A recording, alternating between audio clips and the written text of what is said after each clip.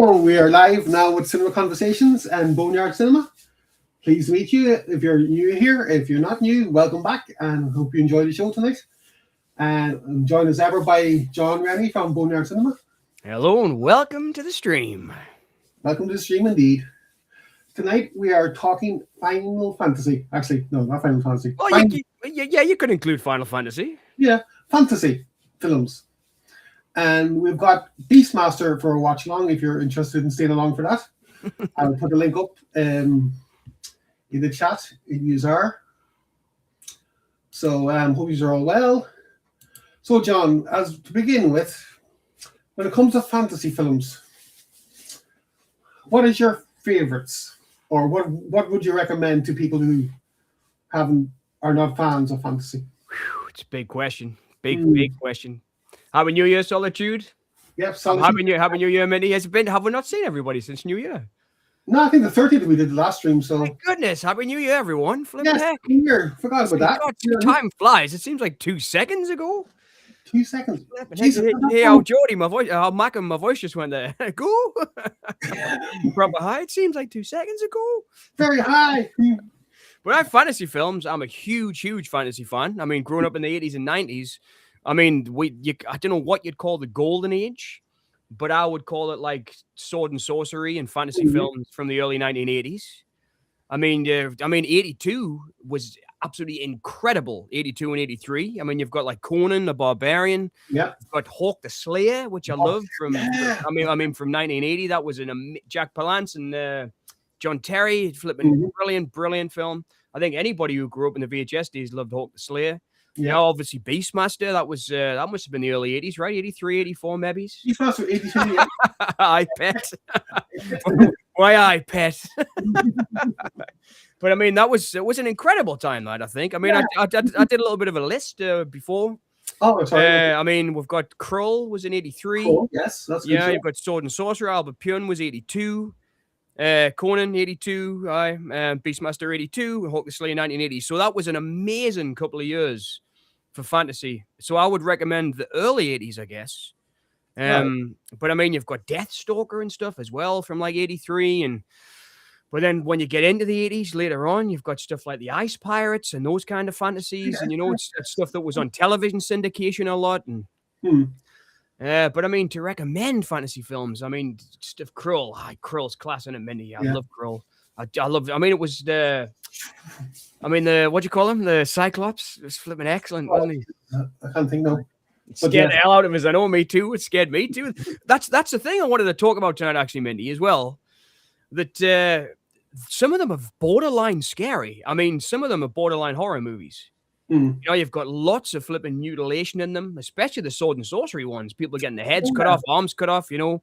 I mean, the beast in Krull with the teeth and everything was biting people. And, you know, I mean, Conan the Destroyer's got that notoriously gory ending where he pulls the horn off the beast and the blood's flying everywhere. And then you've got stuff like Legend, which is, I mean, how scary is Tim Curry? Legend is to be honest, it did scare me when I was young. It's a scary film, and he's little elf kind of guy who like creeps around with him. He's creepy in that too. I mean, Evening Realm. How's it going, mate? You all right? Good to see it. I mean, if I was to recommend fantasy, I would say that period, but because I think they're all great. You know, I grew up watching them, renting them from the video shop. But you've also got stuff like earlier Ray Harryhausen, like Jason and the Argonauts and the Seventh Voyage of Sinbad, and you know, I mean, all those fantasy movies. I mean, they're timeless. You know. Yeah, I would add Harryhausen. Yeah, definitely. Clash of the Titans, Sinbad. Clash of the Titans is scary with the flipping Medusa's head. That was scary. That. Never Ending Story for me is always up there. Oh yes. You know, also because that's one of my favorite 80s movies ever. It is. Labyrinth. I also. You know, like I would say the Goonies to an extent. Goonies is fantasy. Do you like a child's fantasy? I mean, Labyrinth would be in my top 5. I love Labyrinth. I mean, that's a movie I can still happily watch. I can still happily watch, you know, the, what do you call it as well? The Never Ending Story. Yeah. In fact, I was really good at it. I couldn't afford that super deluxe imprint version that did. That looked fantastic. I wish I could have afforded that. Oh, imprint's expensive, but the only thing. Yeah, a bit off topic. As Sludgy says, learned today about the 1972 TV movie The Stone Tape Yeah. that inspired many horror movies. Does it ring a bell? It does indeed, yes. Nigel Neal. Yeah. Oh, that is scary though. I love. I really got into Nigel Neal Solitude because of flipping. What do you call him? The Doctor, man. They named the whole season after him with John Mills. Oh yes, yeah. Quatermass. I Bernard Quatermass. Right, yeah. I love the original serials. In fact, I've got it here at the minute. I'm watching the original serials at the minute. The Quatermass in the Pit. Oh yes. Back in the original days, I'm planning on doing a video on it, so I've had it right next to the computer. Cool. I love the soundtrack. When you say the original, you mean the 50s ones? Yeah, there was the 50s. So there's original BBC series of 3. They can't even find the last half of the first one. So so it's incomplete. The first Quatermass is incomplete. Yes, Quatermass, Minty. I totally flipping blanked on his name there. But my favorite is Quatermass, the John Mills one. That is my favorite because that came out in like late 70s. So I saw that when I was a kid on video in the 80s. So I wasn't around when it came out, but I was around to see the video years later and the reruns on BBC television. And I absolutely love that with the Earth people and all that.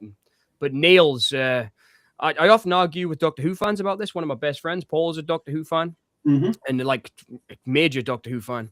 And we often talk about it. And he says undoubtedly that Neil had an effect on, Doctor Who. It must have done. Oh, yeah, definitely. He said it must have done. But obviously, a lot of I would say it would have had a massive influence on Terry Nation. Aye, totally. All that I would have said, I mean, that's sci-fi fantasy in television. It is. I mean, but that's a different debate I wanted to get into as well, because do you think sword and sorcery is fantasy? Because, I mean, they're classed as 2 different genres sometimes. Because, I mean, you've got sci-fi fantasy, stuff like, I don't know, see Saturn 3, Kirk Douglas and Farrah Fawcett and Harvey Keitel, which I love. Was it Stanley Donen? I can't remember who directed that, but it was a great film. I have it on DVD somewhere over there. So yeah. But growing up, I kind of wrapped that up with stuff like Logan's Run, which I considered total fantasy, but it's sci-fi fantasy. Yeah, it is. Well, you see, hard science fiction film would be 2001, obviously, and then Gravity and all that. But then you get fantasy, Star Wars, Logan's Run, as you say, all that, because it's a premise which it's absurd, Logan's Run, the case of, by the time you're 30, you've got to go to the carousel and you've got to die because you can't live beyond that. 21 in the book. Is it? Oh, it's 21 in the book. Right. But apparently I love Logan's Run. I mean, obviously I saw the movie first, and then I read the book. I read the book afterwards. But I mean, they actually upped the age so they could cast wider. Because obviously they wanted better actors, and they used how many British actors in that? Oh, geez, a lot. 3 or 4 British actors. Yeah, Jenny Agutter, Michael York, and then Michael York, all right. I think it might just be them 2, mustn't it? Because then you've got Then you've got Richard Jordan and Peter Ustinov. Yeah. Farrah Fawcett, Michael Anderson Jr., whose dad was directing it, Michael Anderson. But I mean, I don't. Let's not make it all about Logan's Run. But do you class Logan's Run as sci-fi fantasy? Because I think I would. I would, yeah. Whereas something like 2001 would be more sci-fi fact because it was so well researched and science fact, or science fiction, but based in fact. Yes. But I would say Logan's Run is also a massive fantasy film, I think. Yeah, I think when it comes to 2001, you got somebody like Clark, yes, who wrote the original source material with Kubrick, because it was written at the same time. Oh, he was writing the book along with the movie, wasn't he? Yeah, he was. But Clark had the know-how, the technology brain for Kubrick, told a good story. Yeah. Clark just was, I think, in my opinion, when I was reading it, it felt like, okay, this guy knows science. Oh, totally. I think totally. Last time about Michael Crichton. Yeah. He was a doctor and he knew medical terms and. Do you know what it is? I wanted to bring Westworld up because I watched it the other morning. I was on exercise bike and I was just looking at the films to watch and I thought, I'll stick Westworld on because I hadn't watched it for must be a decade since I've seen Westworld. Wow. But I had the old well, not the old, but it was HMV did the like premiere collections on Blu-ray where you got the posters and stuff. And I remember buying that and like waiting for it. I was like, oh, class, I'm going to get it. And I ran to HMV and got it when it came out because I was such a big fan of that movie. But watching it again, it really struck us how much fantasy's in it. Mm. You know, I mean, it is based in fact because I mean, he used that was the first. I didn't realize I was reading about it after I watched it. That was the first use of CGI ever in Westworld. All right. And he gave the footage to computer operators, computer scientists, who turned the film footage into zeros and ones and then transferred that information back to celluloid. It was quite incredible how they did it. Oh, okay. And it was so when what do you call him? Yul Brynner sees the pixels, the pixel screen, like his vision is a Terminator view, Terminator well before Terminator. Yes. But I would say, Yeah. so I would say Terminator would be sci-fi action, but I wouldn't call it sci-fi fantasy. Do you know what I mean? Whereas I would call Westworld fantasy because you've got the Roman world element, you've got the, you know, I mean, a futuristic theme park, obviously like Jurassic Park, and Westworld was obviously the forerunner of Jurassic Park. Yeah. All right. He did, didn't he? Yes, man. He had a degree in mathematics, and I thought it was just science. So, right. No, he was mathematics. He did English lit, and he was also obviously studying to be a doctor surgeon, trauma surgeon, wasn't he? Oh, right. Okay. I think it was a trauma surgeon. I've got a book somewhere that's interviews with him. That's fun. No clue, to be honest with you. I mean, he released his first books under a different name because he was frightened that his medical friends would find out that he was writing fiction stories. Oh, it was the first one he released was Andromeda Strain under his own name. The original Westworld was fun. Yeah, I know. I agree, Realm. It was just pure spectacle, wasn't it? The TV series. They cared more about getting boobs and willies and stuff into it than they actually did about flipping the story, how cool the story of Westworld actually is. You know? Would you call it, now, this is going to be a bit of a left field statement. Would you say Westworld is social commentary? Maybe science commentary. Because I'm not so sure about social, but he was talking about AI. I mean, we'll mention this when we're talking about the other week, didn't we? He was at the forefront of AI, and he talked about AI as early as the early 70s. Yeah. In his fiction, you know. But I mean, so did Philip K. Dick and stuff like Ubik and, you know, and Valis and all this kind of stuff. I mean, all those guys were talking about. But that's the thing. I'm not sure I would call Dick sci-fi fantasy. But I would call something like Westworld sci-fi fantasy because it's really visual and you've got the Roman element, you've got the castle element, you've got the Westworld element. It feels more fantastical than something like Scanner Darkly. I would call it Scanner Darkly sci-fi, but I would call Westworld sci-fi fantasy. But I thought that might be an interesting debate to have. Yeah, it is because you see, Dick definitely wrote hard sci-fi. Yes. Especially, you know, considering, like, you know, Total Recall is social commentary. Oh, right. Or we can remember it for you for wholesale. You know, about how consumerism and wanting to get away, you know, a double life where you think you've been somewhere. And I love it. And I'm not sure it was a nod or not, but I know we're both massive Cronenberg fans. I think all of us are actually from the other week when we were talking about it doing the quiz show episode. But there's a great line in it when they go to a ski resort, which is like an undercover resort for making the machines. Yeah. And he says, well, what do people do? What do they do if somebody wants to ski? And she says, nobody actually skis anymore. You know, and it was just like, I wondered if he was thinking about Philip K. Dick when he wrote that. But I would class K. Dick as hard sci-fi. Yeah. That's what I would see is a lot of elements in Crichton's work actually as sci-fi fantasy, like Jurassic Park or like Westworld. Because there's a hard line, you know what? There is, I think there's a hard line. Is it hard but fine line, I think. Fine line. Yeah, hard but fine, you know? Yes. Like, you see, right, Harlan Ellison, who did, I forgot the name of the story he wrote for the Twilight Zone. You know, where it's... iRobot? Terminator ripped off, supposedly. Oh, I don't know. No, sorry, that was Isaac Asimov, wasn't it? Harlan Ellison. I know what you're talking about. Yeah, Soldier, something like that it's called, I think.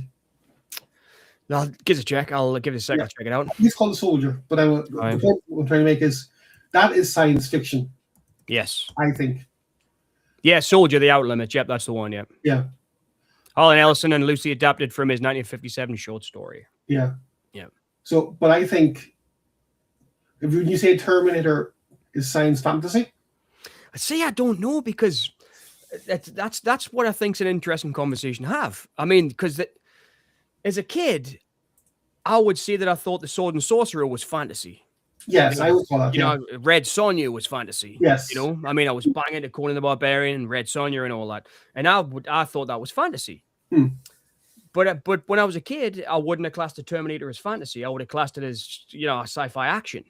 Oh, sci-fi action. Sorry. Okay. But then when you look at it, I mean, there's elements. It's a fine line. It is. It's a fine line. But it's interesting, I think, conversation to have, because there is fantastical elements. You know, like, well, he mashed so much stuff together in Terminator, didn't he? I mean, watching Westworld again. I mean, I was in the back of my brain always, but it's very much the Terminator, man. I mean, like, really the Terminator, and the last 20 minutes is the Terminator, and I was just like, whoa. I can't remember Cameron mentioning this. Then I googled it, but he did. But he did mention it. Yeah, he did say there's a lot of elements in Terminator, and he says that's probably why it all came from a dream. It was kind of everything I'd been watching, thinking about, and all mashed together. You know, because you have a sci-fi time machine, which is like, you know, a science fact, I guess, because you get people talking about all the tachyons and all that, like tachyons. Yeah, that's right. That's all that kind of stuff, which could happen. And I remember watching the guy Carl Sagan talking about that with the candles. When he gets the kids to hold up the candles in the dark, and when it's light, you can see the path of the candles. But then when it's dark, you see the path of the candle after it actually gets there. So he was saying time travel actually happens all the time. It happens with light. It happens with, you know, tachyons and all that. Yeah. And he actually does an experiment to prove it, you know. And so it does happen. And I think Terminator always struck me as more like that. But now that I've seen Westworld again, I'm thinking maybe it is more sci-fi fantasy. I'm not sure. Yeah. But then by the way, John, I watched your compliance video the other day, the jury duty experiences. When I had jury duty, weren't allowed to share our experiences. Yes, I know Solitude. I think it was. I said I probably shouldn't have done it, but I think it's probably well past its sell-by date now. I did jury duty 15 years ago, I think. Oh yeah, you're safe. So I think I'm probably safe, but I did think about that when I was doing it. Minty says, after a certain level and degree, time is about space. Oh, definitely. That's profound. It is. I think so too. It gets to that point. I think that's what he was proving with the thought experiment, is that, well, not thought experiment, actual experiment, when Sagan did, it actually happens. Time travel actually happens. So how much, but then you've got elements of the, you know, the nuclear bomb in Terminator and all of which is sci-fi fact, because we all know what it can do, and he tried to show us what it could do based in sci-fi. I mean that's the sequel, but it's the same thing, you know what? So I wouldn't class. It's part of the first one, because we don't see the bomb go off, but we know what happened. But we know what happened, yeah. Yeah. So, but I think that's a fine line. But like I say, back in the day, there's no way I would have called Terminator fantasy. I would have called something like Excalibur fantasy. Yes. But I wouldn't have called Terminator fantasy. But there's definitely fantastical elements in it. Yeah. You see, when you mentioned Excalibur, yeah, I think it is fantasy in the true sense of the word, but it's based on legend. Yes. So it might have happened, it might not have happened. We don't know. Like, Arthur could have lived, you know, medieval times, or he could have lived in the Dark Ages. We don't know. I love it. There's so much in John Bowman's Hope and Glory. It opens up when he's a kid in his terraced house in London. Was it London? I can't remember where it was. I think it was London. I haven't seen it in Young, so. But he's playing Excalibur in the back garden. The little kids playing with these King Arthur figures and stuff in the back garden. I thought, that's the guy that directed Excalibur when he's a kid. It was a beautiful little touch. We only have our fundamental senses, but to perceive something as large and involved as a galaxy, we simply don't have the facilities to perceive it. Yes, I know. That's a great. It's a great observation. That it is. I agree. It's like it's hard to wrap your head around that stuff. It's the same thing with time travel and that. Even though there's experiments to prove that time travel does happen. Do you know what I mean? It does. We perceive things, like you say, Minty, sometimes before and sometimes just after they've happened. You know, I mean, the time travel that we see, the light from a star or whatever, you know, it's that's time travel. Sometimes too late, sometimes too early. Yeah. Sometimes late. It is. It's incredible. It is. But I mean, to get back to it, do you agree with what I was saying? This is so there's a kind of fine line between what is fantasy and what isn't. When it comes to science fiction, fantasy, and science fiction fact, yes. Like fantasy as a broad genre, you know, you got medieval fantasy, you've got adventure fantasy, you got stuff like Howl's Moving Castle. Oh, totally. I mean, I remember Romero and stuff like that, and talking about Dawn of the Dead, and in one of the first interviews I ever saw of him, actually, and it might have been, oh God, it must have been the 90s TV. It might have been when they showed it on Videodrome, when there was an interview with him shown before it. And he talked about Dawn of the Dead as horror fantasy. Right, okay. He didn't say it was a horror movie. He said fantasy. He said, I was always interested in fantasy. And he says, I class my horror movies as fantasies. I don't really class them as horror movies. Okay, that's different. But I'm sure his opinion changed on that, because obviously later on, he was the hardcore horror George Romero guy, stay scared. You know, I mean, that became his catchphrase. But I remember him talking about that in the early 90s and saying he classed his films as fantasies, not so much horror, but he called them horror fantasy. Speaking of horror fantasy, again, I go back to one of my favorite franchises, Hellraiser. You know, that's definitely fantasy. I'd say, what do you call it? Night. Yes. Cabal.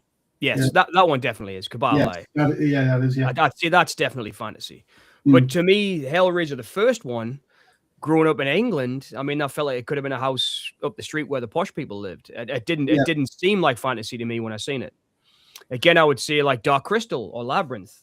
Compared to those two, yeah. I would have classed as fantasy when I was growing up. But seeing Hellraiser in like the early 90s. When did it come out? 87? 87, yeah. So I was seeing it after that, maybe. So early 90s, mid 90s. And I didn't class it as fantasy because it felt real. I think Hellraiser. There's a real I think Barr called it fantasy himself. I think he does. Yeah, I think he does. I'm just discussing it because I never thought it was. When I was a kid, but I'm sure he thinks of it as fantasy. He always does. I mean, he thinks that's what he writes about. He fantasizes about. He writes about the thoughts and feelings of the creature under the bed. I mean, that's the kind of that's what I love about him. He gives them a face. He gives them a name. He gives them a back. He gives them a culture. You know, I love that. He's got more in common with the monsters in his writing than he has with the people. And I really love that. I do. I love that about his work. But it felt like it could have just been the house up the street Hellraiser. It did it. Fantasy. Horror. Rowhead Rex. Yes. It's not quite what he intended. No, not quite what he intended. No, but I do love Rowhead Rex. That's fantasy. I would call as well. I watched it again recently, and I totally didn't realize that the lead actor in it is the guy from Rose Red, the Stephen King miniseries. Yep, who plays the professor, like the bad professor. Right. But I mean, that's an interesting trail of thought, going to Stephen King in fantasy. Because famously, they've been trying to do the Dark Towers for a long time. A long time, yeah. And they say that nobody's ever gotten that right. Well, there's only been one attempt so far, but Mick Flanagan's meant to be adapting it for Netflix or something. And I'd like to see it. I'd like to see it.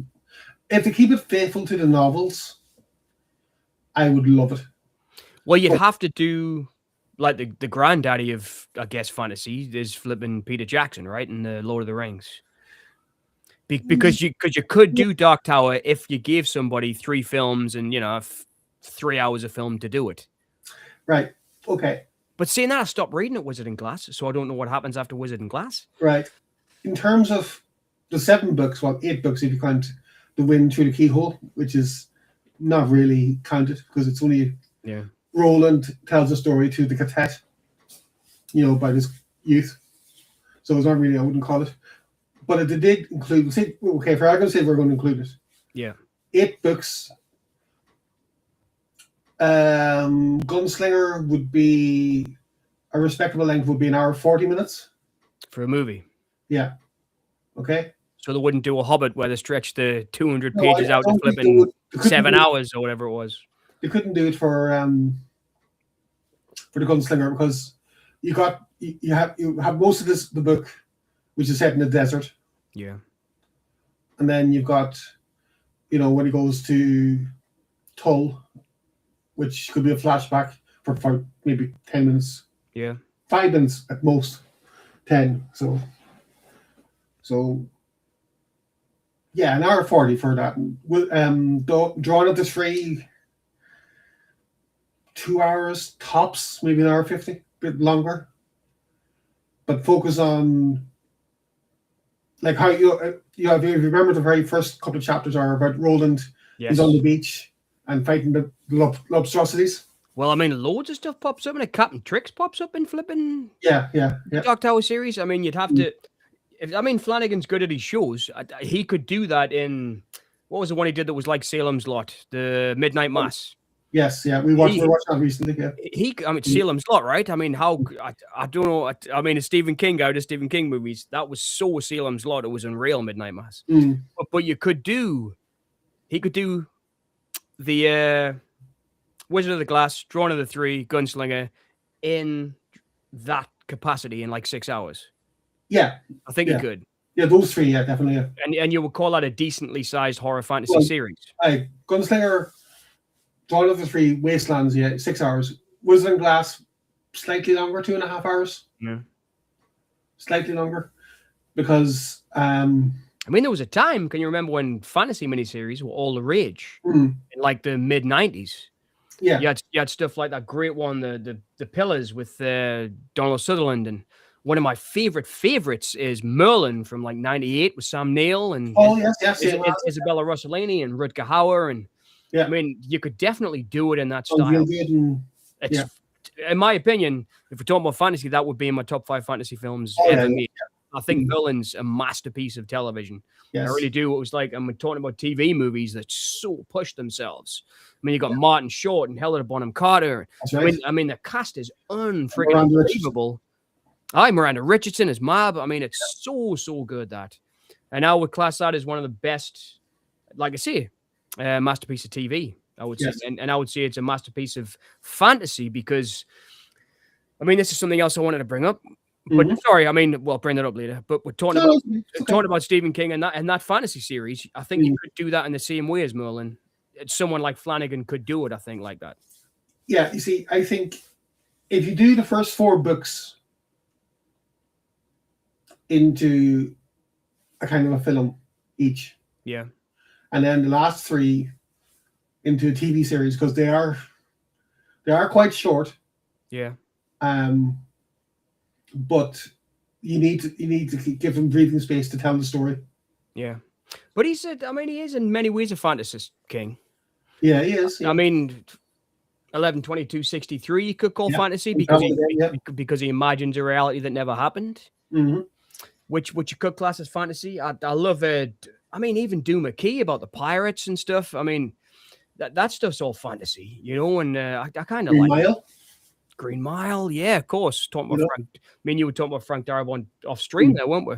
Yeah. Because I love his stuff. I think there's a magical element in a lot of Frank Darabont's work, like the Majestic, and I mean that's quite fanciful and fantastic. And I mean, would you class that as fantasy? I don't think you would, because it's based in the McCarthy hearings and stuff, and that's an element of. I mean, because you've got it's historical fantasy, maybe. Historical fantasy. It's just a really interesting topic, but fantasy films have always interested us. Yeah. I mean, since the beginning of cinema. I mean, this is something I used to teach when I taught film. I mean, fantasy really begins film. It does. I mean, the first fantasy films like 1902, George Méliès's Trip to the Moon's a fantasy film, and then you've got like that goes up into the 20s, you've got The Thief of Baghdad with Douglas Fairbanks. That goes into the great version of The Thief. I mean, I like the Fairbanks one better, but then that goes to the 40s version of Thief of Baghdad, and you've got the genie in the bottle on the beach, and the thief flying his winged horse, which beautiful visuals. You've got Fritz Lang doing stuff like Metropolis, which is sci-fi fantasy, I would say. Yeah. And also doing the great sci-fi movies. He did the epic ones for television, the 3-hour ones in the 20s. The Dr. Medusa. It'll come to us eventually. He did a great fantasy series about sword and it was kind of the beginning of sword and sorcery. You've got Oh, hang on. the guys. The Nibelung. That's the one. That's the one. Yep, the Nibelungs. So I mean, that starts with a guy making a magical sword. You know, I mean, it's Siegfried. Yeah. Siegfried, and I mean, then that goes into the 30s, and you've got Wizard of Oz in 39. Yeah. But it was always a big thing in cinema. Fantasy was in the beginning of cinema. I'd say it was even bigger than it is now. Fantasy. I think as well. You see, you've got a lot of stories, a lot of novels. So, for want of a better word, want to get adapted. I should say. Like as you say, Wizard of Oz. L. Frank Baum. Yes. When you've got Narnia was published in the 50s. Man, I love the Narnia books. The C.S. Lewis stories. Yeah. I love them. I remember reading those when I was a kid and loving them. I mean, I remember my sister actually reading as what was it called? The Chair? I remember my sister reading as that book when I was a kid. I was always a fantasy fan. I mean, it was, but I think even in the early days of cinema was classed a lot more as an escape. And I think that's why you have movies like Thief of Baghdad and Trip to the Moon. And it was like, and they were always in hard times. When the biggest fantasy films come out, they always seem to be in the hardest of times. Yeah. I mean, we had another booming kind of fantasy. Sorry, go ahead. Sorry. No, it's fine. I was that's all I wanted to see. It's like a lot of the big ones always seem to come out in times of crisis, when people need an escape, which is what cinema is, I think. Yeah, just going briefly back to when we talked about King. I would call Carrie a fantasy. I see. I would call the film. I mean, not the novel. I would still call it street horror. I think. I don't think I would call it fantasy. Okay. No, but I know what you mean. It's got fantastical elements. That's the thing. It's like, where do you draw the line? It's like I mean, do we call fantasy if there's Amazon women with swords and horses flying through the air and but then so do you call Avatar a fantasy? Yeah, it's like it is sci-fi fantasy, but but do we class that the same as what I was saying about Terminator? Whereas it's so got its basis in reality, it's got fantastical elements. Yeah, well, that's the thing. You see, I think if it's based in reality, you can do a lot more with the fantastical. Yeah, like again, it's great, isn't it? I mean, it's a playground for filmmakers, which is what I've always loved about. I'm just looking at my notes, but it was a huge playground for filmmakers. Yeah, but I think reality fantasy, realistic fantasy, like Never Ending Story. Again, I go back to it because it's one of my favorites. And that is beautiful fantasy, isn't it? Yeah, but the thing is, it's based on a young boy's. His father's ignoring him. He's grieving in his own way. And then Columbo comes around and helps him out, right? Oh, was that the Princess Bride? That's Princess Bride. That was Princess Bride. And I knew that as soon as I said it. I was like, oh, it's Princess Bride. That's a faux pas. One leg gone. But that's why I love it, because it is so realistic. It's a young boy getting bullied at school. I could relate to it when I was a kid. Yeah, I mean, I spent most of my... I read Lord of the Rings when I was about 10 in primary school, because I spent a lot of my time in the tiny little library that we had.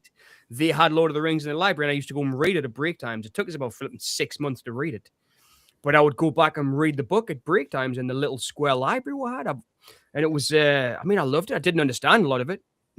But I'd read it, I read the whole thing, and I mean, I am a big fan of the Peter Jackson movies. I think they're fantastic. I really do like the 2001, 2003, and then 2006. Was it that early in the early 2000s?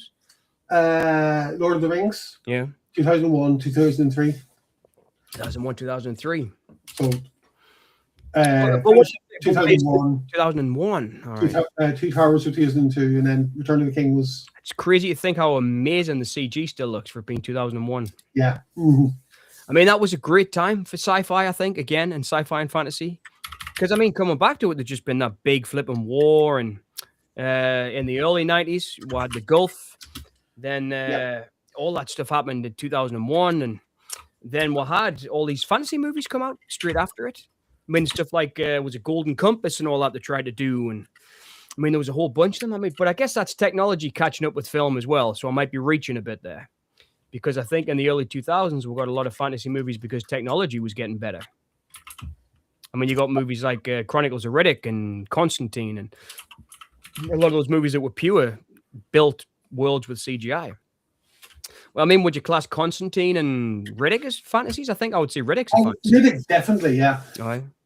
Constantine, yeah, to a certain extent, yeah. I think Mindy would be the better person to answer that question.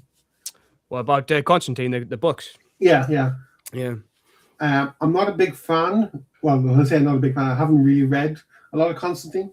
I've read about, I've read quite a few, actually.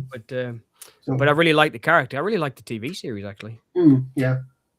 Well, the guy who plays... What do you think in the chat? What are your favorite fantasy films? Everyone out there can bring... I mean, we've already mentioned a shed load there, haven't we, I think? Yeah, so over to you guys now. Oh, yeah. And I mean, like... Here, so. I mean, The Wizard of Oz brings us up to like 39. And then you've got stuff like... You've got very dramatic fantasy too, like Jean Cocteau, The Beauty and the Beast. I mean, that's a fantasy film, but Class Riddick is sci-fi. See, that's the thing. Okay. Constantine is in Hellblazer. Aye. Yes. Yeah. Yes. Aye. But that's what I mean, Realm. It's a funny line, isn't it? There's a fine line there, because the whole worlds are fantasy worlds, but they've got this tough basis in a not a factual sci-fi, but it seems grounded somehow. Same as Pitch Black. I mean, Pitch Black didn't seem like a fantasy. In the same way the Terminator didn't seem like a fantasy. Do you know what I mean? Chronicles of Riddick did feel like a bit of a fantasy to me. But Pitch Black didn't feel like fantasy like Terminator didn't. Conan's definitely one of my favorite. Like, that would be in my top 5. That would be there with Merlin. I mean, I can't count how many times I've watched it. I watched a great film the other day around called Okay Good, about this actor who has like a mental breakdown in Los Angeles. It's really like arty type, and it was actually classed on Mubi as art house. That was what it was described as in genre. But I watched it, and there was a bit where he's so stressed he couldn't remember his lines, and the guy said to him, "Okay, just give us something you know." And he recited the whole flipping riddle of steel from Conan. It was like, okay. It just really like made this movie shine in the middle of this kind of not boring art house film, but art house film. He just recited the riddle of steel. It was awesome. Just getting the word out there, lads and lassies. Oh, cool. We've got... So it's a kind of a cult punk comic with a social reflection and commentary. So I think that's what we're talking about, right, Mindy? It's that basis in reality that something like Constantine has, so you wouldn't call it balls to the walls fantasy. You wouldn't. Because it has kind of a social realism to it, whereas something like Never Ending Story definitely has the relatable elements of a kid getting bullied, and needing somewhere to escape, and then finding Goldar and all that. Yeah, and the Rock Giant and the Rock Giant. Man, that used to make me cry. That when I was a kid, when the Rock Giant was like, "But all my friends are dead." It was just like, The movie that scared me shitless fantasy-wise. Excalibur. It's called a hard fantasy. Return to Oz. Yes, Frank. It wasn't that directed by Walter Murch? Yes, yeah. The famous editor of Apocalypse Now and all that. I used to teach using one of his books in the blink of an eye. But yeah, it's great, man. Return to Oz, the whalers. Crazy movie. Those little whales. Oh God, scary. You got Nicole Williamson as that weird rock king guy. Yeah, that's right. But the real question is it a masterpiece? Yes. It is. Yes. It's getting to be. Well, I have mentioned one masterpiece this evening, Solitude, Merlin from 98 with Sam Neill. That's a masterpiece. And Excalibur is too, I think. I think they're two of the masterpieces. Yeah, I like, I'm with Simon. Excalibur is fun. It is. Excalibur's up there, like. I mean, that would be... So what have I got so far? My top 5, I've got Merlin, Excalibur. What was the other one we just mentioned? I said I would put up there. Oh,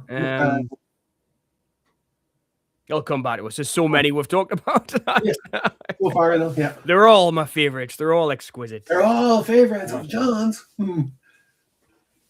So when we hit an hour in, I'll put the link into the chat for Beastmaster if you're up for that. Oh, let us know in the chat if you want. Do you want us to put Beastmaster on as a watch along in the background if you want? Yeah.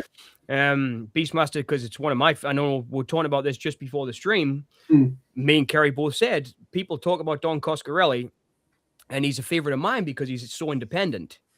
I mean, he made Phantasm, he made The Beastmaster, he made John Dies in the End, he made a brilliant flipping Bubba Hotep. Pardon me. He's a unreal independent filmmaker. I mean, Yeah. so inspirational. But it was the same with me when I was a kid. People would say, "Oh, and I did love Phantasm because I'm a horror guy." But I knew Coscarelli because of The Beastmaster more than I knew him for Phantasm, because I was I such a. knew him from that too, but I would say Bubba Hotep would be my favorite of his. Oh, It's just so wacky. I've got to be careful I don't say masterpiece too much. It is a masterpiece. I'll say it for you. Well, there you go. You can see it for us. It is a masterpiece. Yeah. I'm just trying to, just in case we want to. Simon says the suits of armor for Excalibur were made by Terry English, who also did the marine armor for Aliens. That's right. Yep, he did. I didn't know that. I didn't know he did that. All right. That's class. Well, I mean, that must be cool. What was he then? Realm, was he did he do props, or was he an actual armorer? Because it's funny, I did that. I only had one kind of experience with that ever, because I work in really low budget and no budget and short films, the stuff that I do. So I've never really made something massive. But there was one film where I wanted to use a gun in Cambridge, and I had to bring an armorer on who could work with the gun and work with the actors and everything on it. I had to also notify the council because of where we were filming, so we could make sure we could tape it off and let the public and everybody know that there was going to be a replica gun in the area and stuff. But it was the first time I ever worked with somebody who made that kind of stuff, and it was unreal how real it felt. Yeah. To have I mean, it was expensive as well. It took flipping, I think it was about 380 quid out the budget. If they are, I was going to say, yeah. Armor, yeah, because the armor in Excalibur is so realistic. Oh, it's fantastic, isn't it? I know. And I mean, he made it out of that kind of ultra reflective light, so you can see the green reflected in everything, and it's a beautiful looking movie. Yeah. I mean, that's kind of when we're talking about Brazil and Time Bandits. Yes. Yes, good shout. That's good shout. Solitude, Terry Gilliam fantasy. Yep. Yes. Terry Gilliam's he borders the line, doesn't he? I mean, Munchausen and Munchausen too, and I suppose could you argue Zero Theorem? Definitely. I love Zero Theorem. It's one of the only films I can stand Christoph Waltz in. That actor really, what he says on Family Guy, that guy grinds my gears. For some reason, Christoph Waltz grinds my gears. He does. He's one of those actors where I find it hard to watch his stuff sometimes. I hated him in the Bond movies. Every time he turned up, I was like, oh, man. Brothers Grimm as well. Brothers Grimm, yes. Damon, and who else was it in that? I can't remember. So I mean, that's really interesting. That's interesting. That's a good shout. It is. It's a really good shout, Solitude, because I mean, I love Hunter S. Thompson. And I mean, he was a pure fantasy writer because he actually made up the news that he gave to people. Yes. So it was like, I mean, it's Fear and Loathing fantasy then? I mean, that's an interesting... it's a trip, literally. Because it's based in reality, but it was a guy who was literally having fantasies. Yeah, yeah. I mean, that's a good shout, that, man. I never would have thought about Time Bandits. I mean, Time Bandits is pure fantasy. I would say that's like... Yes. I mean, Time Bandits is like Sword and Sorcery or something like that. It's that kind of film, I would say. I wouldn't say it's Sword and Sorcery, but definitely fantasy. It would be kind of... science fantasy, because there's time travel and that's a good point. Historically fantasy as well. Well, yeah, you've got the Minotaur, right? We're flipping Sean Connery fighting the Minotaur. Yeah. That's a really good shout. That's a really interesting topic to talk about. That Terry Gilliam. I mean, Tidelands, the fantasies of a little girl as well. It's so the whole movie could be taking place in our head after our dad dies. I mean, that's really interesting. So talking about someone like Gilliam, then what about people like Kaufman with stuff like I don't know, I'm thinking about Ending Things or Synecdoche, New York, or the Malkovich, being John Malkovich, being John Malkovich. Yeah, that's a trippy show. Malkovich. Malkovich.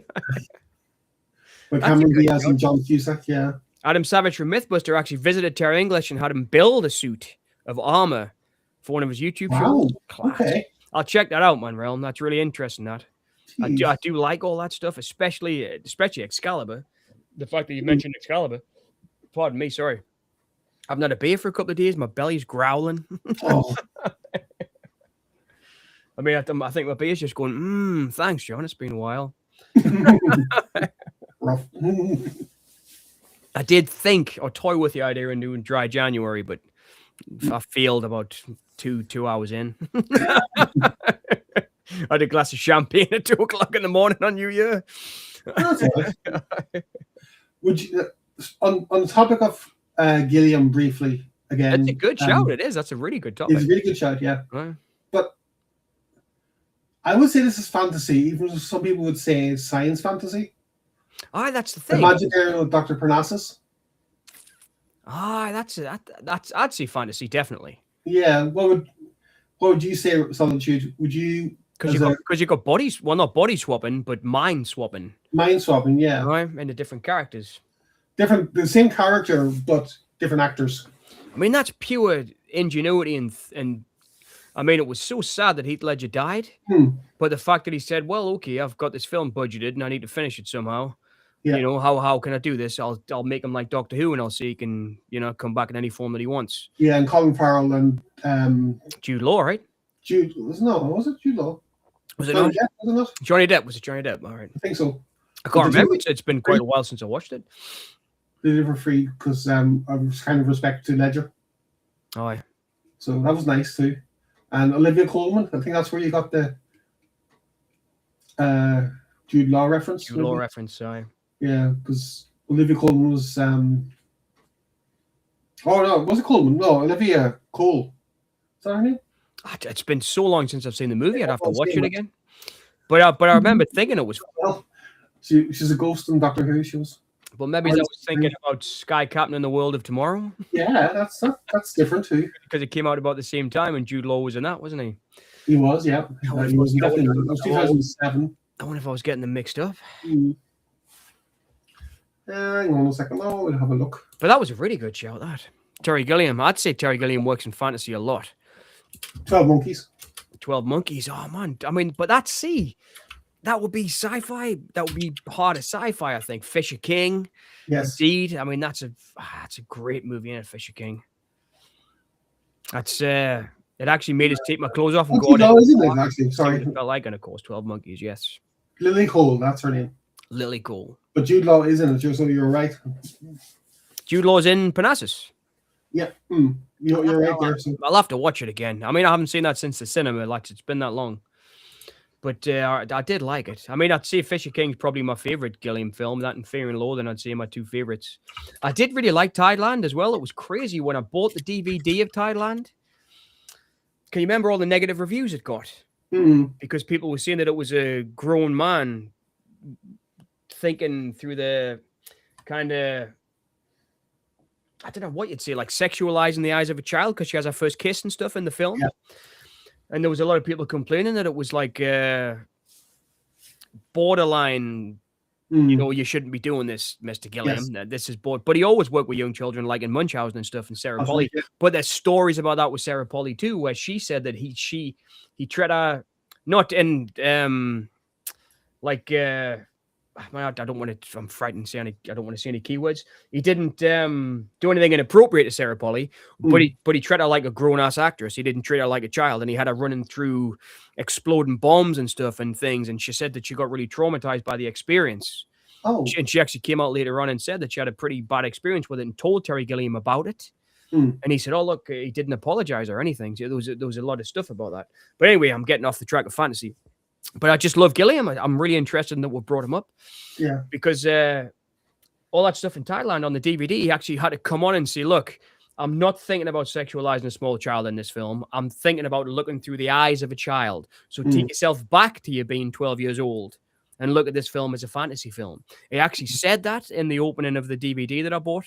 In fact, that's a film I need to upgrade to 4K or Blu-ray that because it was a visually stunning film, Thailand.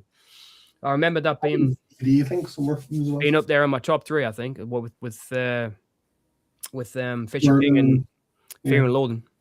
Brilliant. I'm not as massive a fan as Brazil as everybody else. I do like it, but I think he made better films.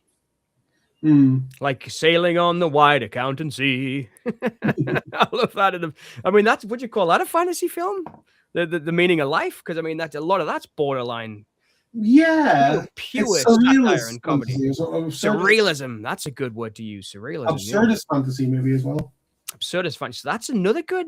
I mean, Mm. that could be another subgenre of fantasy. Yeah. Absurdist fantasy, because you got films like Unchandaloo, the Andalusian Dog, and Yes. Yeah. you know all Mm. that kind of stuff that what do you call him, Salvador Dali did with Yeah. Brunel, and I mean Mm. you've got I those believe kind of in that, movies, yeah. but I wouldn't call them. Would you call them fantasy or surrealism? Yeah, Just that's surrealism, I think. Surrealist. Yeah. just surrealist. Yeah. That's a good I, show because I don't think I class them as fantasy either. yeah. Have you seen talking about Buñuel? Have you seen his film The Milky Way? Yes, of course, yeah. That's fantasy. Aye, it is total fantasy. Aye. Yeah. Well, like I say, so was Beauty and the Beast. I think Mm. I mean, that was one of the first times because I was a big fan of it's one of the only Disney films I really like is Beauty and the Beast. Mm. And I think that probably comes from the fact that I fell in love with the story from the Brunel film. And then they brought when did that come out? Like 95 or something, the Disney one. 91. 91. Friggin' hell, it seems like 2 minutes ago.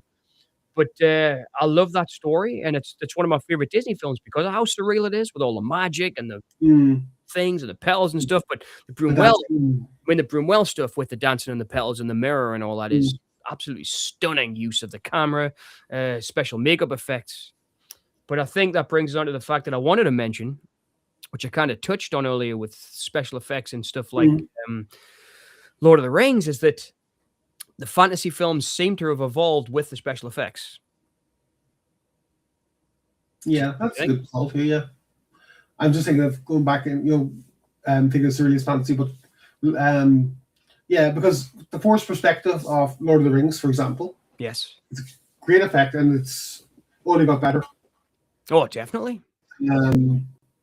Yes, okay, you could argue CGI is being used and all that, but a lot of Lord of the Rings is practical. Oh, totally. I mean, You know? it is. I mean, do you know that's one of those It shows films. Sorry.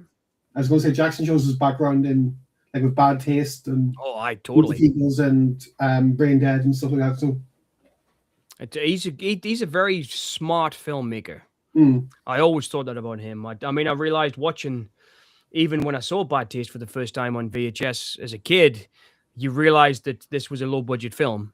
Yeah. But you realized the director was smart as hell. And you don't care because it's a story that's engrossing. And but it was like he was using Hitchcock style filmmaking in a really low budget film. Yeah. But he wasn't showing it.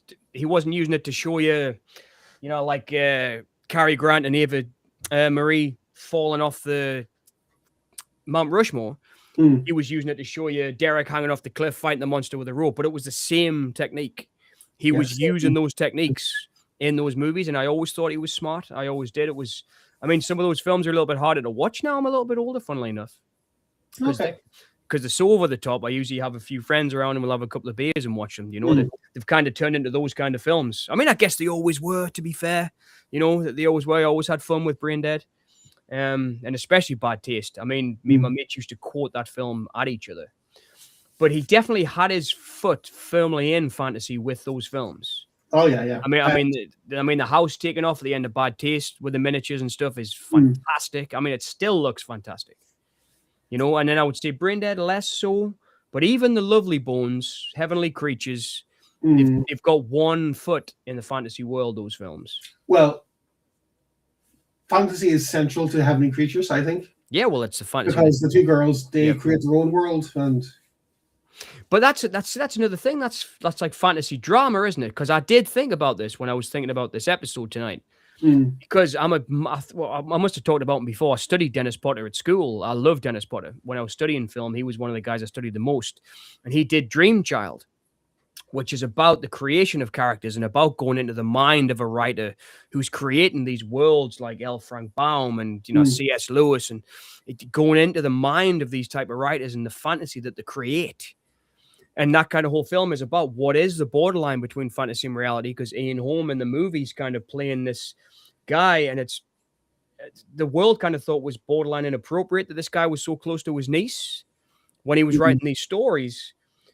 but he was using her view of the world to create a new fantasy and create a new, and it's really interesting. It is. Yeah. But Potter obviously saw that this is a relationship that could be explored.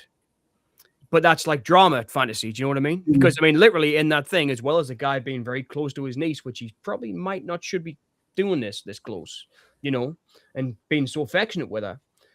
But it was because he was a child in himself as well. There was nothing inappropriate touch wise. It was just like he used that to create this fantasy world, and I would call that drama fantasy. But there's literally little furry creatures come into that film, and he talks to the creatures that he creates in that, which is class. I think it's class. I do. I think that's that would be in my top 5. I think that's one of my top 5 fantasy films, Dream Child.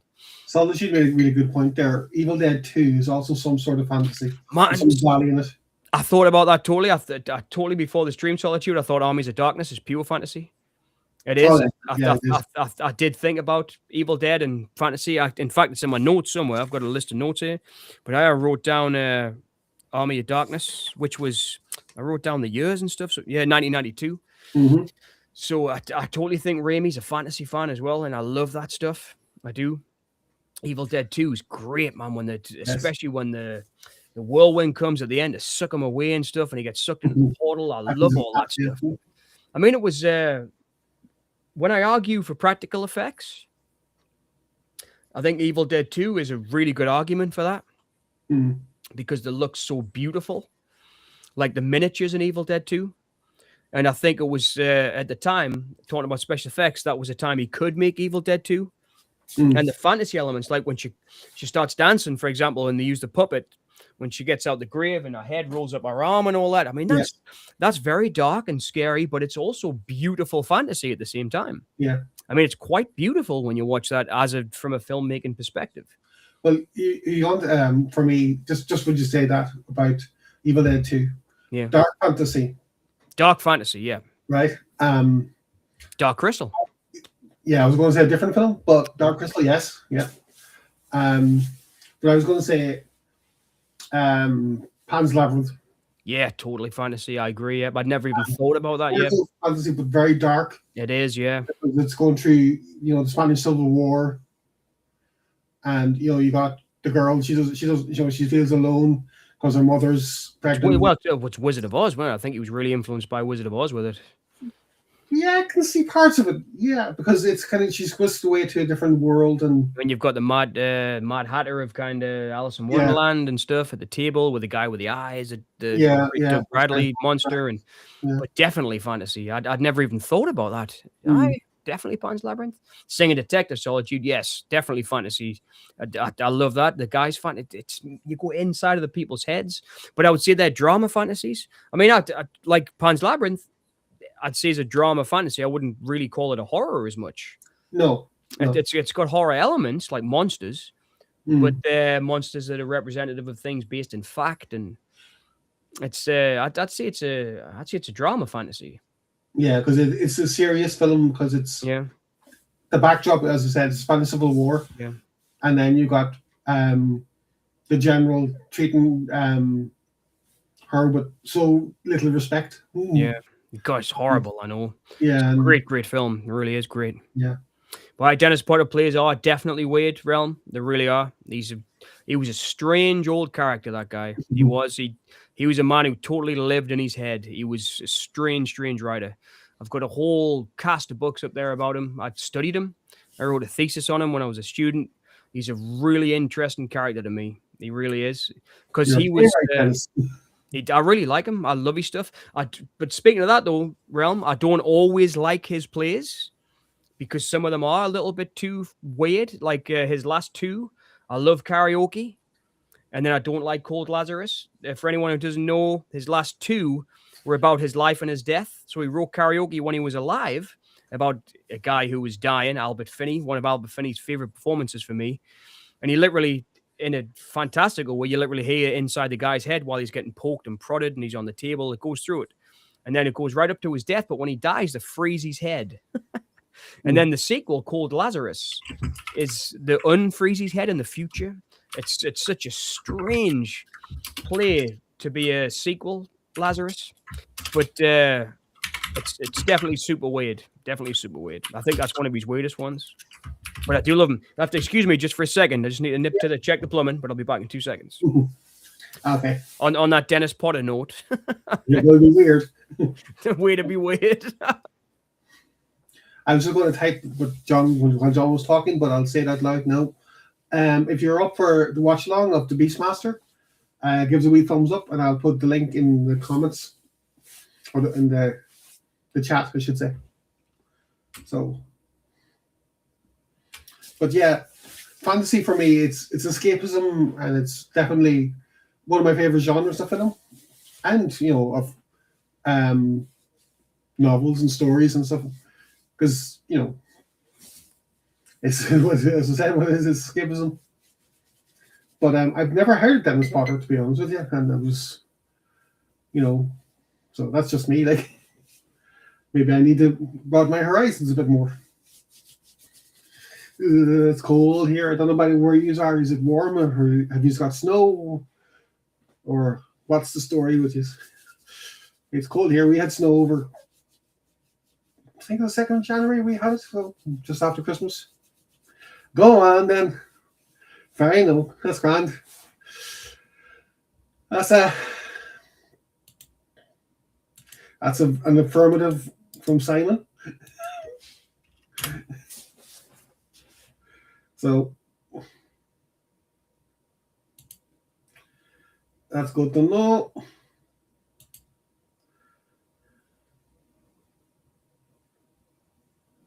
So just a second now.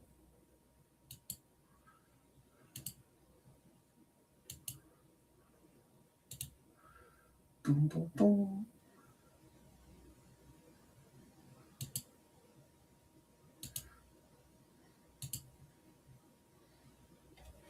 You're back, John. So Sorry, I just grabbed something to eat there quickly. That's all right. I need to do the same in a bit. I don't want you to hear us chewing. I was just asking people if they're up for the chat, up for the watch along, and put a link in the description. So, or the chat link. Oh, definitely. Let me grab the link. Okay, hang on. I'll send it to you.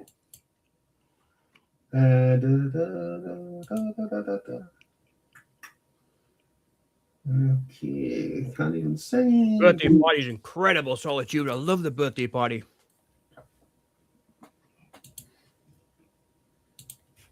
I got a little bit obsessed with Pinter. Yeah, I sent it via Facebook, John. So, oh, thanks very much. What about the birthday party? It's incredible. Robert Shaw is outstanding in that performance. I know a film called It's My Party, but okay. It's literally it's like a home invasion. He wrote a few. This guy his whole life comes up in a question. But it's quite fantastical. But I mean, fantastic. Is that Friedkin? Is that William Friedkin? Yeah, Friedkin. I think it was his second or third feature film. Oh, okay. He did some great movies, man. Before he was great, he did like The Boys in the Band, which I absolutely love. He did so many great films before he was even considered great. He's a legend. Would it be a masterpiece? Yes. Yes, it would be. You see, for me, when it comes to plays and stuff, and well, not really fantasy, but I like Beckett and I like Ionesco and the absurd playwrights. Was it Beckett that wrote Waiting for Godot? Waiting for Godot? Yeah, it was. The famous one. I wanted to see the Bill and Ted version of that. It came to London on the shows. So Bill and Ted did their own version of Waiting. Well, not Bill and Ted, but the actors, Keanu Reeves and right, okay, Alex Winter. They did their own version of Waiting for Godot. But I just imagined Bill and Ted and Waiting for Godot when they said they were doing that. Wow, that'd be mad, all right. But I mean, fantasy was always huge. It was for me. It still is. But I mean, I often think people, there was a huge resurgence of it in the 80s, obviously, like I mentioned. And people I think it was Guillermo del Toro I was watching, doing that French video shop YouTube channel where the people are in the French video store and they pick up the titles and talk like kind of like in the celluloid closet, not the celluloid closet, in the Criterion closet. Yes. When people talk about their favorite films, I think it's called Kenobi or Konomi or something.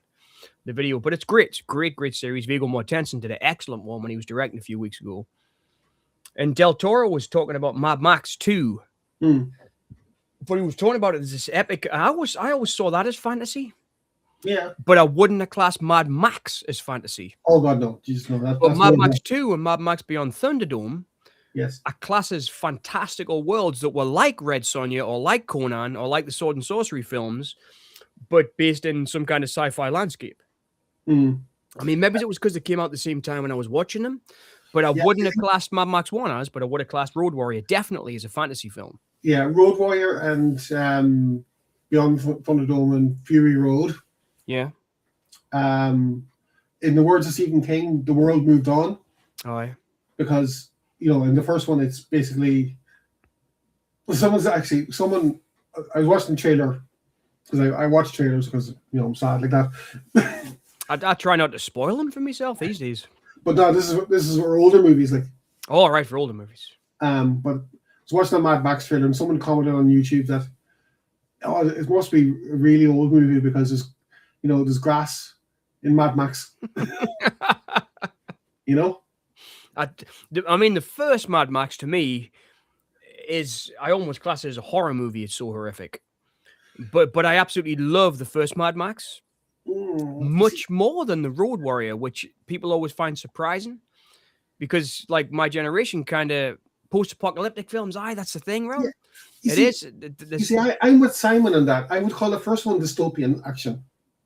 Dystopian action. That's a good way of putting it. Dystopian action. That's a good way of putting it.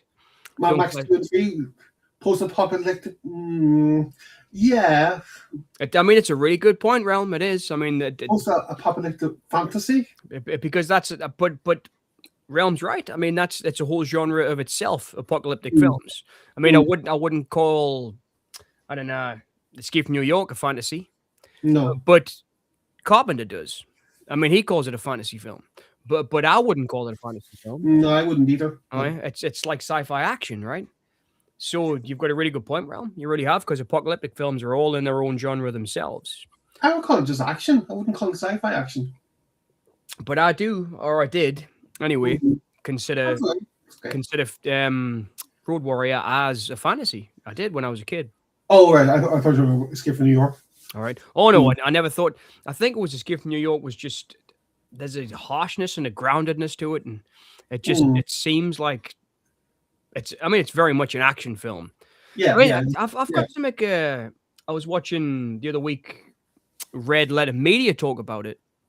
And the guy I really like, Jay, who seems the most like me out of the three of them. I love to listen to him talk about movies because he seems like he could be my brother and we could sit and chat about movies. He seems like that kind of guy who would sit and have a pint and talk about films. I think I get along with him. I include Dark City. Definitely. But he was saying that he thinks there's no action in Escape from New York. He loves it. But he was saying it's like an action film that has no action. I think there's action all the way through it.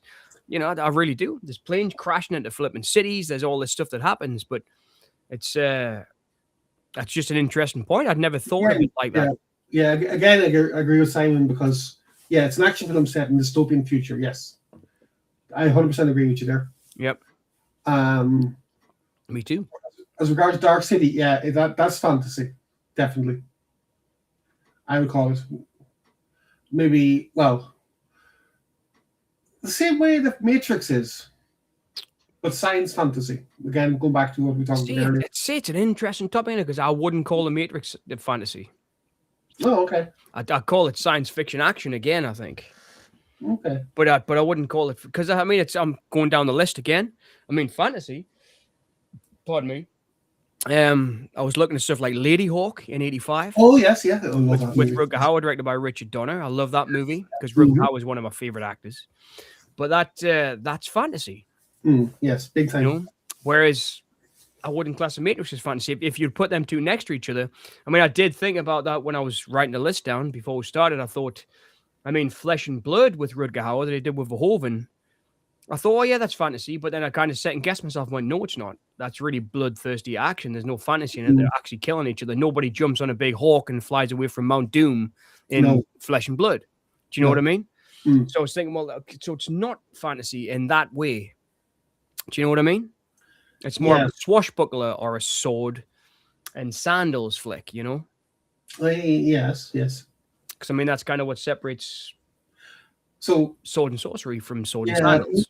would you, on that topic of Verhoeven, would you call RoboCop fantasy? Nah, that's sci-fi action again. Okay. Starship Troopers? Sci-fi action. I'd say it like The Thing, almost sci-fi horror. I would say almost with Starship Troopers. See, I would have said certain aspects of RoboCop would be fantasy, right? Like resurrection, and yeah, well, it is. It is. It's interesting, isn't it? But I mean, there's a scientific basis for his resurrection in the film. Yes, there is. Yeah. Which is interesting, but it is. It's interesting. It's how they would define fantasy. Yeah. I mean, I don't mean to get like flippant to keep hitting that point home, but it was just when I was trying to write stuff down and think about it before the stream and yesterday. I mean, I was thinking, where do you draw the line? I mean, the Beastmaster, 82, pure fantasy, right? It's a guy who can talk to animals. He flip it. It's amazing. It's like total amazing fantasy. As or amazing stories, as the comic books used to be called, the or weird science, or all those type of sci-fi based comic books I used to read when I was a kid. But still, I thought of those as sci-fi, and I thought of stuff that was magical as fantasy. But now I'm older, I'm not so sure, and I, like I say, hearing Romero talk about it with calling Dawn of the Dead a fantasy film. I mean, I don't think anybody else classes it as horror fantasy apart from him. I class it as pure horror. I do. Yeah, you see, I think nostalgia plays a big part in things like this. Because, what we would call, again, what we grew up with. Yeah, like Masters of the Universe, for example. Yes. I see that's fantasy, but reading the comic book, and then watching the TV series as a kid. I mean, actually, I think the comic books came after the series, didn't they? But did He-Man come? Did the comics come first? All right. Yeah, I think so. Yeah. Not sure. But I didn't really class the cartoon as fantasy. But then when I saw Dolph Lundgren and Frank Langella and Meg Foster, and I love that movie. I love it. I think I still think it's great. But I still class that as fantasy. It's like a swashbuckler almost. That's like it's almost like a sword and sorcery movie, but it's pure fantasy. Not people flying on ashbin lids down the road. Yes, but I love all that. I do, and I mean I grew up loving that. But then again, I'd watch Dolph Lundgren in something else at that time, like The Punisher, which is a comic book based film, and I wouldn't class that as fantasy. That would be like dark sci-fi action, Yeah, Solitude makes a really good suggestion again. Fair play to you. Planet of the Apes, definitely. Yeah, I would call that fantasy. See, I wouldn't. But that's probably because of the way that I'm obsessed with Planet of the Apes. I absolutely love the series. I love the movies. I love the books. I love all of them. I do. I really do. The only one I'm not too keen on is Battle, but I still watch it all the time because I love the whole series. But I would say I wouldn't call that fantasy. I don't know, Solitude. Are you saying it because you think it's fantasy? Yes. Again, I'd say they're sci-fi. Maybe it's even sci-fi action. But I wouldn't class Planet of the Apes as fantasy. That's a really interesting one again. It is. Because you're making a second guess myself thinking about it. But I never classed it as fantasy. Oh, man, I love them. I absolutely love them. That's the 4 sequels. I mean, for me, not to go off on a rant, but I'll speak briefly about it. I think the opening of Planet of the Apes with Taylor, the original, is the best opening to possibly any movie ever made. I've probably talked about it before on stream because I love it so much. I actually made a whole episode on the Boneyard about it. Just the opening. Because of how incredible it is and how good they used to make films.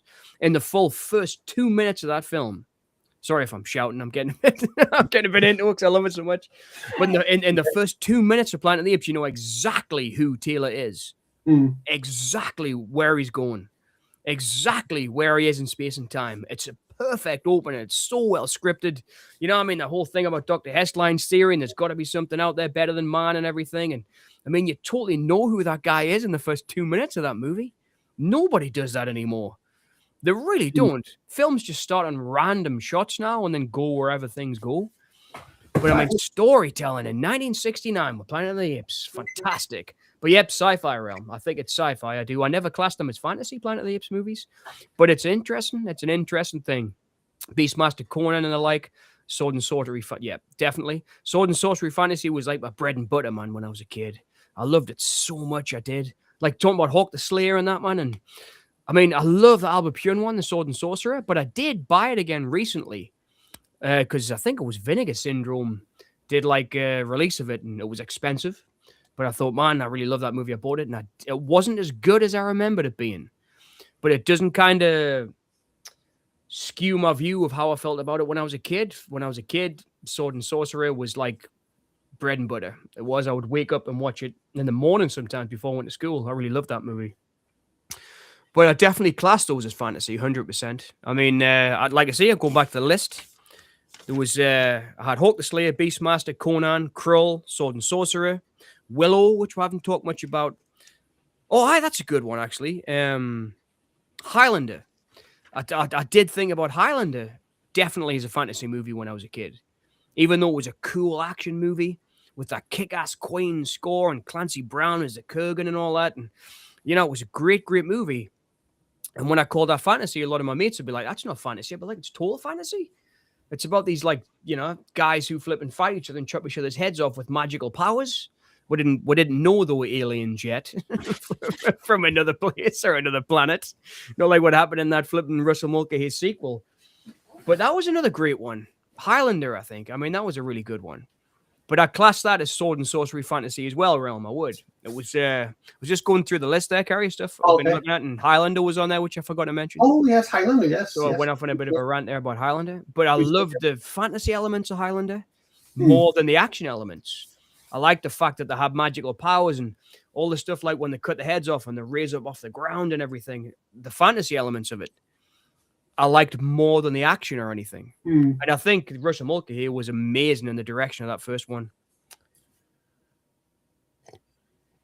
Willow wasn't an attempt to do Lord of the Rings. Don't think so, no.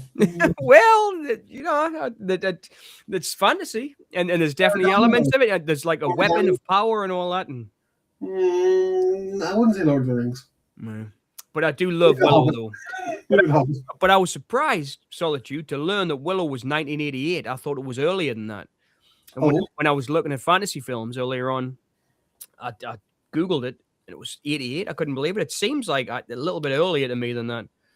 But then obviously when you think about Joanne Willie Kilmer and Val Kilmer, would have been kids if it was any earlier than that. They must have been in the 20s when they made it, if that. Well, Top Secret was 85, wasn't it? So, and he was about 19 then, wasn't he? 29, 20, yeah. Right. So 20s, Jesus, yeah, fuck. And then Top Gun before that.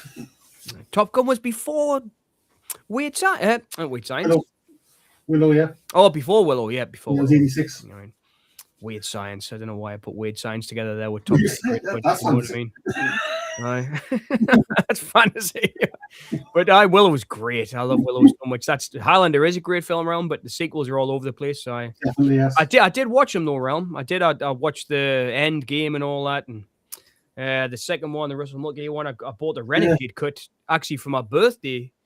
About 5 or 6 years ago, I treated myself to the Renegade cut of Highlander 2 because it was expensive, which is put all the stuff back in about the other planets and all that and the universe where they come from. And it's all, you're right, it's all over the place. I enjoy it, but it's all over the place. I'll be honest with you, Lexi loves the series, the TV series. So we watched the films rather than the series. The series are good. And I'll be honest with you, first, the best. It's brilliant. It's brilliant. It's a brilliant film. In that order. So, I really like the Sorcerer or Melvin Van Peebles. Oh yeah. I think that one's pretty good. The third one, yeah.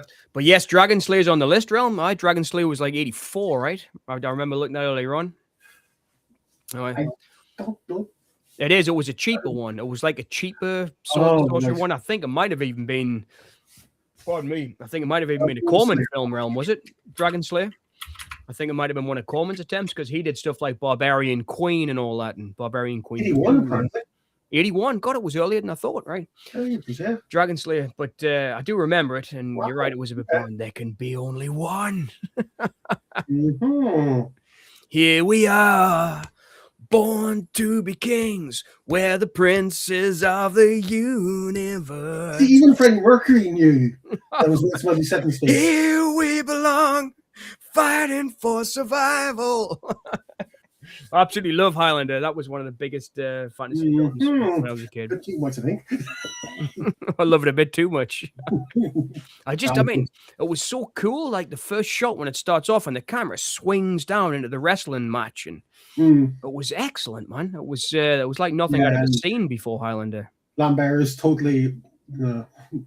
Oh, do you not like him, Christopher Lambert? No, I do. I do like Lambert. I do. I love him. I think he's great. The character. He's like, why am I here?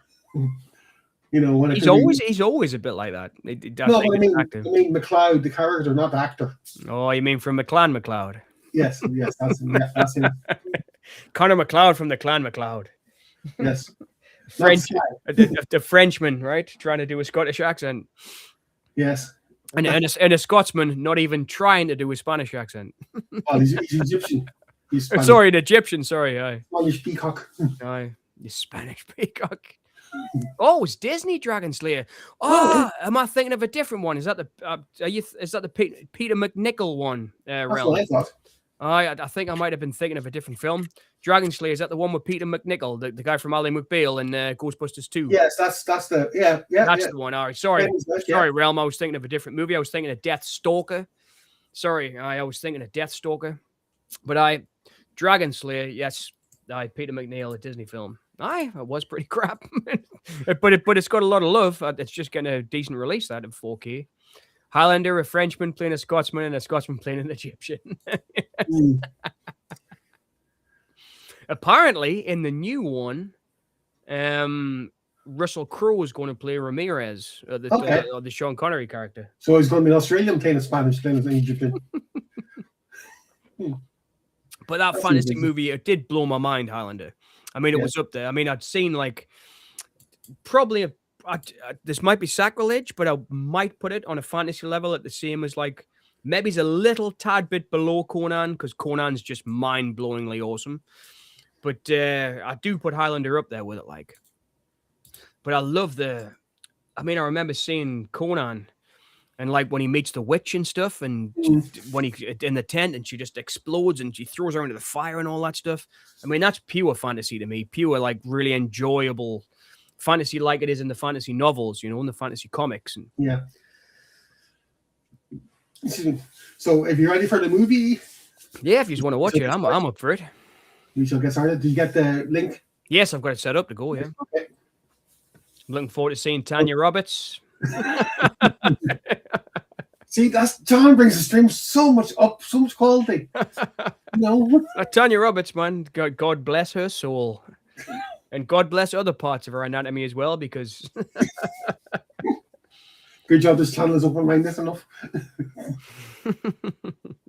So, if you're ready, put a wee thumbs up or whatever you can in the chat, and then we'll just take your top off. No, that's scary as a bit. Scary as a death. Me too. You don't want to see that. You get lost in the fuzz. If I was to take my shirt off, go for it. Got it set up. Where's the link? The link is there. But it was. I mean, with this, like I say, everybody seems to talk about Phantasm, but this is what I knew him from first. Was Beastmaster.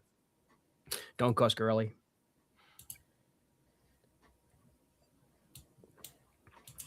Just put the link in the description here now. So,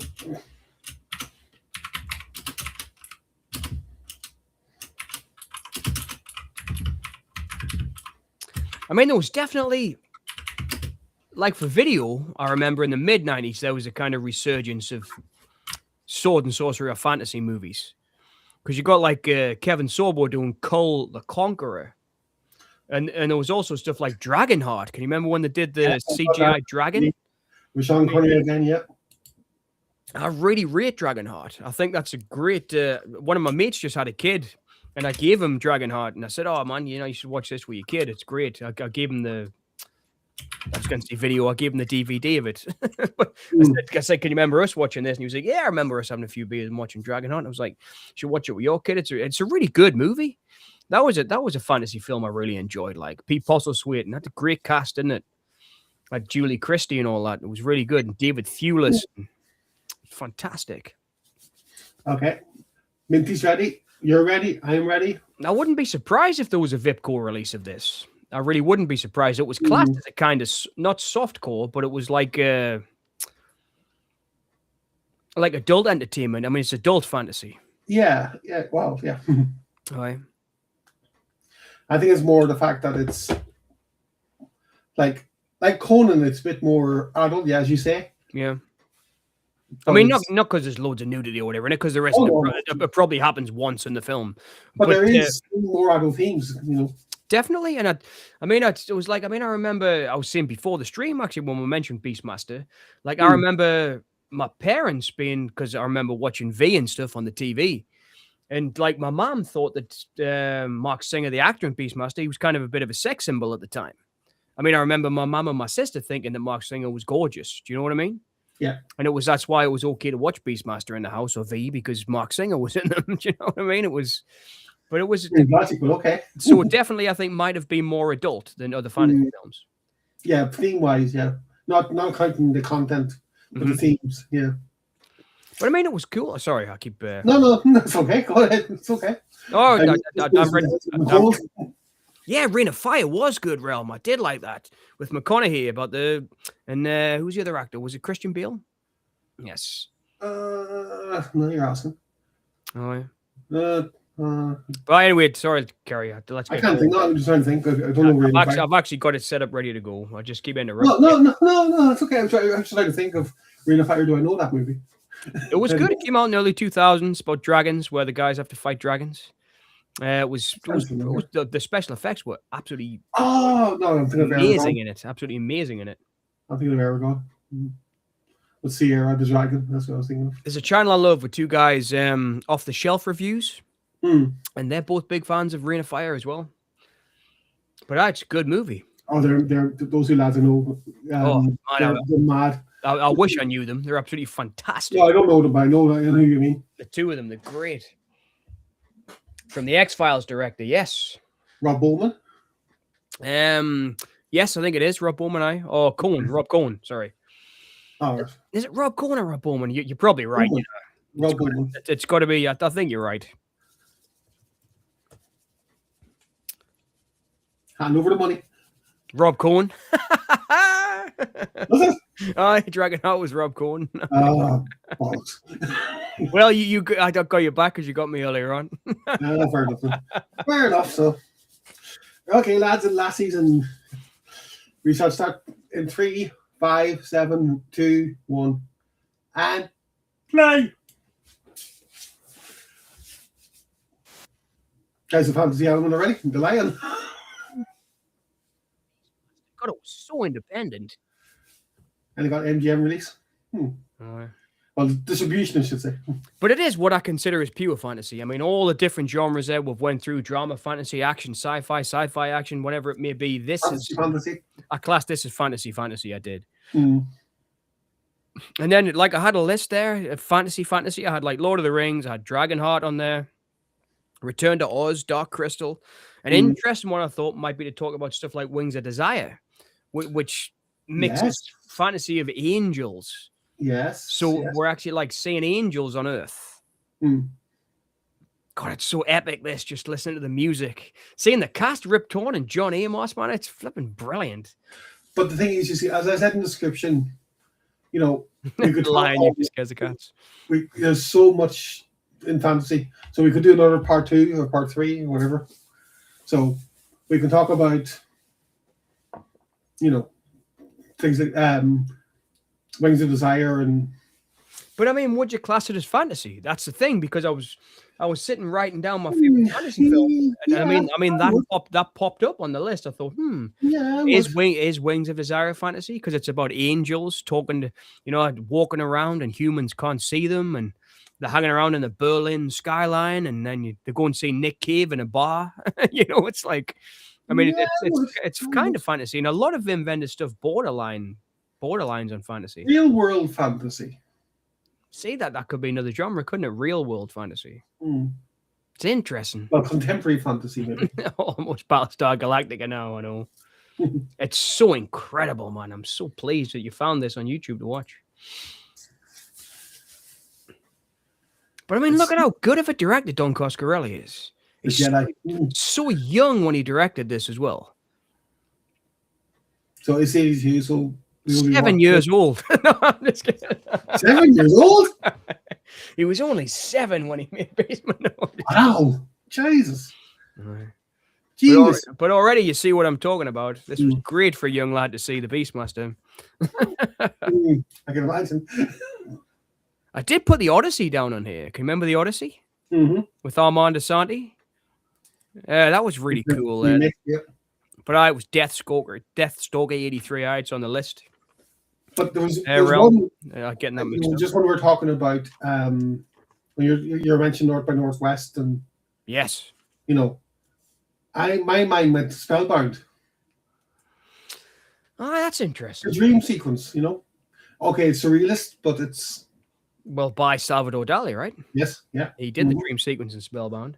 Yeah. I mean, Hitchcock, that's interesting. That's an interesting call. You call The Birds maybe fantasy? Yeah, it's horror. The Birds is horror. I mean, there's nothing fantastical about it. The birds do attack people. It's just that they did it in mass numbers. I love The Birds so much. I do. I could talk about. Look at how cool that looks, man.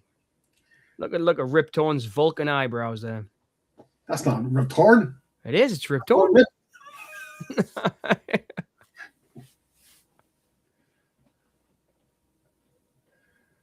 Oh my God! Look It's at excellent, man. It's so excellent. But like I say, this is what I grew up watching. I mean, I was a video store kid, so I'm flipping. I think that's how Don Coscarelli existed, wasn't it? Because of the video stores. You're lucky because, as I said many times, and I'm going to harp on a wee bit. Like, we didn't have a video until the 90s, so I missed out on a lot of cinema. Hence, I collect. But I mean, back to it, on the fantasy, I did write fantasy dramas down. And I mean, there is stuff like Seventh Seal by Bergman, which has a knight playing chess with death on a beach. Yeah. And there's little elves chasing him and death's chasing him. He's up a tree and death's sawing the tree down. I mean, do you class that as fantasy? Yeah, I would. I would say Seven Seal is definitely a fantasy movie. Yeah. In the same way that Bill and Ted borrow it from it. Well, when I had to go to death, I remember that now. I was trying to think of the movie. You sunk my battleship. That's brilliant, isn't it? You sunk my battleship. The way he says it, he says like, you sank my better ship or something, Oh, William Sadler. His accent, you see. He's amazing in that film. He's one of those actors that everything he's in, he elevates. Yes. William Sadler, everything. I mean, remember Demon Knight, The Tales from the Crypt? He was in an episode of The Flash as well. One of the first ones. So good. He's in the Green Mile and flipping Shawshank, right. Talking about Darabont before. Yeah. He plays one of my favorite characters in the Jesse Stone novels. He plays Geno Fish in the Jesse Stone TV movies. Really great. I mean, he's in one of my favorite Rodriguez movies. Road Races is this kind of crazy sheriff. He's such a great actor, that guy. He really is. But I mean, Jules Verne. Can you remember the Jules Verne movies? Mysterious Island. Oh, 20,000 Leagues, yeah. All that kind of stuff from 20,000 Leagues. Do you know it? James Mason, 20,000, what's it? 20,000 Miles to Earth? What's it called? 20,000 Leagues Under the Sea, but I was thinking... Oh, right. Journey to the Center of the Earth. Yes. Right, I was getting the two mixed up. 20,000 Leagues and... Because, I mean, they're fantasy, right? Yes, I call them a time machine, yeah.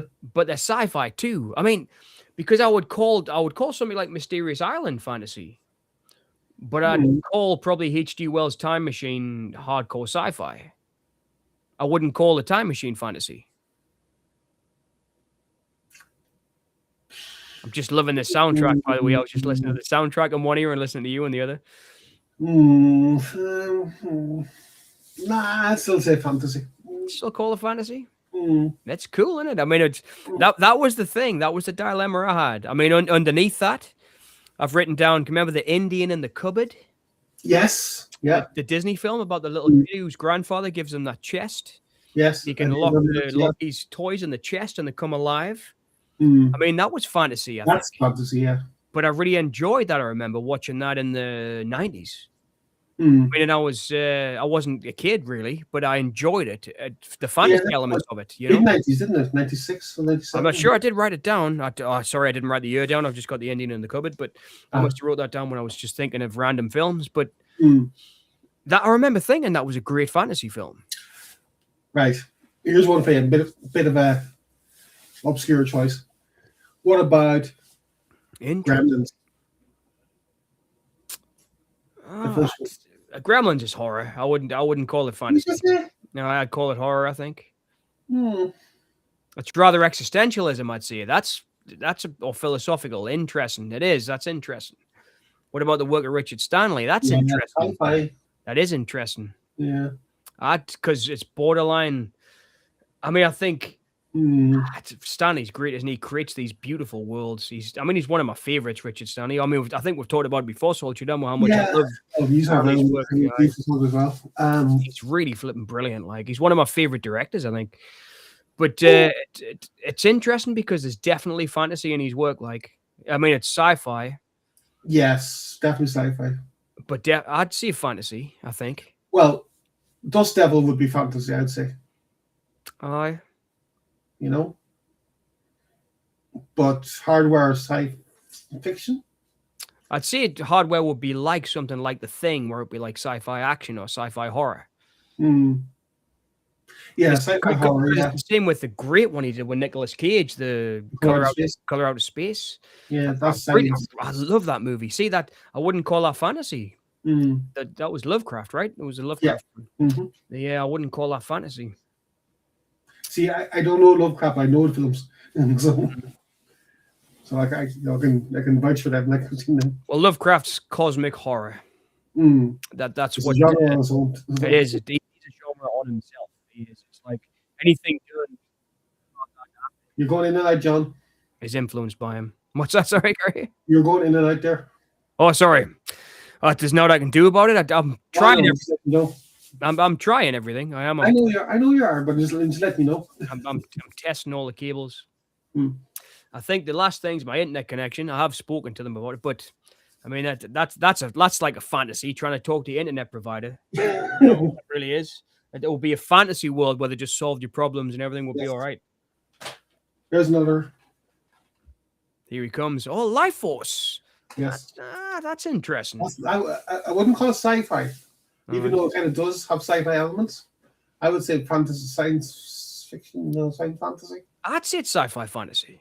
I mean, the book's definitely sci-fi fantasy. I haven't read the book, to be honest with you. It's the same as stuff like Colin Thingy, the British writer.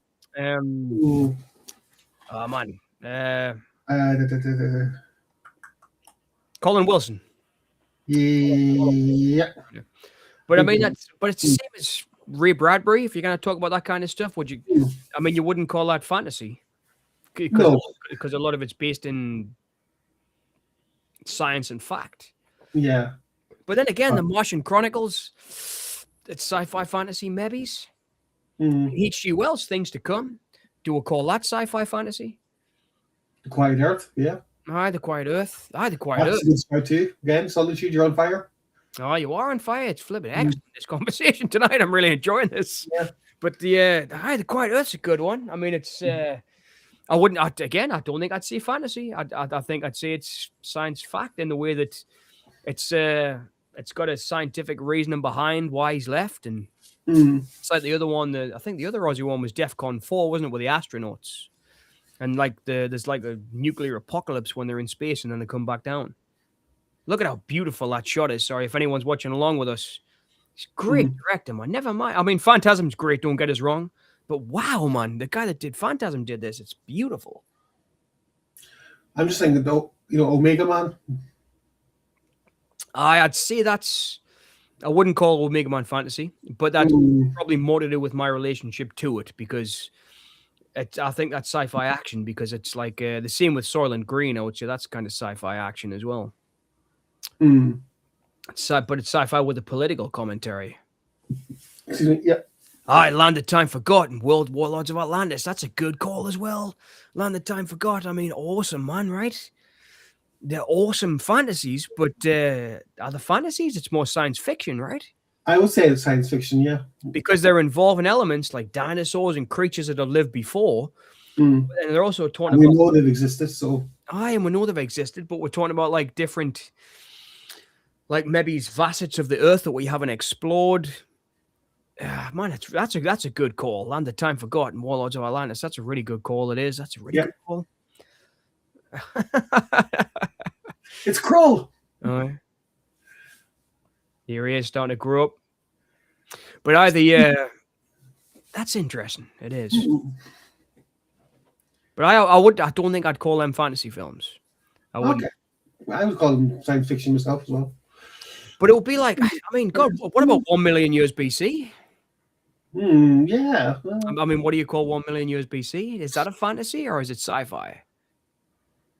Oh. Because I mean, there's no time travel.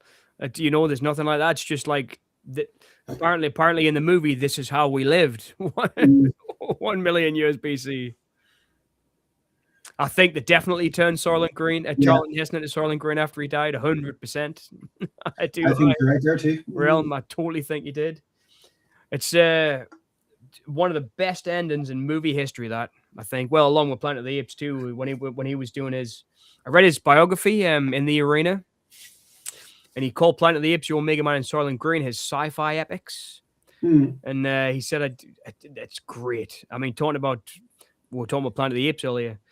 And he said that he just knew it was going to be a hit. He said the minute I read the script, I was like, this is where cinema's going. We need to do this.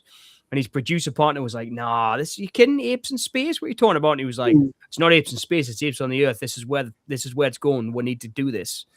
And he produced him to do it. And it was the most money Charlton Heston ever made on any movie. It was Planet of the Apes.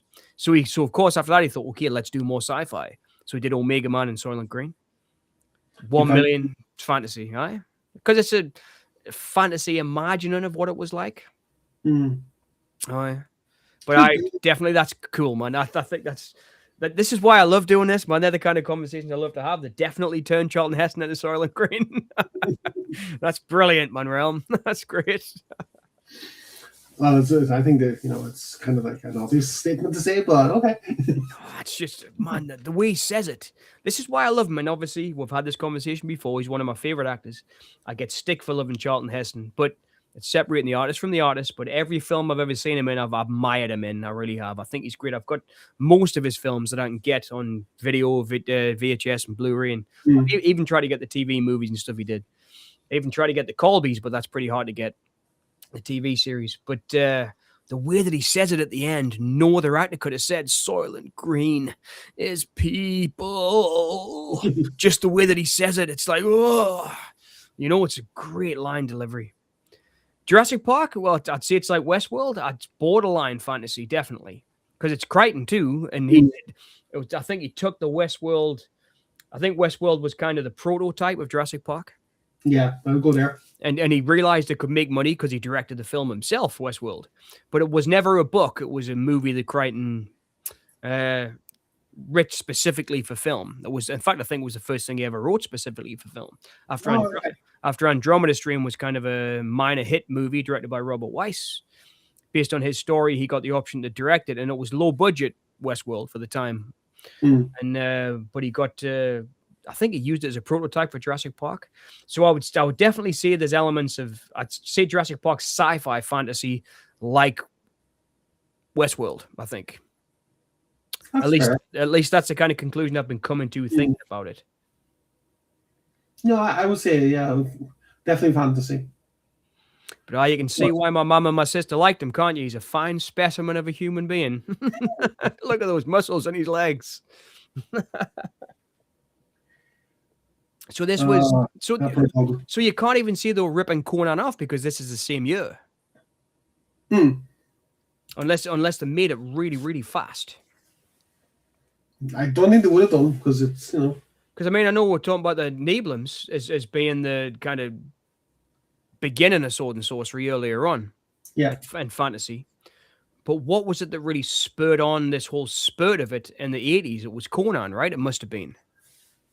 It must have been because Conan was a big hit in 82. Hawk the Slayer? Well, Hawk the Slayer. I can't remember Hawk the Slayer being a big hit because I remember showing the video to my friends as a kid. And they didn't know what it was. But I knew what it was because I was in the video shop all the time when they were out playing football. Do you know what I mean? I was going renting movies while everybody else was, playing football. But so I don't think Hawk the Slayer was as impactful as Conan. It is. Omega Man is the film I Am Legend could have been. Yes. Yes, it is. First. And the Omega Man's the film that Last Man on Earth could have been with Vincent Price. Just a bit of that's cool. Trivia. Conan came first by a couple of months. Did it? Oh, all right. But there's no could there's no way. I mean, look at all the horses. Very different story. Come on. But it looks a lot like Conan, that shot of the guy coming up with the wings when he saw. Plus, they're coming in and wiping out, flipping the kids' village, just like they're doing Conan. Could it be? Do you know what it is? I've never researched the fact that I've never even thought about it before. But I wonder if this was a riff on Conan that got made really quickly. Nah, I don't see that. No, but then again, Coscarelli's independent. He could have. He maybe because he's so skilled as well. I mean, right script and all that, and then she didn't. You're right. Yeah, you're right. No chance. Yeah, you're right. Sorry. No, you're right. I was just thinking out loud. Too loud, apparently. Well, I can hear you. Medieval Lord. Yeah, definitely. There's loads of humongous dudes in this. There is. It's flipping excellent. It's look at that, man. Flipping so cool. So much going on. I mean, can you imagine going from Phantasm to this? It's really flipping. It's a big step. It's a departure, but it's good though. But it's a big step in how well this is directed compared to Phantasm. But again, anyone listening, don't get me wrong. Phantasm is an amazing film. Coscarelli's a hero of mine because of how independent he is. I love his work. But I knew him from this because this seemed as epic as other movies, even though it was independent. Do you know what I mean? Was it the masterpiece? Yes. Undoubtedly. There we go. We got one scene not cut. So this is the uncut version. I can imagine it was quite a violent film. I wouldn't call it violent. I would say Beastmaster was violent. No, I wouldn't think so. So what do you class as a violent fantasy film? Violent fantasy. I mean, there's lots of cool stuff in Krull. We talked about Krull earlier on. He's got that cool weapon that he uses, and there's that big fight at the beginning where everybody gets wiped out in Krull's castle. Oh, what is it called? Look at that shot. Wow. Jesus, what's it called? There you go. There's one. Dang, I have to look it up. Violent sci-fi. I mean... Yeah, violent fantasy, yeah. Sorry, violent fantasy. I love Rip Torn, man. That man can do. He can pop up in The Man Who Fell to Earth. He can try and kill Norman Mailer with a flipping hammer in a movie. He can try and flip, he can turn in Men in Black. He's such a great actor. He can do anything, Rip Torn. There's two movies I'm thinking of. The first is Battle Royale. Oh, right. I would call that fantasy. All right, Battle Royale. Yeah. And then Versus, both Japanese.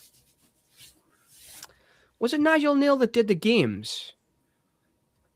The games. No, the games where they kill each other. Yeah. They kill each other in the future on TV. And all the rich people watch the people killing everybody on television. I was pretty happy. I mean, films like that with social commentary.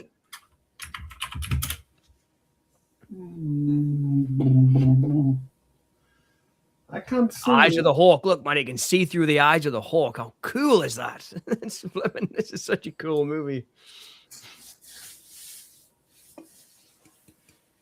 If only they'd let me teach my own course in film one day. I'll be showing them The Beastmaster and all kinds of stuff. Like, look at how cool this movie is, kids.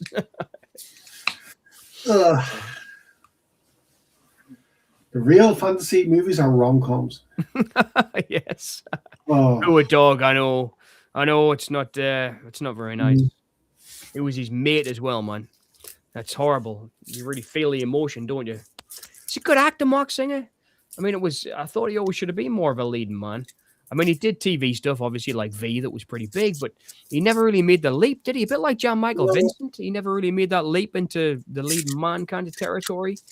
He did some low-budget stuff in the same way that Vincent did, like White Line Fever and stuff, but he never quite... Oh, God, it's class, man, that. Oh. So if we were to pick, do you want to go through some favorites then? I mean, obviously, I've said Merlin and stuff.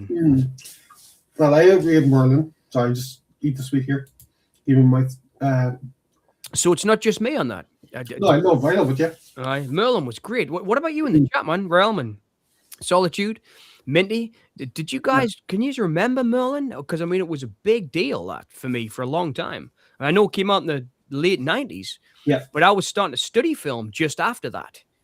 And I kind of took Merlin with us, and a lot of people kind of sneered at it. But I thought, man, this is a great piece of filmmaking. I really did, because it told an epic story in like 2 hours. Had all these great performances. And I remember speaking to the cinematography teacher about it at college and saying that, I love this shot where there's like a low angle shot of where the castle's fallen and Rutger Hauer is trying to build his castle. And he thinks it's on tainted land. And he asked, I mean, this is how much I love it. I watched the film many times.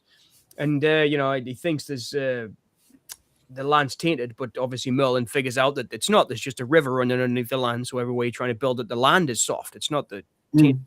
And he figures it. But I mean, it's great. But there's a shot where you see Howard, you see the castle, and you see Merlin in a dungeon all in one shot. I mean, it's incredible. And obviously, because it's TV, they're trying to give you as much information in one shot as possible. But it was a beautifully shot film. And it seems like they spared no expense to me. Well, the lads haven't watched it, but Sam Neill is Merlin. Oh, Sam Neill, Isabella Rossellini, Miranda Richardson plays Mab. You got Mark Short as Frick, Helena Bonham Carter as his princess. It's flipping incredible film. It's total fantasy, everyone. Don't get us wrong, but if I can find it, I'll share you a link to it. But I mean, I'm sure you can get it for cheap because it was a TV show. Merlin must have been the 1998, was it? Sam Neill. Is there a Blu-ray anywhere available of it? He did a sequel to it as well. So there's no... Yeah, the sequel wasn't as good. Merlin's Apprentice. I remember that. It was a bit of a quick TV thing, that. But you can get the DVD on Amazon. But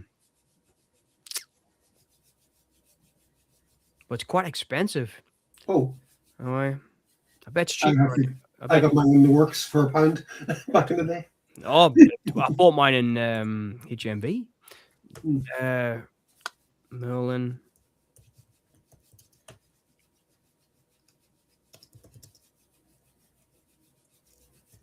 Because I really recommend it. If you're into storytelling and fantasy, it's just incredible.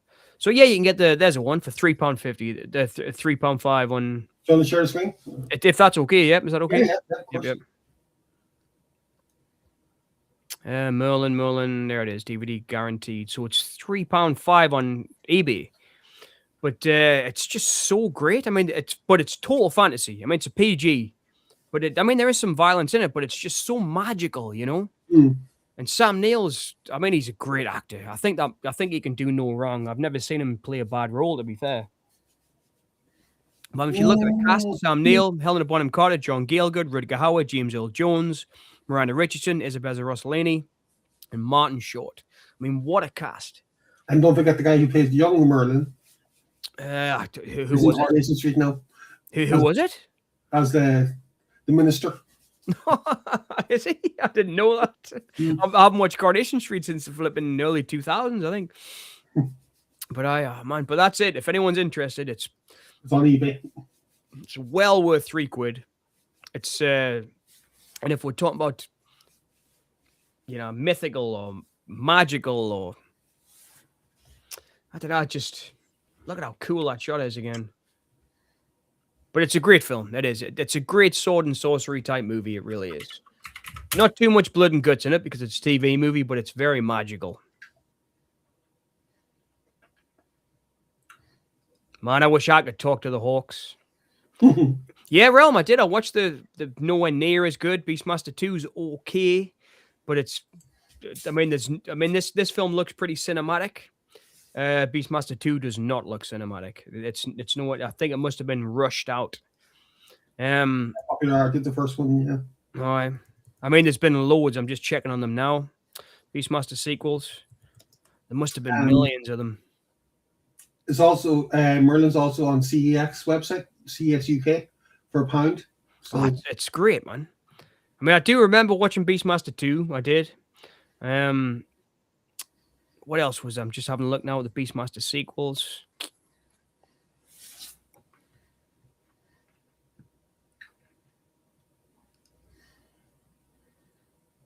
But yeah, it was nowhere near as good. It really wasn't. I mean, it was pretty bad actually. I mean, it was. I'm just looking at actually. Jim Wynorski wrote it, and I really like Jim Wynorski too. And you have got Mark Singer. I do remember Carrie Willoughby in it and Wings Hauser. I do remember all that. But I just remember it. It didn't have the same magical feel at all. It felt more like it was not more aimed at kids. It felt more like it was like a toned down version of everything in the first one.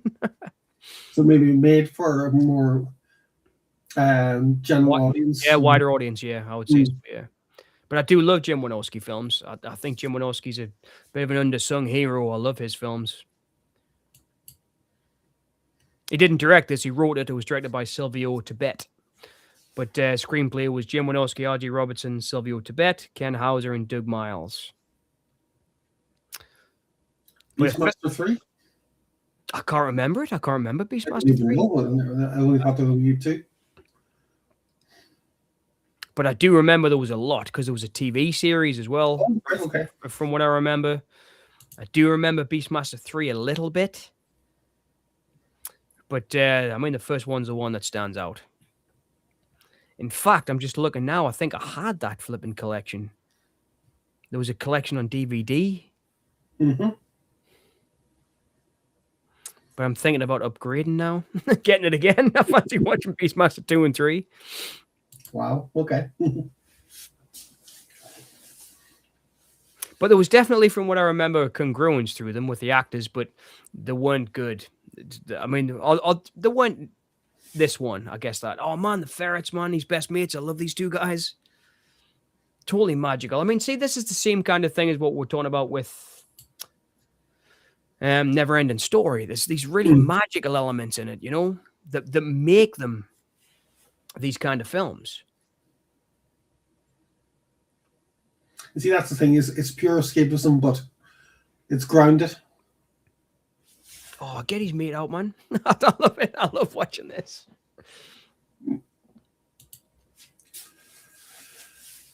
Gotta remember every second of it like it was yesterday. I really do. Oh, man, look at him. He's so sad because his mate's in the quicksand.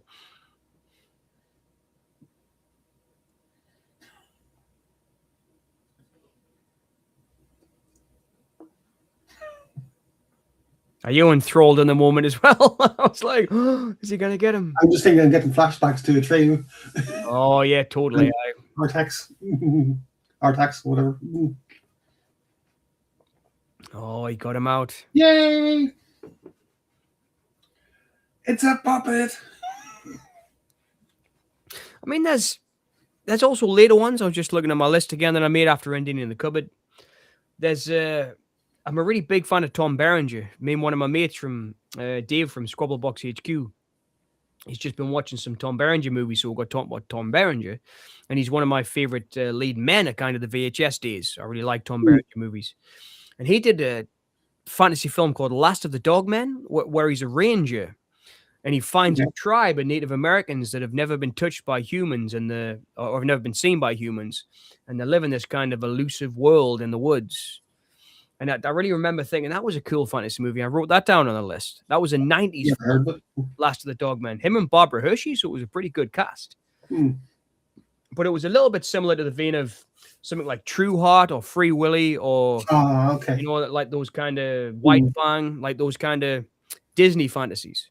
But I mean, again, like I guess that's its own genre, because White Fang's kind of a fantasy, you know. Yeah. I mean, it's a kid that can, you know, feel the emotions of a dog and know where the dog is and sort him out. But that was a really good one, Last of the Dogmen. I really liked that movie. But in a way, it's a fantasy because I don't think there's any way there'd be a tribe living in the woods that would never knew in like Wyoming or wherever it was. It wasn't like it was in the middle of nowhere. It was in Wyoming or somewhere. Do you know what I mean? No, I'd say there would be, but maybe not in Americas, but maybe in the Amazon, maybe. Or so maybe those are movies that have fantastical elements. I mean, Small Soldiers, stuff like that. You know, I mean, I call that fantasy.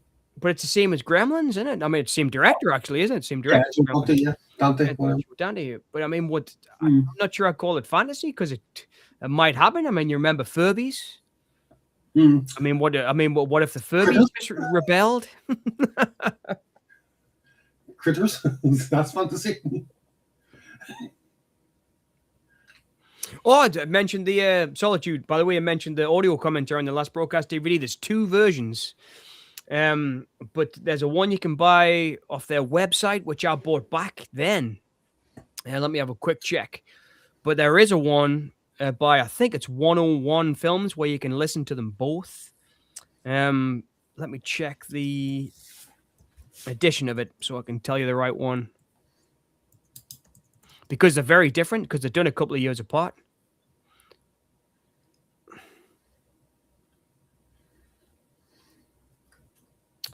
Last broadcast. I bet it's on the... See if it's on the Blu-ray.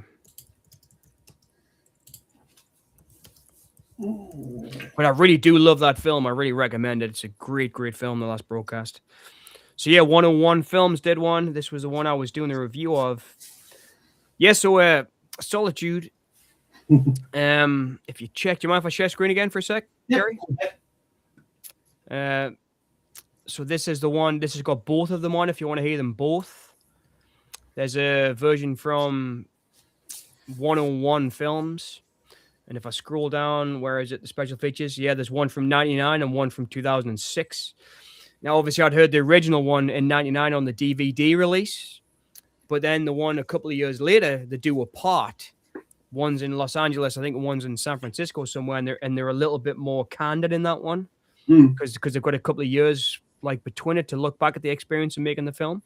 But I mean, for anyone listening after the fact, this isn't a fantasy film, but I've got a channel at Boneyard Cinema and I reviewed this film because it was had a huge impact on me in the late 90s. This just before Blair Witch, this kind of came out, and it was the same kind of deal, found footage film.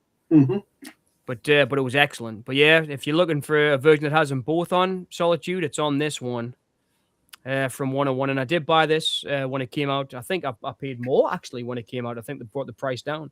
But you might get it, pardon me, cheaper on eBay at the moment. But the 101 version, the slipcover, is really good. Best it's looked. Cool. Quicksand. I always thought quicksand would be a bigger problem when I got older. One of the amount of films that people got stuck in it. Yep, totally. Well. Okay, this is one of the most important moments of my young life coming up here in The Beastmaster. Let's see if it's in the movie. Chasing after the panther. Yeah, makes sense. No, Tanya Roberts. Who? Where? What? Who? What are we talking about? I thought you were on about the panther there. He makes the ferrets steal our clothes there. The Beastmaster keeps the ferrets down his pants. Is he from Yorkshire?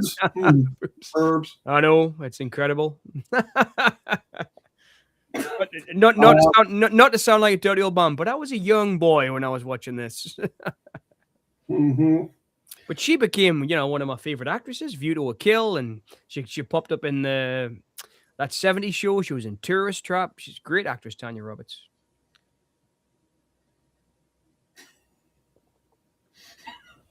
Man, it's so cool. I'm not gonna hear that response, Simon. What boobs? About the ferrets. Well, to be fair, he's running around with his shirt off all the time. No, I'm just thinking because I might get a clout, as they say in that part of the world, from somebody. Might get a slap. Yes. God, it's a beautiful animal, that panther, isn't it? I wonder if it was a panther they used for it. But I to think me, I mean, to get back to it, this is the definition of a fantasy movie to me. It really is. Mm. It's fantastic. Like, I mean, it doesn't seem to appear in any world that we know, No, that's for sure. I mean, it's not like a Lovecraft story where it's in a time when beasts rule the earth, or these monsters rule the earth and they're trying to get back from a different dimension. Pure fantasy. It's a fantasy world that's been created, Nice kitty. Good kitty. It's a beautiful looking animal. CGI. No, it's not. It's real. Mm. Yes, that's her. She was Shayna Quinn in the Jungle Realm. Yep. Yeah, I actually upgraded recently to Blu-ray of that. Shayna. It's a pretty cool film. It's totally made, I think, off the back of the fame of Beastmaster, because she must have gotten that gig after this. But yeah. I'll remember her riding a zebra bareback my whole life. No comment. No comment. Oh, not in a sexual way, just because it's, Shayna riding a zebra. It's quite interesting. Mm. There's not many films like it. There's not many films like this either. Exactly. Fantasy, right? That's what's great about it. There's so much stuff you can do. I mean, I wonder what made Coscarelli think, let's make a film about a guy. I wonder if was this based on comics or anything? Beastmaster based on novels? Because, I mean, there's interesting ones too, like John Carter of Mars, which they try to make into a movie, which I think is sci-fi fantasy, John Carter of Mars. Because I remember really liking those books when I was a teenager. Early teens, like 12, 13, 14. And they tried to do that as a movie, Disney, and it really didn't work. No. But I would class them as sci-fi fantasy, the John Carter of Mars books. Pardon me. I would call them fantasy. Sci-fi, but yeah. That would be an accurate description. Oh, yeah, I think so. I got ads. Typical ads. Yeah, always getting in the way of things. We always thought we'd live in a fantasy future where adverts didn't exist. Well, that's me, and I don't know you. That was really funny. I just choked. I was trying to laugh at what you said. I choked a bit. But I mean, looking at my list, I think we've been through everything. The last thing I wrote down was Harvey, James Stewart, because that was one of my favorites, where the guy talks to a rabbit. He's got a 6-foot puka that he talks to, which I always assumed was where David Lynch got it from. Was from Harvey. The pukas are the imaginary people. But Harvey, I think, was a drama, but a drama fantasy. And I always really liked that because it's got a deep basis in reality, but you're never quite sure if what he's saying is real or not. Then things start to move when James Stewart's not touching them. So the hat rack moves or the door opens behind him and Harvey walks in. And then you think, oh, is Harvey real? And I always really liked that fantasy element of that. I thought that was a great... So I'd class Harvey as a fantasy film. Jimmy Stewart, It's a Wonderful Life, fantasy. I guess kind of. But again, that's it. If so, that's a drama fantasy. Because there's drama in it. Definitely. I mean, there's real life drama in that. You know, the drama that we're having now where we can't afford a home. All that stuff's in there, and It's a Wonderful Life. I wouldn't class it as a fantasy where, men talk to panthers. No, well. Solitude says, makes me think about the Mummy movies. Fantasy? What about the Tom Cruise Mummy movie? Abomination? That's the Tom Cruise movie. You're gonna hate me, man. I really thought it was okay. I'm totally in the minority of people who was like, I was in the cinema going, well, hey, this is pretty good. And then when I came out, everyone was like, what was that shit we just watched? And I was like, that was all right. It felt like The Mummy. I'm a big fan. You know the Uncharted games? Mm-hmm. The Mummy felt like an Uncharted game in the way that he was wisecracking all the way through the horror of it. Like when the arm comes through the window and Tom Cruise rips the arm off and he's like, oh. There was like those, I love those little bits of comedy in it. I like when he wakes up in the morgue and she comes in, he's like, oh, you know, there was like little comedy bits I really liked. The Jekyll and Hyde thing I really liked. I would have liked to have seen that universe evolve. I really would have. Now you talk when you say the. I told you would hate this for what I was going to say then. Yeah, I think I am the only person I've ever met who says that. I really am. But that's just because I'm a weirdo. Well, are you talking about the Brendan Fraser mummies or? Yeah, definitely. I think Universal Horror, yeah. Or the Hammer Horror. That rescue attempt went well. Yes. No. What would you do if I sang out at you? Talk to the panther and the hawk. Look at that, man. How epic is that, man? That's proper fantasy. Fighting monsters with a hawk on your arm, muscles on your chest, and a sword in your hand. There you go. Fantasy, ladies and gentlemen. One of a kind. That's not a hawk. That's a bird. So did you see Hawk the Slayer first then? That was pretty crazy that you mentioned you like that too. Because that was one of the first fantasy films I remember, or like pure fantasy films I remember. I remember, I'll be honest with you, okay? Lexi wanted to watch it one night or one day, whatever. And did you know they did a comic book sequel recently, like 2 or 3 years ago? All right. They did I remember watching it when I was younger. So I'd seen it first before Beastmaster and stuff. But back when Jack Palance was just doing movies, exactly. Jack Palance was doing Jack Palance. Just doing movies for the paycheck. Don't we all? Oh, look at that, man. That's fantastic. Well, excuse me. I must grab another beverage. I'll be back in a second. Okay.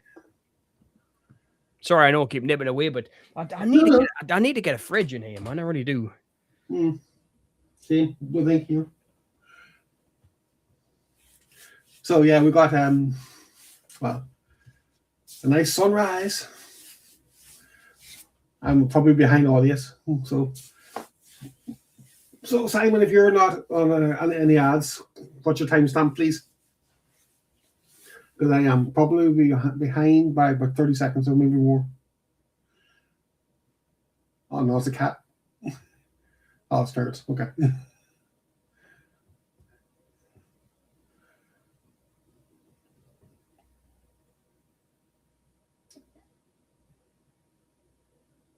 Now, half expecting to see a wolf here now. We get Lady Hawk.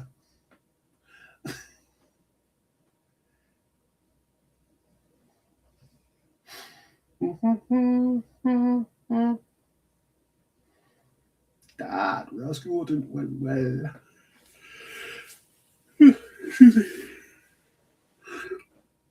No miniatures involved. 44.40. Thank you very much. That's roughly where I am. Okay. So I skipped a wee bit. Thank you very much. I appreciate that. Cool. So that was no miniature. That's a welcoming sign. How's acting going? Solitude.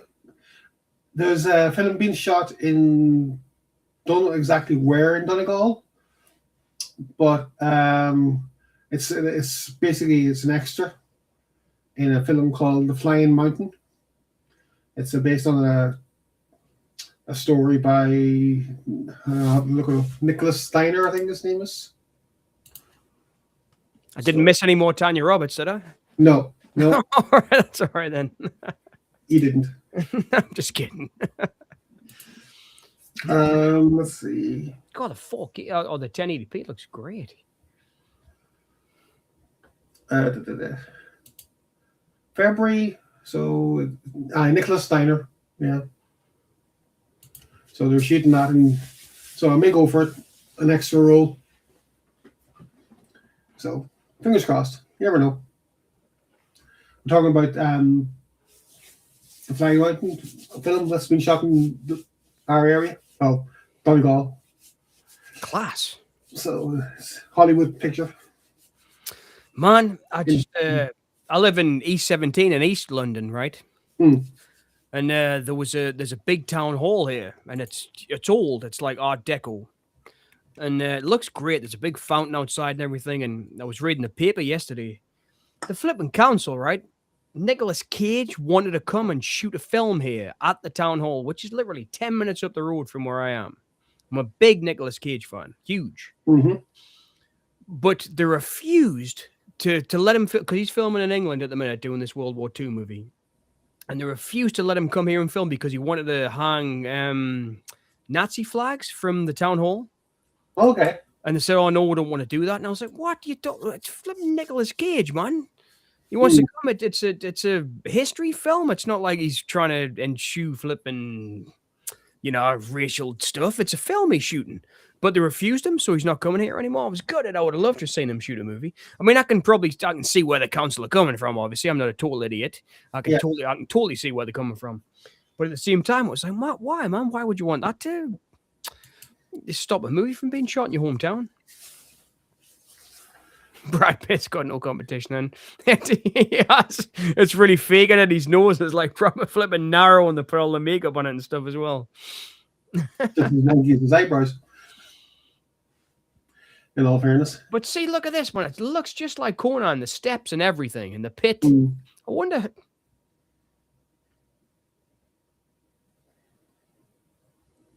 It's the same. It really is. It's not, I'm telling you. But he looked like Bela Lugosi there. He did, didn't he? Yeah. Well, Bela Lugosi's dead. Yeah. Undead. So Bela Lugosi's dead. Do you know that song? Undead. The souls are torn. So. Oh, I know. I'm the man who can do anything. Look at him. He's about to flip and stick the kid in the pit, man. Jeez. But look at this. He's the true man who fell to earth. It's not David Bowie. It's man, that's so epic. It's epic. It's a masterpiece. Tell you.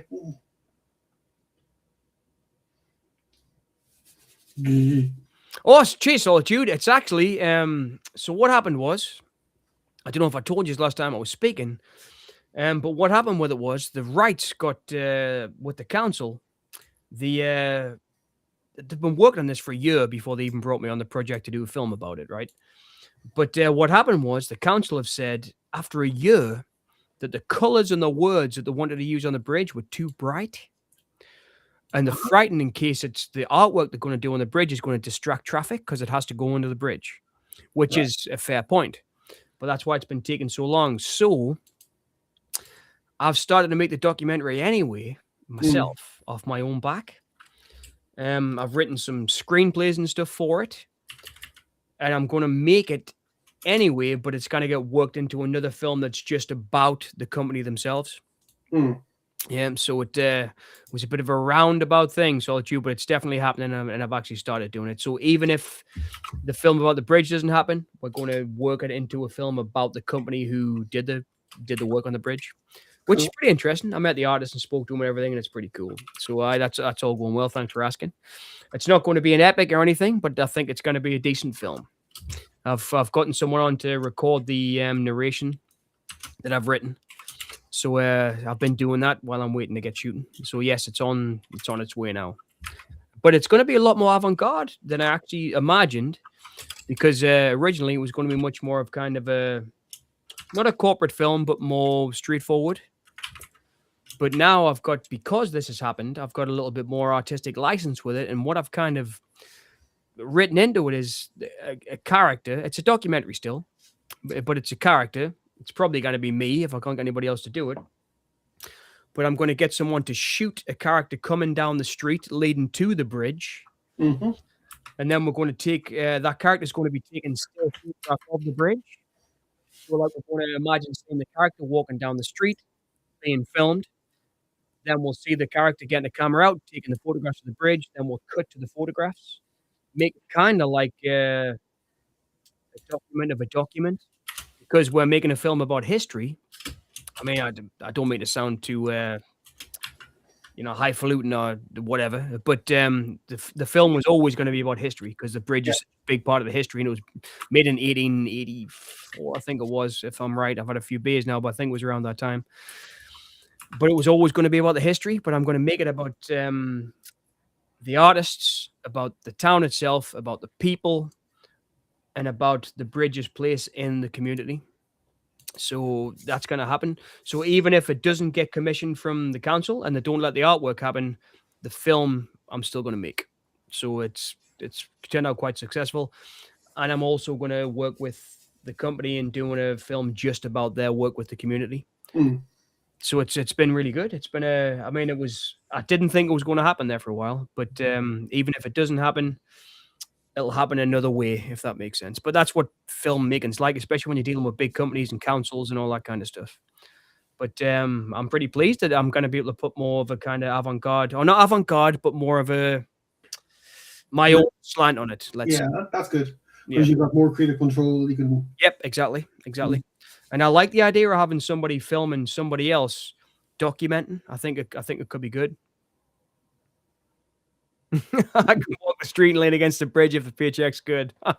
Well, that's pretty much the idea. I want to kind of document a character, walk on the street, get the environment, but always have the bridge there because it's a beautiful street leading up to the bridge. And the bridge it's beautiful. It is. It's a beautiful piece of architecture. It's incredible to read about it and find about the history of it and see when it was built and all that. And I'd getting so hyped up about it, and I'd written the script about it that I was so disappointed that it might not happen, but it's going to happen in another way now. It's not going to happen in the way I originally thought. But I'm happy about it, and thanks, man. Thanks for asking. But I'm pleased it's going to happen. And if it does happen, I will own the rights to it, so I'll be able to stick it up on the Boneyard Cinema. And Cool. I'll have to be behind a paywall, but it's only like 99 pence because it wouldn't. But if it does happen, I'll be able to put it on my channel because it's in the contract that I'll own the rights to the film when it's made. That's always a good thing. It is. It wasn't even my suggestion. I was over the moon. The woman from the company was amazing with us. I mean, when I first met her, it was fantastic that she even suggested that. She even said, I'll put it in the contract that, you'll own the film when we're done with it. And I was like, really? I've never had that in the contract before. Because usually when I've done commissions, it's been owned by the people who've commissioned the piece. Yeah. But she'd worked with artists and stuff before, and she'd done stuff with museums and things. She's a really beautiful lady. Like inside now, just a really nice person, So it's really nice and easy to deal with her. Not like a horrible producer, like a really nice one. And she got it. She got the contract together, and I own the rights to the film after it's made. So they can obviously use whatever they want. They can re-edit it, do whatever they want with it as well. But I'll own my cut of the film, which is great. All the more reason to go all, crazy and arty with it. Yeah, we're not sure. Because, the thing is, you might get a bit more of a audience that way. Well, I mean, we'll see. It's going to be, I think it'll be privately released, if anything. I mean, it was, they want to use it for a party they're going to have to kind of, it's for their company. Having like an end of year kind of party thing, and they want something to show to bring everybody together that's about the company. Originally, it was about the project, but now it's going to be about the company, Right? Because the project's having difficulties happening. But because I'd written so much and put so much into the bridge project and reading about it and finding the history about it and all that, I've got a script that I've written that I'm going to make and incorporate that in my own kind of way. But they've let us do that, which is fantastic. Cool. I don't know if you've ever seen any of my short films, but they're not. They're narrative films. They're not like far out films like David Lynch or anything. But they're. I like to do things in my own way, and it's really good that they've let us do that. I'm really pleased.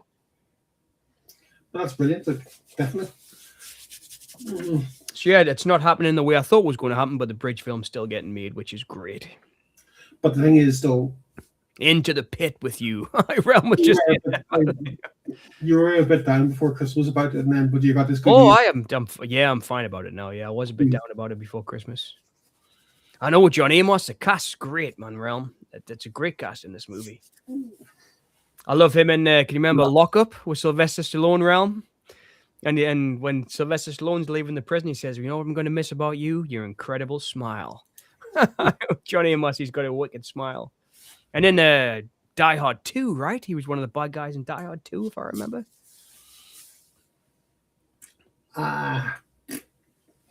Not sure. You'll recognize him, Kerry. He's in. Yeah, I would recognize him, but it's just yeah.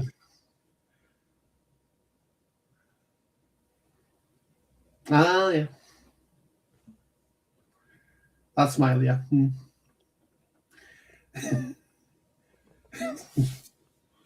Oh, dear God. Yes, Lockup. I loved it, Realm. It's one of my favorite Sylvester Stallone movies. Plus, Tom Sizemore was great in it, and Donald Sutherland playing that wicked warden. Lynch's monkey movies. What was it called? Solitude. What did Johnny do, or whatever it was? Something like that, yeah. And he was interrogating the monkey. I remember that was great. He did it for Netflix, right? Yep. And but it was his mouth on the monkey, so it was like him doing the monkey's voice. Yeah, he was a rogue military officer that was secretly working for the bad guy. Oh, I hate those kind of characters. Yeah, that's always a good twist. There's always a twist at the end.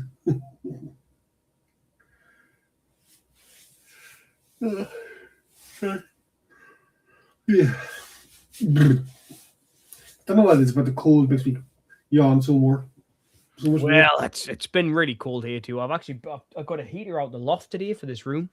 I've got a radiator here, but it's you can see it. But it's really cold. I've tried bleeding the system. We tried getting the system sorted out, all that stuff a couple of years ago, but it's just an old house. It's just really cold. We got one of those little electric heaters, and it was in the loft, so I've getting it out and I put it on for about an hour before I came here tonight to do this. So it's a little bit toasty in here. I've been taking a hot water bottle to bed with us. It's been that cold. Well, we got a blanket there. Well, we had a blanket already, but it stopped working a couple of days ago. It's like, oh, for fuck's sake. We've gone from fantasy movies to blankets and hot water bottles. Yeah, we're getting old. The reality. When we were kids, we thought the reality was the Beastmaster. Yes. That's how it ended up in the woods. Now we know that's fantasy, and the reality is. And now we know the reality is blankets and hot water bottles. So much worse. But I mean, it's an incredible genre. I mean, I still love it now. I do. But like you mentioned earlier on, it's nostalgia, I think. I mean, I'm not sure if I showed this to a 19-year-old today, they'd be like, what is this? Do you know what I mean? Yeah, probably wouldn't be. No. But to me, and I think to us, hopefully, it's a brilliant film. Because of nostalgia. Cold, what are you talking about? It's 26 degrees in the south of England. It is. It's not as bad as everybody thinks. Yeah, but that's the south of England. North of Ireland is freezing. But it just takes a little bit of heating to get the nip out the air. That's true. Plus, we've got the worst windows in the world here. I don't know what the landlord was thinking. I was actually looking at Google Maps there a couple of weeks ago. Look at my old place where I used to live before I moved into Alexi. Oh my God, it looks so different because the landlord at the time, he wouldn't paint the walls inside or outside or anything. And now it looks like a modern apartment block. It's crazy. He must have got told off by the housing. Yeah, that's him, Realm. That's John Amos from Roots. That's the guy. Good to Kinty. Aye. I remember we had to do Roots in school. We watched it for some reason. Well, it was a great TV show, Roots. I remember, TV in school. Can you remember Budgie? With Roger Daltrey? We watched Budgie in school. It's like as part of like learning about, I think it was a book we read and they showed us a TV series of the book. I do remember Budgie, yes. Right, we watched Re Windows So True. I know it's the biggest thing, Solitude, the windows, and It's flipping. I mean, even if you do one a year, like get a double glazing or whatever, that wouldn't be that much. But man, it's horrible. But I can't complain.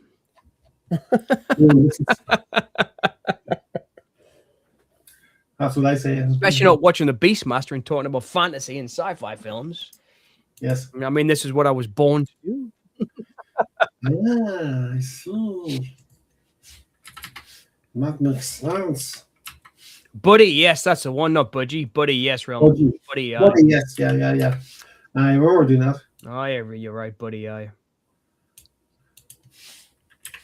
a good show, wasn't it? It was a good show, Realm. We were actually talking about Chesney Hawks last time, wasn't it? Did we? Yes, we did. Yes, we did. Yeah. And Roger Daltrey. Yeah. That's it. That's him. God, I wish I could talk to the Hawks. We all wish something, don't we? We all wish we had powers like that. Some people want money, some people want fame. I just wanted to talk to the Hawks. The Chesney Hawks. Oh, those Hawks. Oh, right.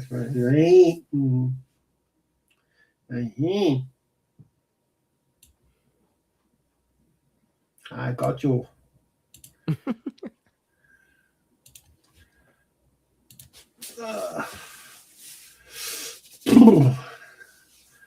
I don't see Roger Daltrey as a teddy boy, though.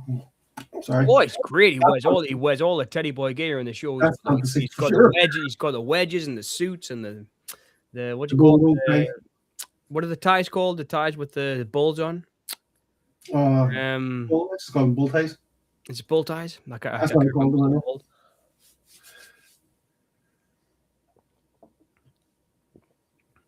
Oh, right. The Buddy songs, not Chesney Hawks. Right. Yes, that's what I'm thinking of. Okay.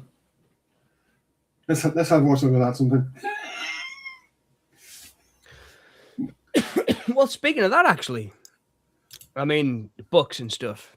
There was a guy called David Armand, a writer, when I was a teenager and lived in Washington. And he wrote a fantasy book called Skellig. As in, it's Skellig. And yes. It got really famous. And I think it was my nephew was telling us that he was reading Skellig, David Armand's book, in school. And I said, well, the guy who wrote that lives around the corner. And he was like, really? I was like, he lives in Washington, where I was from. He's like, he lives just around the corner. I was like, does he? He was like, yeah, he's a really famous writer. And I said, go and speak to him. I did, and we actually, he was like, no, I can't do that. I was like, well, why not? Why not try? So I took my nephew around and knocked on his door, and he answered the door, and he actually spoke to my nephew about his book that my nephew was reading in his English class. What a cool writer. But I knew he was there because, he was famous. Yes. But I mean, what a cool guy to actually, I just thought, well, why not try? He could have told us to get lost, of course, which would have been fine too. You don't want to go knock on someone's door. But I just knocked on his door with my nephew and said, my nephew's reading your book in his class and he really likes it and he's got to write a paper on it. Would you talk to him about it? And he was like, yeah, of course. Like, he didn't invite us in or anything, but he came and sat on his front step and we spoke to him about the book. And he answered for about an hour. He answered my cousin's questions and stuff. My nephew. And then we went, but years later, they made a fantasy film of it with Tim Roth in. That's right. Based on the book, which was a pretty good fantasy film. That's a nice story. That's pretty cool. But I knew that he was there just to go and knock on his door. And I thought, well, why not? I mean, what's the worst that can happen? Yeah. Because my nephew really liked the book. And plus there was a girl that I liked next door, Danielle, and she kind of said, yeah, come around. I'm sure he'll be fine. Because I knew school. And she was just like, yeah, he's fine. He's a nice guy. Just come around. And I think after that, he got really famous and ended up moving away and buying a mansion. Oh, right. Okay. In Rochdale, I think, if I remember. Wow. Yes.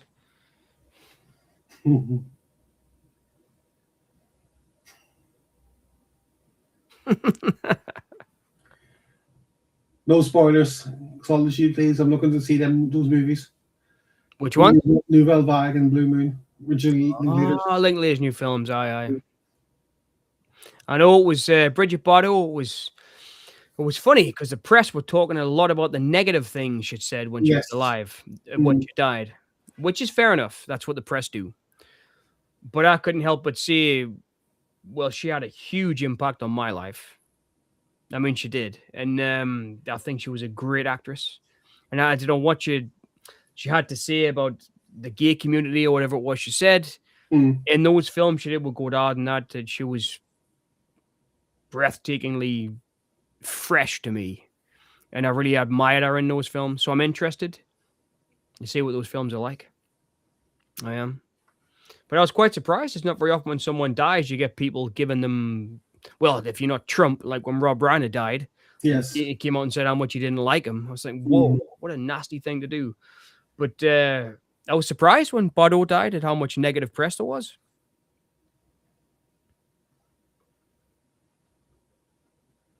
But yeah, the Godard film she did, Le Mephries. Contempt, incredible. I mean, that's a film I'll remember forever. Talk about Fitz Lang, he's in that as well. No, it's fantastic, man. I mean, when she's cheating on him and he's standing above, sitting below in the window, and he can hear her above him. That scene will stay with us forever. It's great film, that. It's great film. And that bit when he walks out and she's nude with the book on her backside. It's just, I mean, not because it was sexual, just because it was a great image. I know that because it was risky. It was just the image. I mean, the poster for Contempt. How many times has that been redone in other ways with her sitting on the bed, looking out the window? I mean, even Lynch talked about ripping it off of Mulholland Drive. I mean, the poster for Mulholland Drive with her sitting on the bed is the front cover of Contempt. It's quite amazing, But yeah, it's a brilliant film, that. And it was, I mean, that's what I remember her from. That's what I remember from the most. Class Solitude, and it's a beautiful film.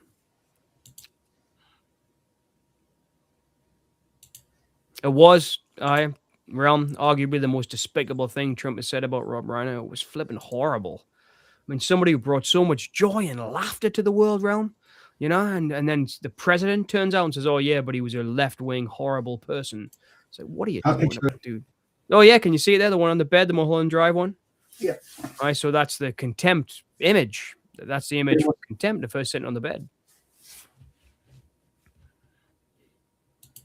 Beautiful image. It looks like he made it look like an Edward Hopper painting. It's one of my faves. I love Edward Hopper. He was always one of my favorite painters. When I was a kid, I had the Boulevard of Broken Dreams, the Boulevard of Dreams, the on the wall, and I also had the famous one, Nighthawks, with the cafe. Yeah, but it wasn't like the original. It was like Homer Simpson, and I think it was like Homer Simpson and James Dean and like other people that had been put in, and I had the poster, and it was just like for years I didn't know that was. But now I have the original. Not the original, but a poster of the original framed in my dining room. I love Hopper. He's one of my favorite painters.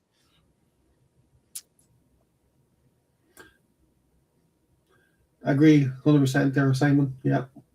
Definitely, Realm. That was a sequel I really, really liked. I went to cinema to see it with a friend and we laughed all the way through Spinal Tap: The Return. It was flipping, not The Return. That was the second film, but the second, the end continues. Yeah. Yeah, man. There was so many laughs in it. There was a bit where he wanted to build a Spinal Tap museum of music, and he brought out the model. It had a white sheet on top of it.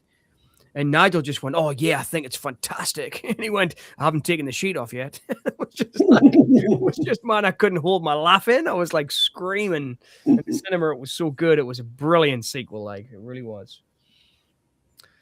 I was glad he got to see them before, and I bet he had a right laugh with them too, Realm. And it was nice to think that he had that big laugh before he flipping got, unfortunately, his son flipping watching with him and his wife. It's horrible.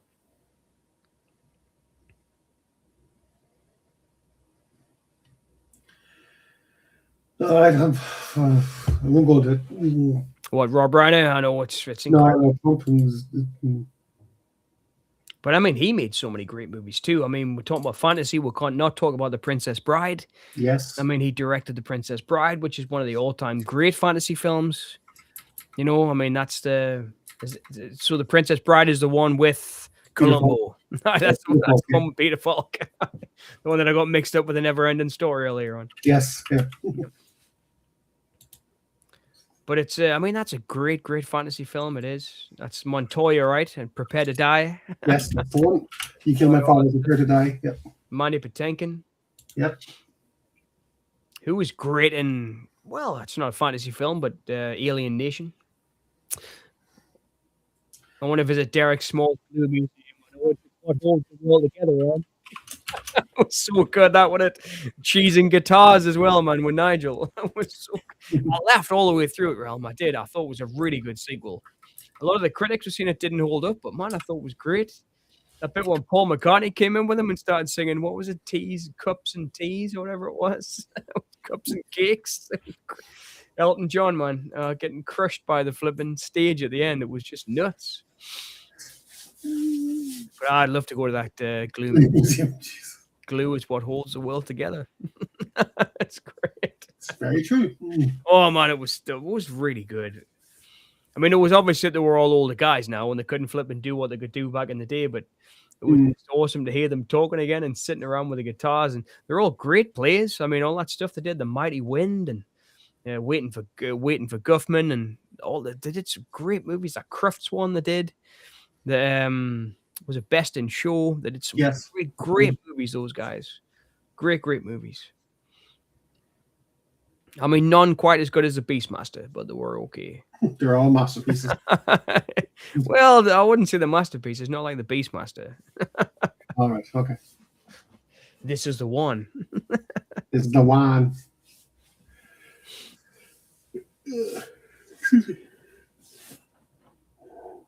Oh god.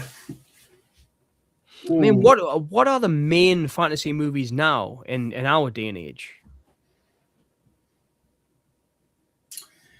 Because I can't think of a decent one for a while. I want to say the modern comic book movies, superhero movies. But I mean, they're comic book movies. I wouldn't say the fantasy films. And the same way that, you know, earlier on when I was talking about The Punisher versus Masters of the Universe. Yeah, I'd say Masters of the Universe was a fantasy, but The Punisher wasn't. Like, I would say, like, I don't know, The Spirit, for example. I wouldn't say that's a fantasy film with Samuel L. Jackson. But I mean, God, that's about 20 years ago now, isn't it? I mean, I'm sorry. That made it seem old. But like the modern films, whatever they are, whatever the superhero movies are today. It is. We're just saying, I mean, Lord of the Rings is 2001. Yeah, Fellowship, yeah. So, I mean, what's been done that's great fantasy since? I mean, there's nothing been as epic as Lord of the Rings, I don't think, in the past 20 years. Well, flip now, 24 years now. I kind of think. We need to have a look. Give us a sec. I'll have a look and see, because I can't think either. So, I'm back in the moment myself. I'm going to check something. But I have fantasy films of our time. Well, not the 2000s, but I mean, there's a couple I've appeared here, like The Life of Chuck. You know, that's recent. That was Flanagan, wasn't it? The Life of Chuck. The Green Knight. Yeah, The Green Knight was fantasy, but not that great.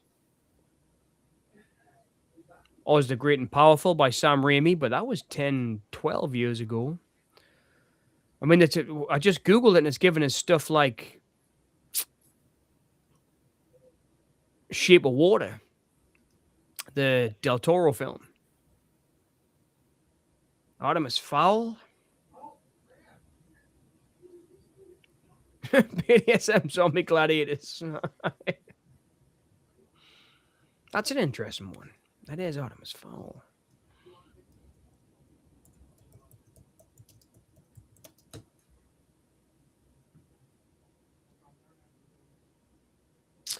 I mean, that is an interesting way to go. That is an interesting way to go, Solitude. It is. Something like Artemis Fowl. because then we can start and talk about the other Disney ones. Like, what are the ones with Eddie Redmayne? The Beasts, Fantastic Beasts. But they're, I mean, they are fantasy, right? So they are. But maybe it's because it's not my generation. I wasn't thinking about them. But you're right. Artemis Fowl, stuff like that. Fantastic Beasts. But I mean, BDSM gladiators are the way to go around. I mean, if I was going to have gladiators, that's what I'd want in my world. But that's an interesting line. Sam Raimi's new horror sense help. It does look good. Yes, it does. And Sam Raimi did speaking of, actually, similar to Artemis Fowl. Sam Raimi did that Legend of the Seeker. Can you remember Legend of the Seeker that he produced? Which was kind of flipping... well, no, it was. In fact, Sword and Sorcery, it was. Legend of the Seeker. But again, I'm sounding old on her because that was years ago. When was Legend of the Seeker? Legend of the Seeker.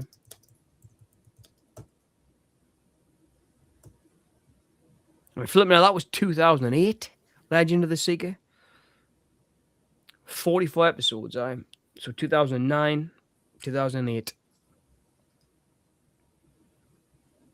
But it's interesting, it is. I don't think there's been anything as great as The Beastmaster in that time. It's great. Legend of the Seeker is fantastic. It was a really great series.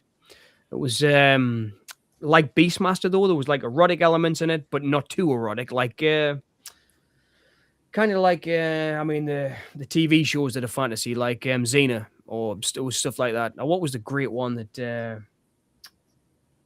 I used to like? The Hercules, the Kevin Sorbo one. It was kind of like that, but a little bit darker. Like a few more leather-strapped people in it than the other shows did. But that was pretty good. That was I think Sam Raimi executive produced it, if I remember rightly, and that's why I watched it. Oh, sorry, no, I've just looked at it. It was created by Sam Raimi, Legend of the Seeker. Yeah. But that was not that. I mean, that was ages ago to me. But I mean, there's Solitude mentioned Artemis Fowl, which made us think about Fantastic Beasts. Right. And like those kind of fantasy films. Owen Carly. Yeah. And that made me think of Legend of the Seeker. Can you remember that Sam Raimi one that he did? I thought it was like 5. I thought it was like 5 years ago, but it was 2008. Oh. But it's similar, and it's a good show that it was. But there's no shows like that now, I don't think. Mm. But it's great to rack your brains like this, isn't it? See, Artemis Fowl. It was a series on Disney Plus. Yes. And I really thought it was great. I really it's more than one season it needs in these series. Yes. It needs more because it's a whole lot of books. But it's a really smart way to go because it opens up that whole thing about like what do you call it? The school for curious children? What was it called? Miss Peregrine's. Miss Peregrine School. Because I mean it opens up a whole new area of fantasy. It does, doesn't it? Actually, on that note, Percy Jackson as well. Exactly. So that's flipping. That was a really good call, Solitude. It was. Because that's kind of, I guess that is modern fantasy, right? It's a little bit darker, like we were saying before. I mean, it makes us think, remember the Roald Dahl movie that Nicholas Roeg did that was scary as out? Witches? Yeah, The Witches, aye. That was really scary. But fantasy. Yeah. Excuse me. Well, you could argue then that Dahl is like, the Willy Wonka's Chocolate Factory. That's another good call. And Zombie BDSM gladiators on the rampage, yes. You just missed it, Kerry, but there was a... Oh, right. It's a great zombie gladiator.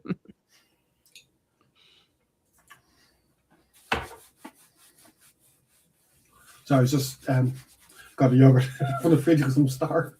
I'd love to help build these sets. They're incredible. That's not a set. That's not a set. This is real, John. What are you talking about? That's real, yeah, exactly. This is a documentary about the days when we could all talk to our animals. Yeah. Oh, man, look at him. Oh, God. But yeah, okay, there hasn't really been a film or films, I should say, made on Irish mythology as much as Greek mythology and all that. But Irish legends are pure fantasy, like There was, I remember, I think we've talked about this before, but the storyteller on TV with John Hurt. When Yes, he used to, Jim Henson did them. He used to sit in front of the fire with his dog, and then they'd tell tales. And then that's right. Yeah. there was also the one that, oh man, the actor from the Singing Detective did, what's he called? And he did the Greek myths, where he was doing the same thing as John Hurt, but he was doing the Greek myths. That was great fantasy. I really enjoyed those series. In fact, I've got them on DVD, both of them. Cool. The storyteller and the Greek myths. Man, what was his name? God.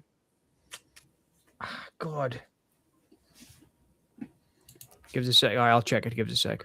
But they were great fantasy for TV. I remember them when I was a kid watching the storyteller. Michael Gambon.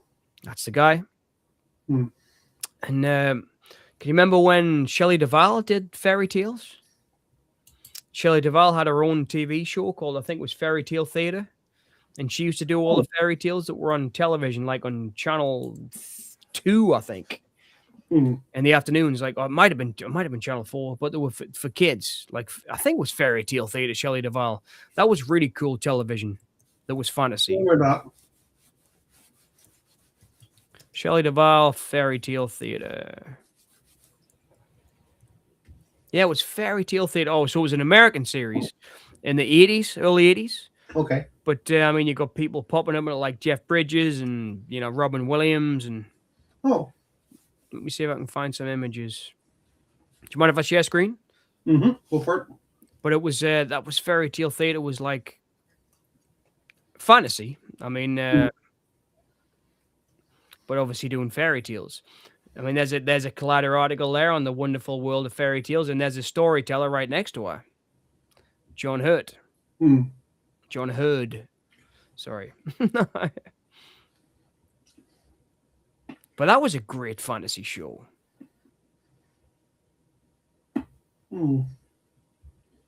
So there's been plenty, but I don't think anything as good now as there was. But then again, maybe it's because I'm not watching the TV now as much. Yeah, that could be a factor as well, because we don't seem to seek out shows like that when we're older. You make me think of The Prisoner, John. I don't know why though. McGowan, Patrick McGowan. That's him. Oh, yeah. That was a great show, The Prisoner. So he's probably thinking the remake with Ian McKellen and. Yeah, it was all right. It was okay. And the guy Jim Caviezel, right?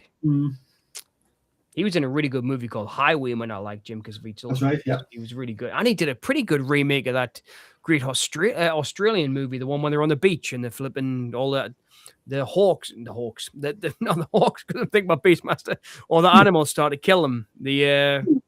What was it called? It was flipping great. It was like Nature Takes Revenge film. It was one of those exploitation films. Man, it was great. But he was in a remake of it anyway. A Long Weekend. But he was in a remake of Long Weekend that was really good. Not fantasy, but the horror movie about like the animals attacking back. So like him and his wife like throw all the crap away, and then the ants start attacking them, and then it's like a manatee in the ocean that starts to come after them, and it's a great film. But he did a really good remake of it, which was a really good remake.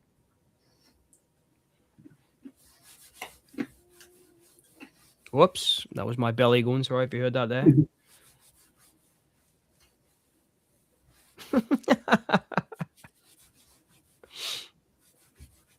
But I think, it's the Prisoner fantasy. I mean, that's great to think of fantasy TV shows. I mean, there's so many great fantasy TV shows.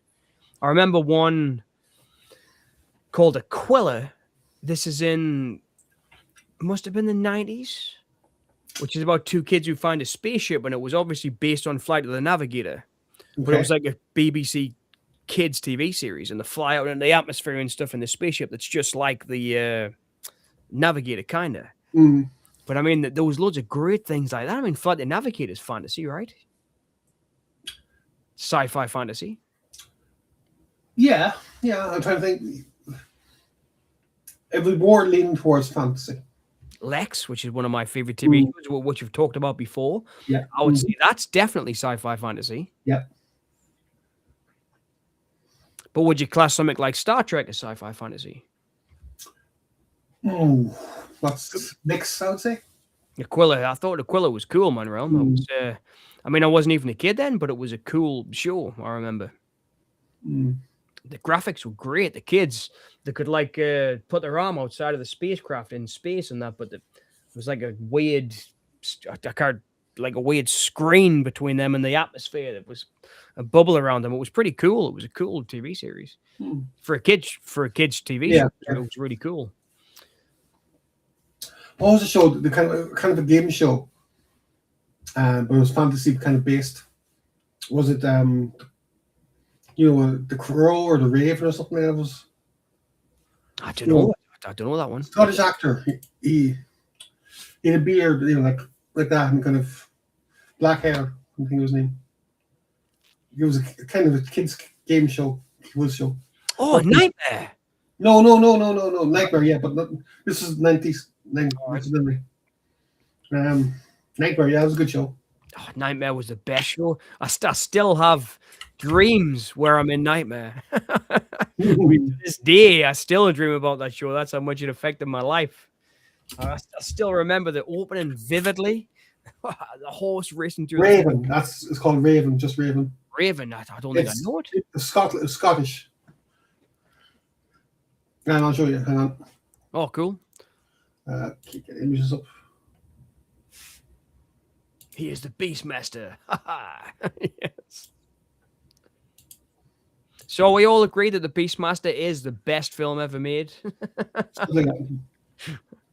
All right. No, I've never seen that, Gary. I'll have to check it out. I recognize the actor's face. It's very fantasy, yeah. Oh, I recognize the dude's face. Mm. No, I must check that out. That's the kind of stuff I like. Mm. Like I've seen before, like Xena and stuff. There was loads of crazy ones. I still have dreams that I'm in Nightmare. I don't know you. I actually, to be honest, I wanted to be on Nightmare, but no chance.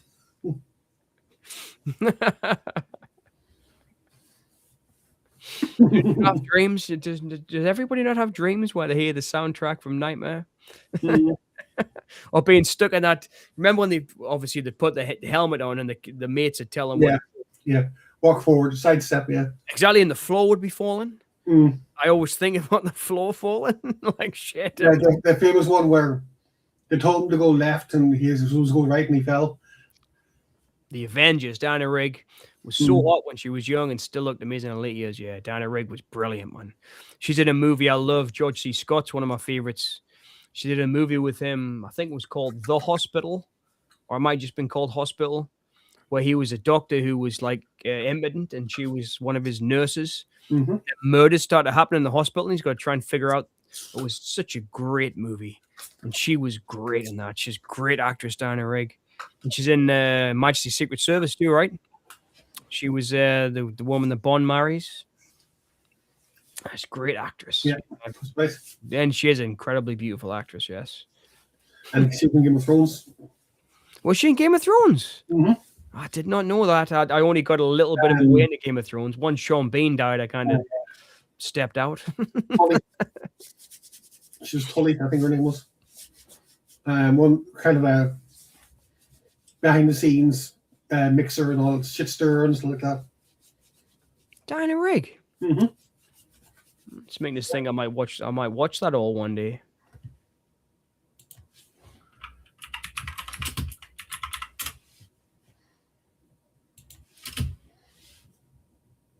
You might not recognize her, but I'm just getting totally involved in the story here of the Beastmaster.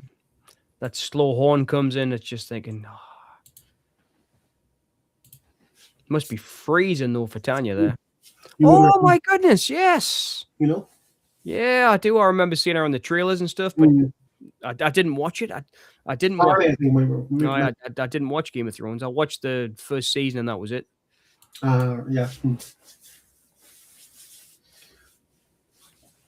But I think she was in an episode of Doctor Who as well, with Yes, her daughter, Rachel Sterling. I do remember in the Doctor Who. Yeah.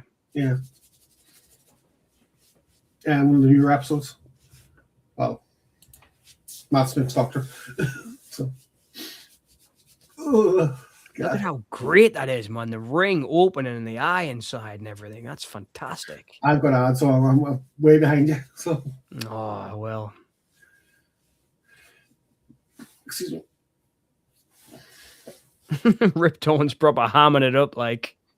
Sure, why not? No, he Easy should. He should. That's what makes it great. No! Playing Blind Man's Buff, is he? Bluff. Has he passed away now, Rip Torn? Yeah. Oh, Over 10 years now, I think. oh, I seem to No, remember him. Oh, my goodness. I think it was 2016 he passed. Proper gory, that. He just got his eye poked out. Yeah, 2019. Okay.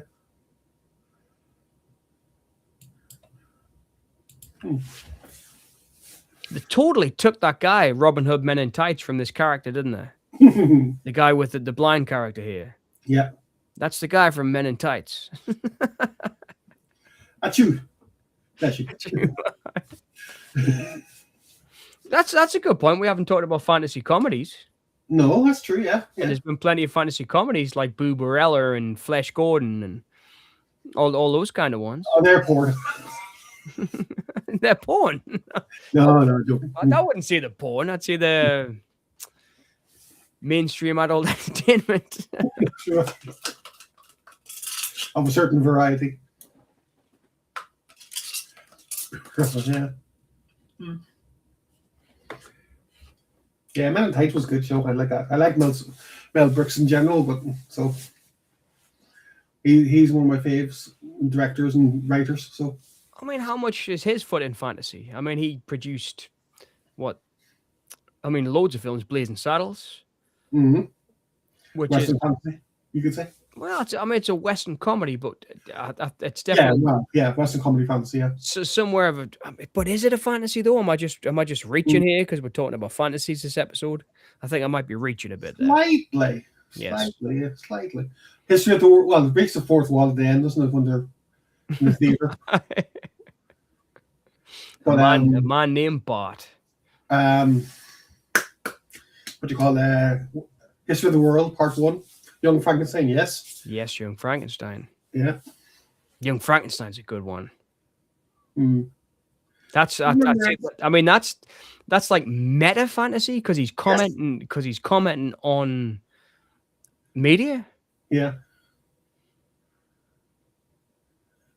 Are we all seeing the same shot there? The hawk flying slow motion through the air. It's beautiful.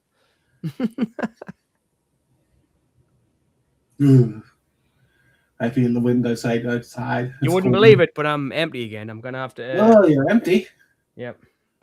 Get the fridge, man. I know. I need to get a fridge. Give us 2 seconds. Yep. No worries. No worries. Okay, I'm at the part where he's telling the panther to go, so I'm probably 3 minutes behind you all. Damn, lads. But yeah, this is a really good upload. Really nice print. So it must be a Blu-ray rip, I'm guessing, from a year ago. So maybe, yeah. Frankenstein. Oh, sorry. I apologize. Yeah. I know the joke. Yeah. But yeah, that's it. Like, it's Mel Brooks. He is a very great comic writer and producer of some off-the-wall stories or not stories, films. Okay, so I'll let you go for a refill too. No worries. No worries. Just get me one while you're at it.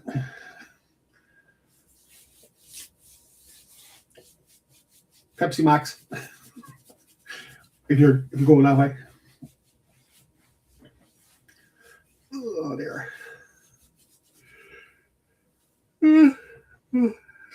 So tired.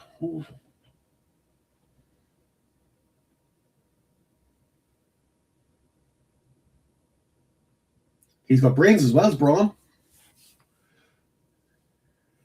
And the ferrets are running away. Makes sense.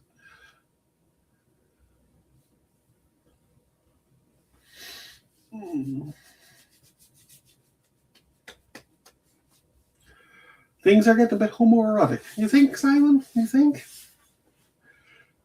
Abs 80s, come on, you know. Whew, I thought I'd missed the climax there, but I haven't. There's still 3 hours to go. What film are you watching? I'm just kidding. I know. I know. Things are getting a bit homoerotic. Yeah. Oh, totally. I'd say there's a slice of that in these movies too. I mean, well, that's got to be in all these movies, right? It's all bare-chested men and That's what I was saying. and blood. It was the 80s, like. Oh, yeah. You know, things were a bit different then. You've got to give it to Don Coscarelli how much he's used this set with the fire and the pit and everything. I mean, there's only about 3 sets in the whole movie, but he just keeps redressing them. He's class, man. He's a great director. But it was the same with Albert Pyun, though, when he did The Sword and the Sorcerer. You can really see like how much of a good director he is in that movie. Albert Pyun. And he went on, I mean, that's what got him Cyborg, and you know, all the kind of mainstream films that he did was that first fantasy film, Sword and Sorcerer, which he made off his own back with his own money. I'm a big admirer of Albert Pyun. He did Captain America, didn't he, as well? I really like that Captain America, which I get loads of stick for, but I really like it. Yeah, it's a good show. With Ronnie Cox. Oh, yeah. As the president, yeah. And that's my favorite Red Skull as well. Okay. So you're not a fan of Hugo Weaving's Red Skull then? Well, he's pretty good, but I mean, Robert Redford's in The Winter Soldier, right? It was pretty good. Well, Rip Torn needs to work on his dental hygiene. Shooting scenery, is it? Oh, look at that class. Chewing the scenery. That was a good comeback, Gary. Chewing the scenery. All right. Oh, look at Johnny Amos go, man. Flipping brilliant. Run, rabbit, run, rabbit, run, run, run. Or in this case, ferret.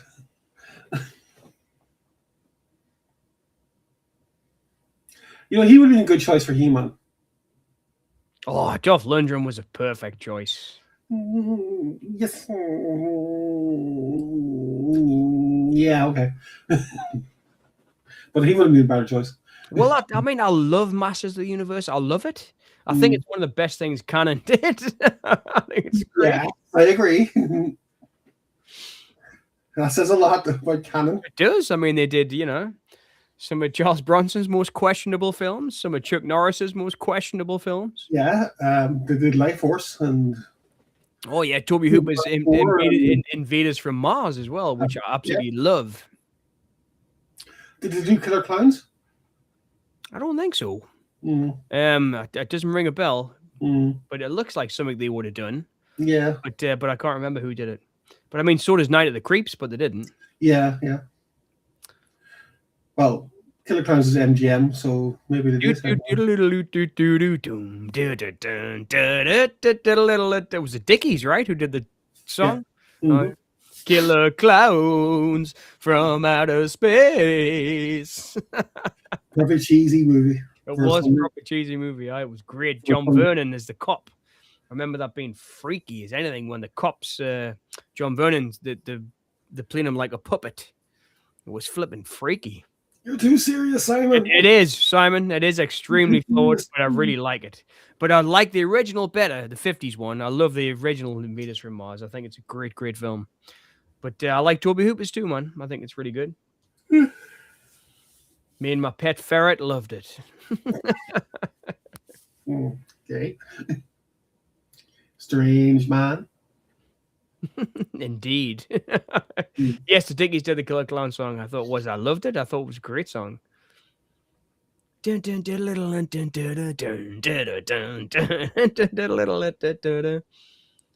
But I remember seeing John Vernon in that and thinking, wow, that's the guy from the Clint Eastwood films. Because I grew up watching Clint Eastwood movies, and he was in The Outlaw Josie Wales, and he was also in Point Blank, the John Borman film. And it was like weird to say. I thought he was going to be the hero. And then when they come to talk to him, when the clown's literally got his hand up his back, like moving him like a puppet, it really scared us.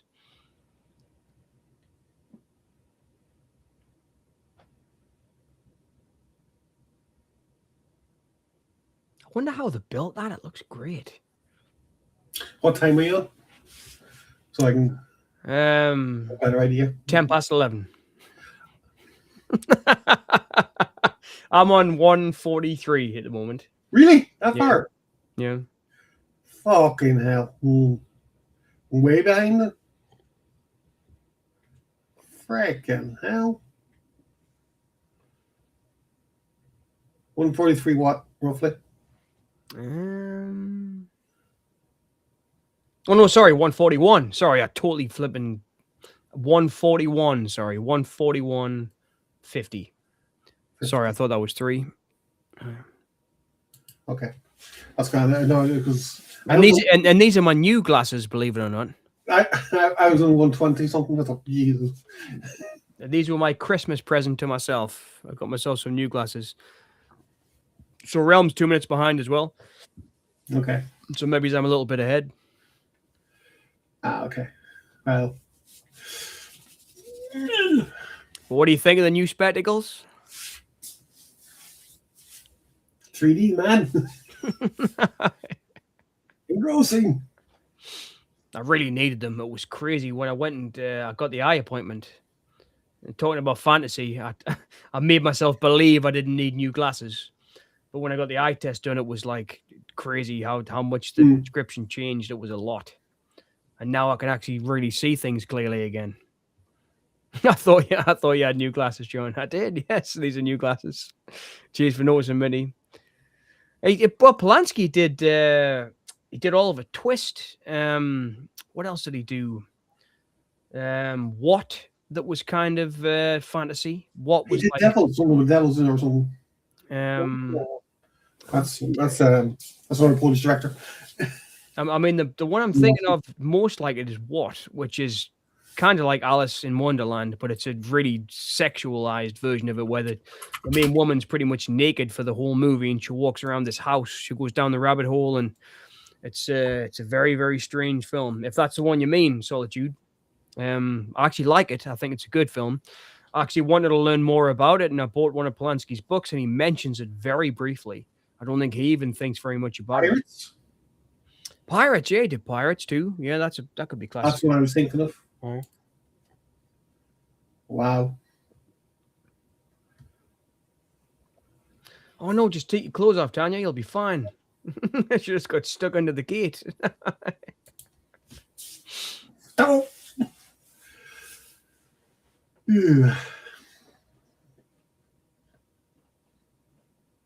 But Polanski's he deals in fantasy quite a bit. Like the Venus and Fur he did that was based on the stage play was really interesting. With the Man Sanier and the guy who played the Bombard guy in Quantum of Solace, the great French actor who was in The Diving Bell and the Butterfly for Julian Schnabel. Oh, he's a really good actor. He was in that with that Venus and Fur. That's kind of fantasy-like. But I guess he's always dealt with fantasy in a way, Polanski. That's interesting too. That's another interesting thing to bring up, because stuff like The Tenet and that, I mean, you're dealing with somebody else's fantasies, and I mean, so I guess that's psychological horror. Maybe I'm getting them mixed up. But like I say, I'm reaching because we're talking about fantasy. But because I mean, he always said the most interesting thing about Rosemary's Baby is that you don't know if she's just nuts or not, because that might all be in her head. You know. Which is one of my favorite things about it. I don't think it's his best film by a long shot, but I mean, The Ninth Gate's probably my favorite Polanski film, I think. Mads Mikkelsen is Danish, but it could be him you're on about, Le Chiffre. Aye. Is that who you're on about? The character? Le Chiffre? No, I know who you mean, Realm. That's the guy from the Pusher, right? I know who you mean. He's got the scar on his face and Casino Royale. Give us a sec. I'll Google him. I'm sure. I think it was Quantum of Solace.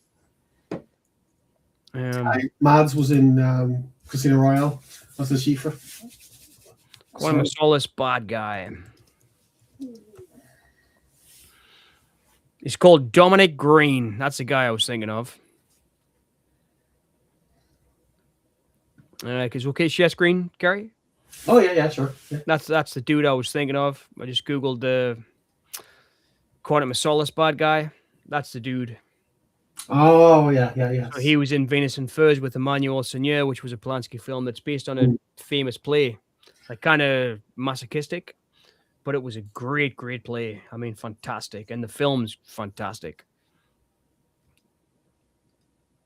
So I was surprised to find the other week. Well, not surprised, I guess, but I was reading a John Carpenter interview, a book of his interviews, and he mentions Polanski again and again. He was quite a big Polanski fan, and he said when he was at UCLA film school, Polanski came and spoke to them about his films, and he was really interested in Polanski's films.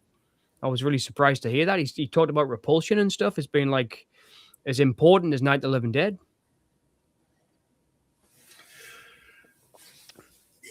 Yes, Realm. He was. He got done for it. It was. Apparently it was at Jack Nicholson's house as well. It's a funny, horrible Hollywood story. That it was. The girl was like 14 or something, and he not very nice. Not very nice. Yes, he is. Yes, but Realm, he is a convicted criminal. Yes, about that kind of stuff, definitely. Yes. And without a doubt, he is. But, yep, definitely.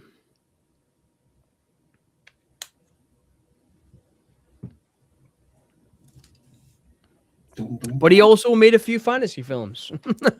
Yes, he did.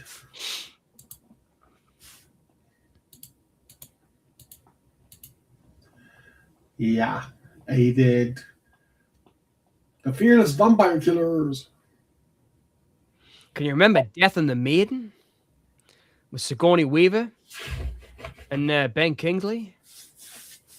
That movie messed me up, man. It was a film that really messed us up when I was a kid. Well, not a kid even then. When it must have been the 90s. But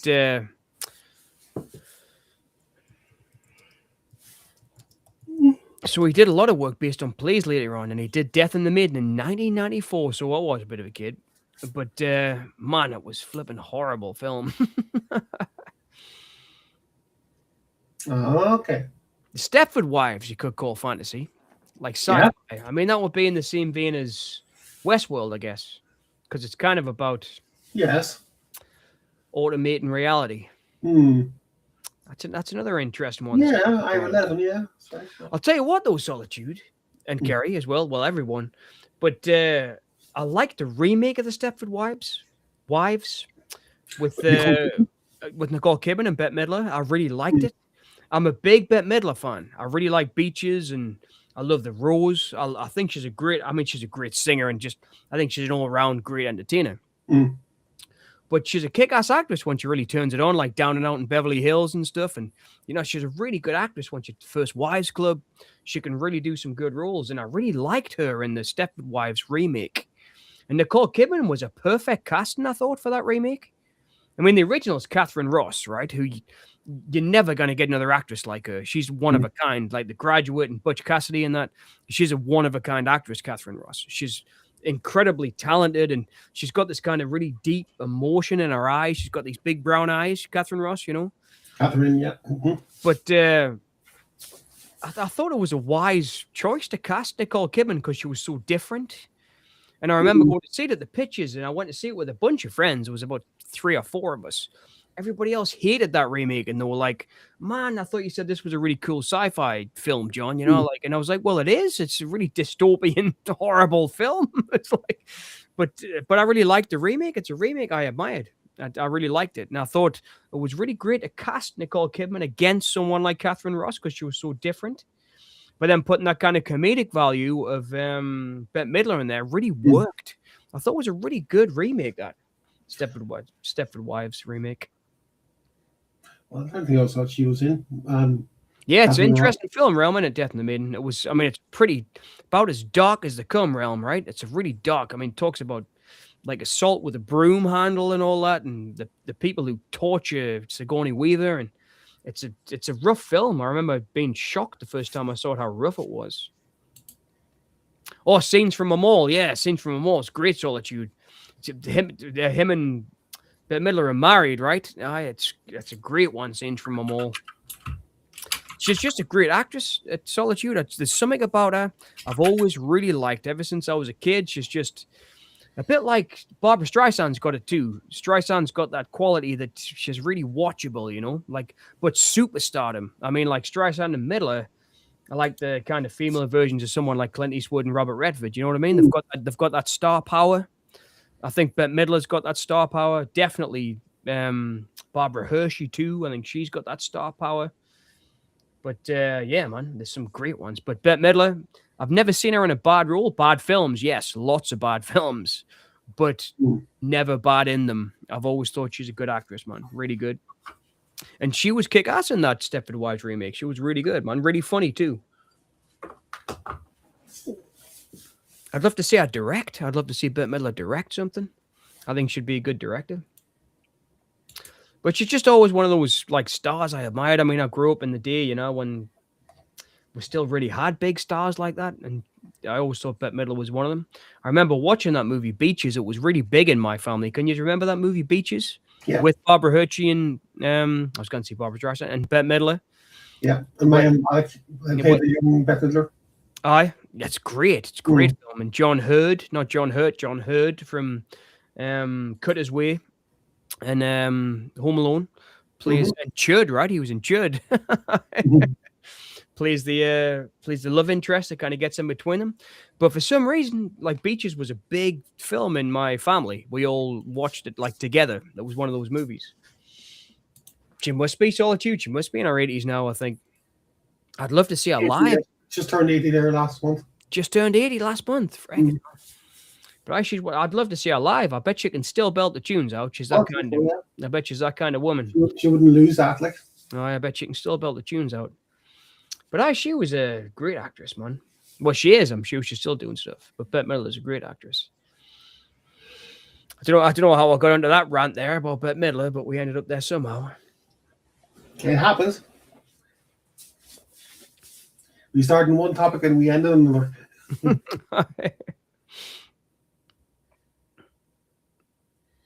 But it's all good. But yeah, it was just Beaches was just one of those movies, man. It's like when you were a kid, every house you went to for a party or whatever, they always had Beaches. It was like a film that was always everywhere. It was a really popular movie. Funnily enough, the same was I don't know if you can call it fantasy, but the Langoliers. It was like the Stephen King Langoliers, the TV miniseries. Can you remember how popular that was on video? I mean, it was like almost every house on the block had it on video. Yeah. Every rental store had the 2-block video of it. And it's so crazy that people laugh at it now as a terrible film, but it was like in everybody's houses at the time. I didn't see it until 2007. So I love it. I think that's a great fantasy. I saw it on DVD. I thought, Stephen King, yeah, I'll go buy that. Don't know what it's like. It was in it, you know, as in the film. It was in like the short story I'm there, but I love it. The short stories class. I don't know what time you're on now because I think we're different, but I'm on 152 and 54. Sorry. Jesus, you're going fast. Maybe I'm on a faster thing here. Yeah. But it's amazing. It looks fantastic, man. It's made us want to buy the 4K version of this. I bought the Blu-ray from I think I was saying earlier from Vinegar Syndrome or whatever it was. But was it the one? No, I didn't buy this from Vinegar Syndrome. I didn't, but I wanted to. I think I wanted to. Oh, look at that, man. The leopard kissing the ferret. That's brilliant.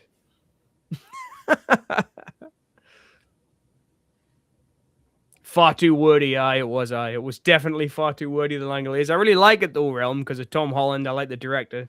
The guy who did Child's Play in that. He's a really cool 4 words. Spoiling the little girl. Different. Was that the guy from? That's the what was the famous movie he was in? He was in Beverly Hills Cop. Beverly Hills Cop and in True Romance, right? Aye. Don't know, was he in 2 months? Okay. He's the guy that gets the coke, Elliot, whatever he's called, that gets the coke all over his face. That's what I love about these streams. We start here and end there. Yes, Solitude I would do. We started off on fantasies. We ended up talking about Bette Midler. How the hell did I get there? That's crazy. You see, that's what keeps bringing you back. You see. Well, my Beastmaster's just finished. Okay, I'm on the top of the mountain or cliff or something or whatever. It was produced by Donald P. Borges, the same guy that did the Children of the Corn. Yeah, mine's finished. Well, that was absolutely epic for me. I had no idea we were going to watch Beastmaster tonight. I've absolutely loved every flipping second of Tanya Roberts. That was brilliant. There you go. I'm just being silly there. That was great. I really enjoyed that. I never thought we'd be watching Beastmaster tonight. That was fantastic. Oh, well. All right. That'll be good accommodate. But I do Langolaise is half-foot in fantasy too, right? Yeah, in a way.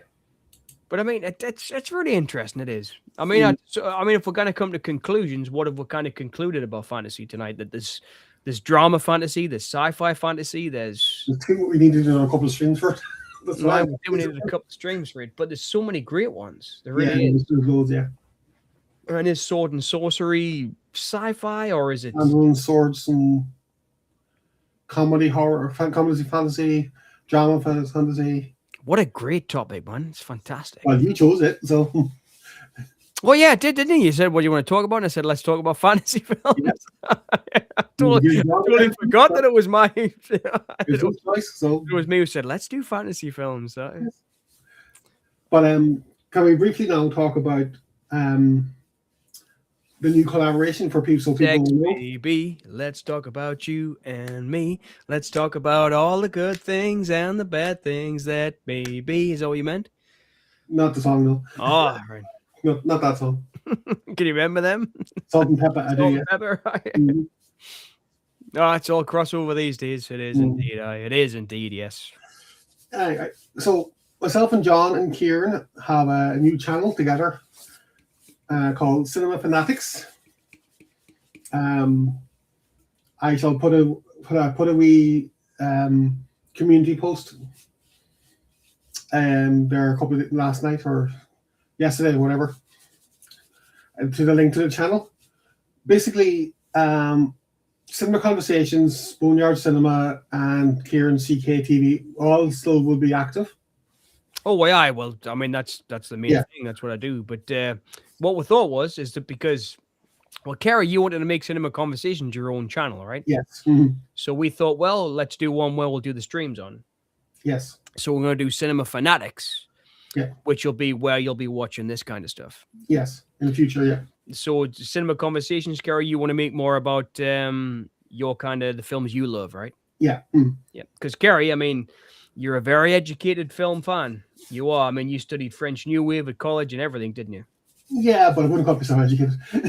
You kidding? You flipping hell. You teach me everything I speak to you. Every time I speak to you, you teach me everything every time. You teach me everything all the time. No, I repeat everything all the time. So Cinema Conversations is going to become Kerry's own channel. Yes. And when we have a live stream like this, or with Kieran, we'll be on Cinema Fanatics. Yeah, going forward, yeah. Yeah, which is a new channel, yeah. Yeah. So if you haven't done it already, like and subscribe to the channel and ring the bell or whatever. And you can find the channel in the comments. The community post, yeah. In the community posts, right? So so it's in the community posts. Yeah, so Film Fanatics. So it'll be probably. So we'll be doing the next stream on Film Fanatics, Gary? Yes, yeah. Well, we'll be, okay. So we might not have the regular audience, but hopefully it'll transfer over. People who are subscribed. But as I said, I'll still keep this active and you'll still keep the link. Okay, 1 second now. 1 second. Oh, cool, put it in the chat, yeah. So, but I mean, it's just a channel where we can kind of do whatever we want, right? It's like, but mostly it'll be for us to talk like this. I know, okay, then Realm, I know exactly. But it was because Kerry, you just kind of wanted a place where you could do the stuff you wanted to do, right? Yeah, pretty much. You see, Right. this is kind of to get back used to streaming again and talking on YouTube and stuff. Because I had a gap of maybe 4 or 5 years Yeah. when I haven't done anything on my old channel. Many reasons for that is, but partly due to the fact that I had a bereavement in the family and I didn't feel like doing any videos. Yeah, but plus, I mean, you built cinema conversations, and you wanted it to be your own channel, and then I kind of hijacked it. I didn't say that. You help. I helped, Yeah. but then you said, well, let's do another channel where it's me and you and Kieran, and then you want to keep cinema conversations for your own stuff, right? Yes, pretty much. So that's the way we're doing it. Yeah, so that's the link there in the chat there. So, but in the future we will be we'll see. The way it is since Cinema Fanatics is, if John fancies doing a video which may not be into the realm of Boneyard, he can do it on Cinema or Cinema Fanatics, and then vice versa, and Kieran as well. Because if Kieran's a big DC fan, if he wants to talk about DC movies, he can do that. And fantastic, Solitude sub. Thanks. Brilliant. Good on you. Thank you very much. Great. You probably are the first one. So I'm going to be talking about probably older movies, which may not be, but I will also, if I want to host a live stream, we'll say with Simon or whoever on my own channel, I'll invite him or whatever. And then if we do something on Cinema Fanatics, it'll be, it'll be myself, you, and Kieran, and whoever else. So, or me and you, or you and Kieran, or whoever, No, it's cool, man. Like I say, it's just that probably didn't explain it really well, but I'm just. Oh, it did. I mean, we've said. Pardon me. There's a post there, the community on this. Yep. On this channel, a bit more information, basically. But Kerry, you just want Cinema Conversations to be your channel, and then Cinema Fanatics will be our channel. Yes, and you're keeping Boneyard, and Kieran's keeping his CKTV. Yeah, well, exactly. I mean, I am Boneyard Cinema, Yes. but that'll be something that'll be where we stream together. Yes, yeah. Going forward, yeah. This is just this stream is kind of a transition stream that people are aware of. It's just because Kerry doesn't want me drinking and swearing and bringing the whole thing down on Cinema Conversations. I don't mind. I didn't say anything. I'm just kidding, man. Of course I'm not. I know you love it. I know you love it, really. Yeah, I do. Here's to Cinema Fanatics. Yes. But yeah, it's but I don't know. You see, my own I love older movies, and I do like I got all movies apart from maybe 1 or 2 genres. But so as you can see, that's only half of it. So what do you think? I mean, if we're talking about old movies, I mean, this is leaving fantasy behind now. I think we've gone into the realm of wherever we're going to go, we're going to go. What's your favorite old movie? Right. Sheer scale of groundbreaking. Metropolis.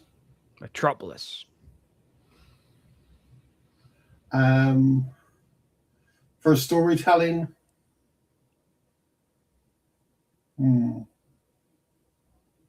Touch of Evil.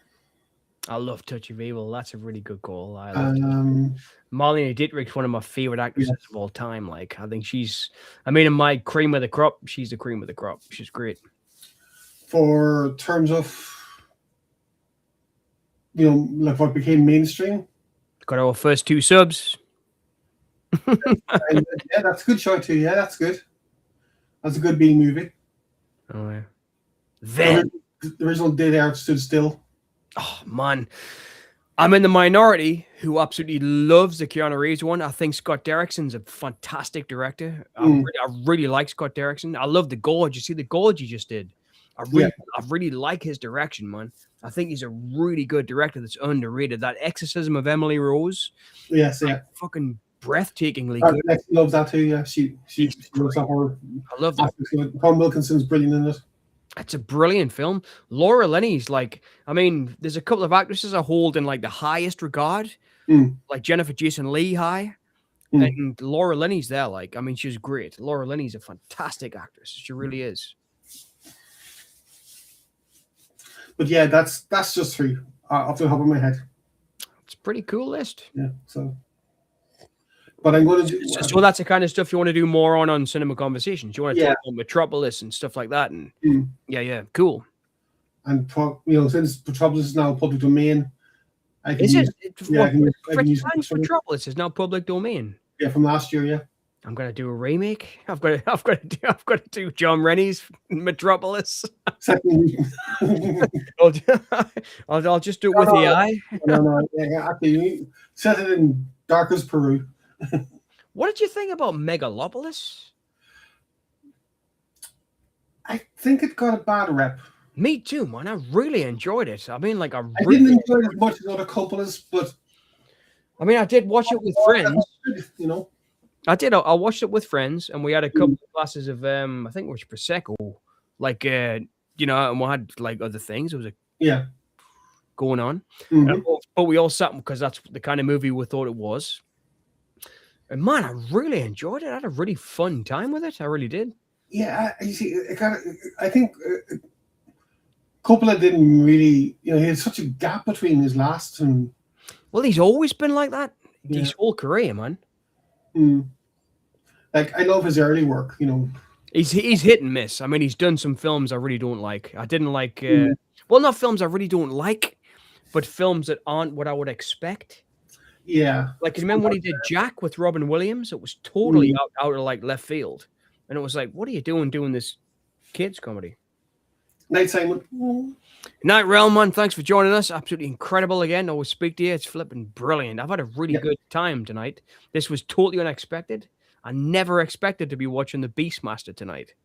It's been flipping excellent, man. Really excellent. But the I think with Coppola or whatever you pronounce his name, Francis. My man, Francis. He feels like he kind of hits a streak, maybe of 3 or 4 films, and yes, a bad one, and then maybe another 2 good ones, then a bad one, and then another good ones. Yeah, okay. Solitude. That's a request for. Yes, we can. I love you, Paul. Okay, we'll do that. We'll make that the first stream for Cinema Fanatics. And that'll be cool. I'd love to do a Yui Ball stream. All right, cool. Okay, we'll do that. That's a deal. Again, Solitude, the first flipping episode. It's going to be about Yui Ball movies. The one with the gnats. The one with the gnats. Plan 9 from Outer Space. I love Plan 9 from Outer Space. Yes, that's I love Redwood. Oh, yeah. That's just. But is that something you want to concentrate on more on Cinema Conversations, that kind of stuff? Well, the thing is, you see, it's an older movie. Yeah, I love Ed Wood, so I could talk about Ed Wood for, 20 minutes. At most. If I'm doing a video on my own. So I might do kind of a video essay on his filmography. The one with the ants. Yes. The gnats, yeah. Them is the one with the ants, yes. Yes. If that's what you mean, Mindy, the one with the ants. We're not going to regret talking about Uwe Boll, Solitude. Well, he's done some interesting. I mean, that's the guy that did the video game, right? The video game adaptations. He did House of the Dead. He did Are You Afraid of the Dark? I mean, am I talking about the right guy, Solitude? Yes, you are, yep. Right. And he's quite interesting. He's quite outspoken. I've seen him in some movies talk about some interviews talk about how he's influenced by Kubrick and things. He's quite interesting, I think. Well, I watched a video a couple of days ago. It was only, I think it was maybe they're talking about directors who made Blood Rain. He did Blood Rain. Yeah, he did. Yeah, I like him, Blood Rain. Who make bad movies, and they talked about Bull, and they said he exploited a German tax loophole, right? In his video game adaptations. Sign of a true artist.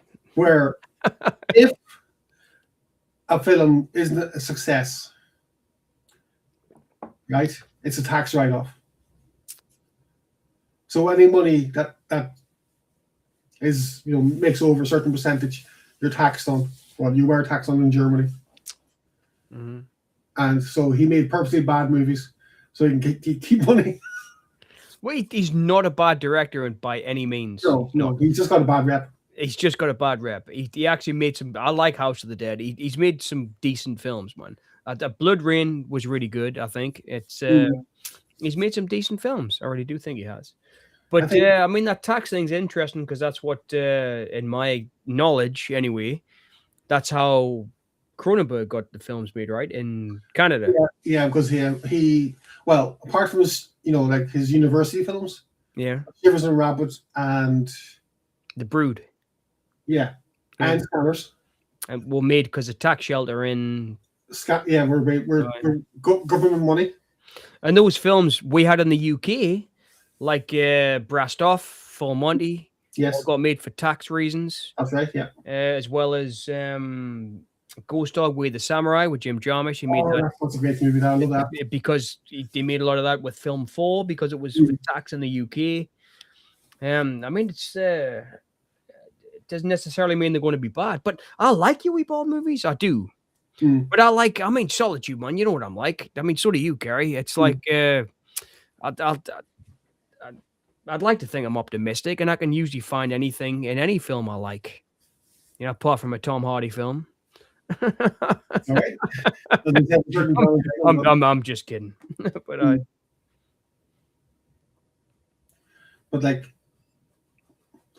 so we'll do that for the first one, and then that'll be good. That man, Uwe Boll, that'll be great. Flipping, that's a really good idea for first stream. We'll see if we can get. I was going to say, see if we can get interviews. He did kind of embed into the video as well. Like, he talks all the time. He's an interesting guy. He's not on the same level as someone like Corman, but he's got that vibe about him.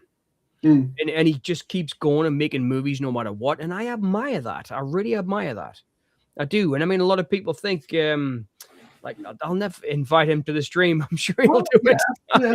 Well, we were actually, funny enough, we were talking about inviting a couple of famous, people we know or we know of. But to be okay, I'm gonna divulge something here, which may be a bit, I don't know. We'll see how you'll take it. I'm friends with an actor who was in a Bond movie on Facebook. Benicio del Toro. No.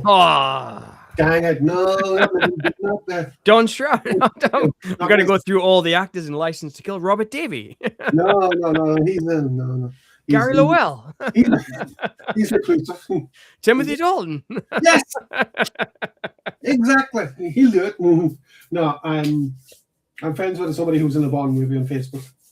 Wow. And she might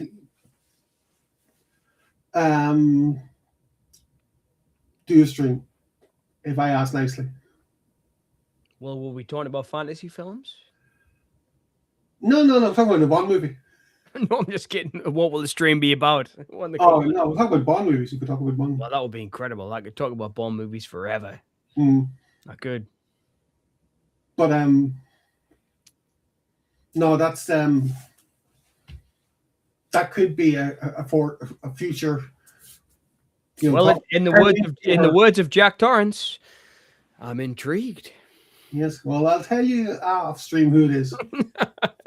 So, because as I said, I don't want to say something and then not make it happen. So, but we'll see.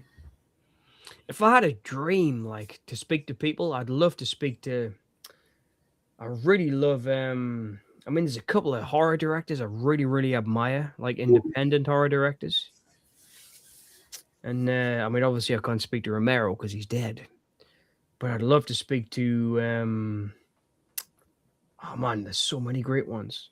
Give us time to think because I can't remember his name because I'm not interested in him. But if you could have a dream guest, who would it be? If you could interview one director or 5 directors, who would it be? Okay, 5 directors, dead or alive, or both? Dead or alive, I think. Dead or alive. Okay. Dead or alive, you're coming with me. Okay. Obvious choice for me first choice would be David Lynch.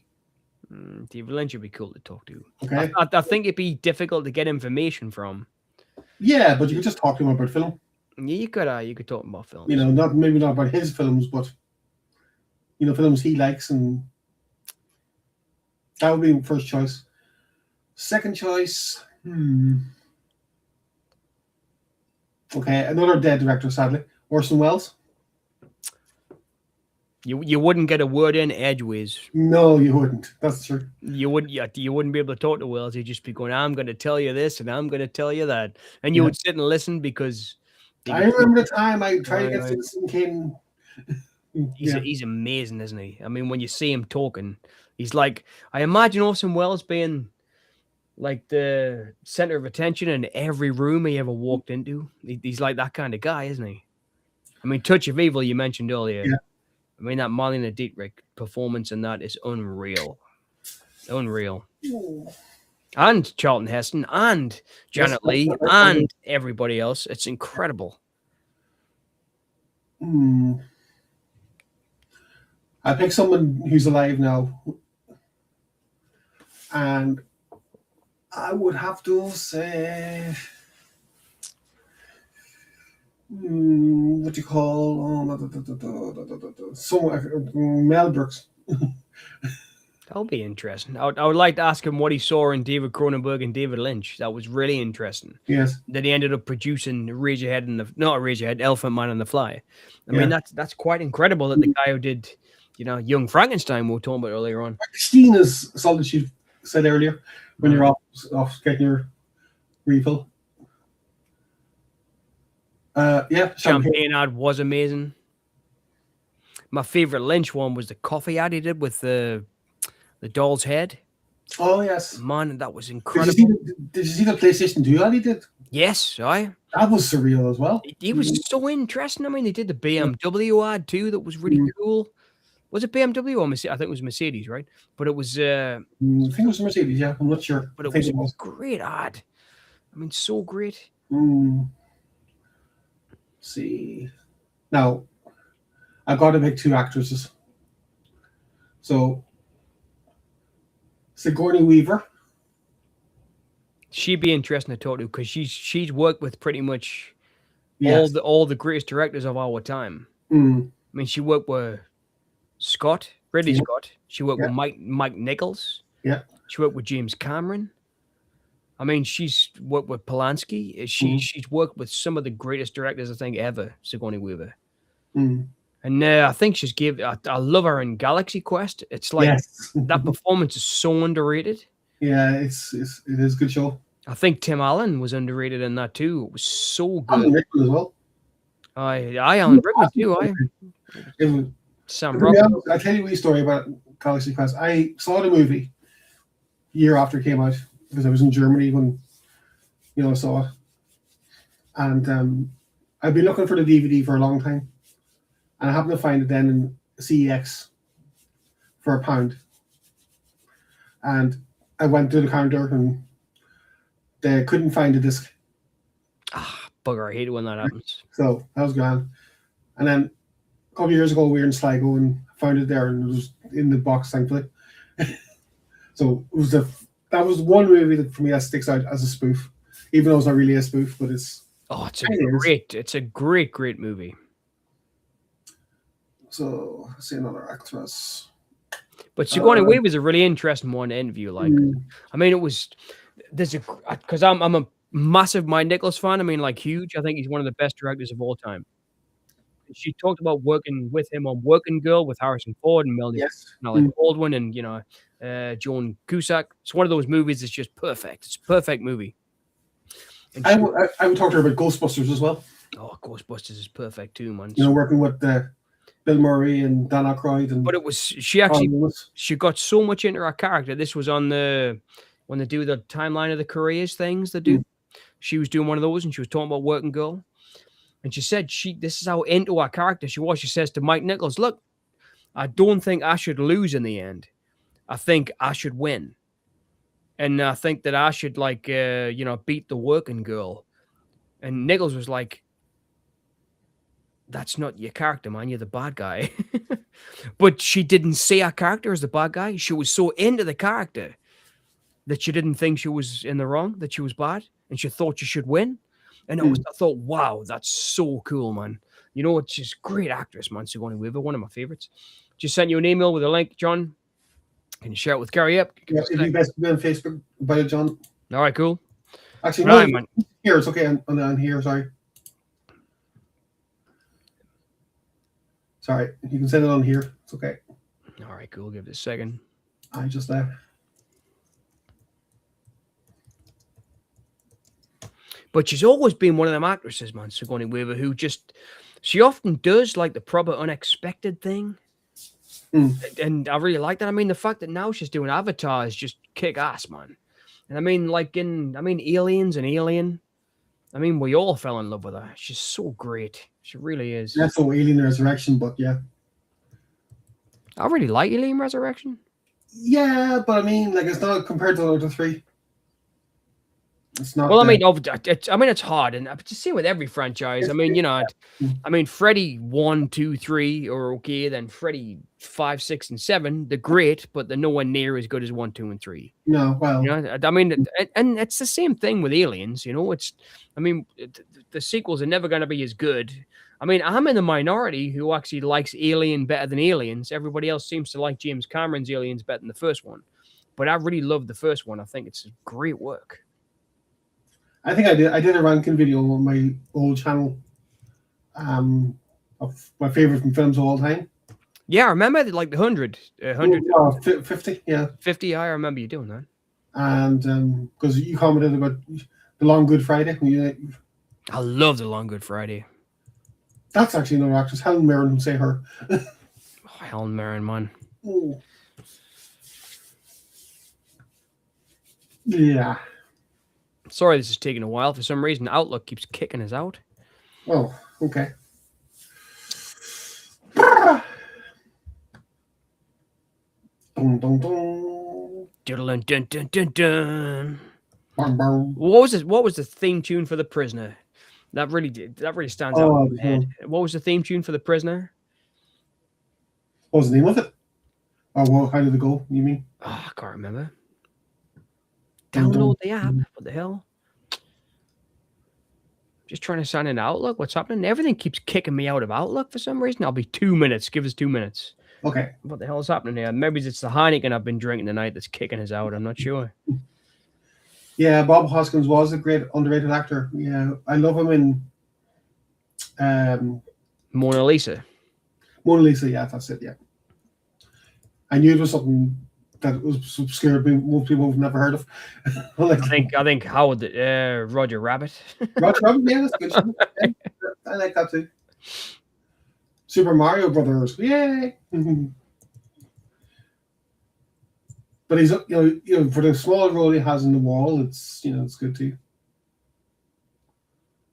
As Pink's manager. I think Outlook might be down. I can't get into Outlook. I've got an error message for some reason. Okay, Minty. Oh, sorry, Minty. Solitude. Is it on YouTube? If so, just give me a kind of a bare bones description of what. I promise this is my being like inept with technology. It's just really keeps kicking. No, don't worry. That's okay. We'll work something. Excuse me. I'm so tired. Ooh.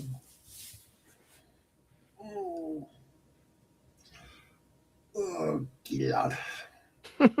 Oh, God. Glad. I was just saying to Lexi, earlier, the thing I said earlier as well. When I come, the cold always makes me feel more tired.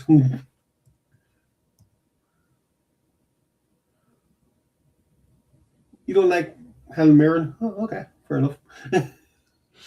I'll tell you what happened with me and Helen Mirren.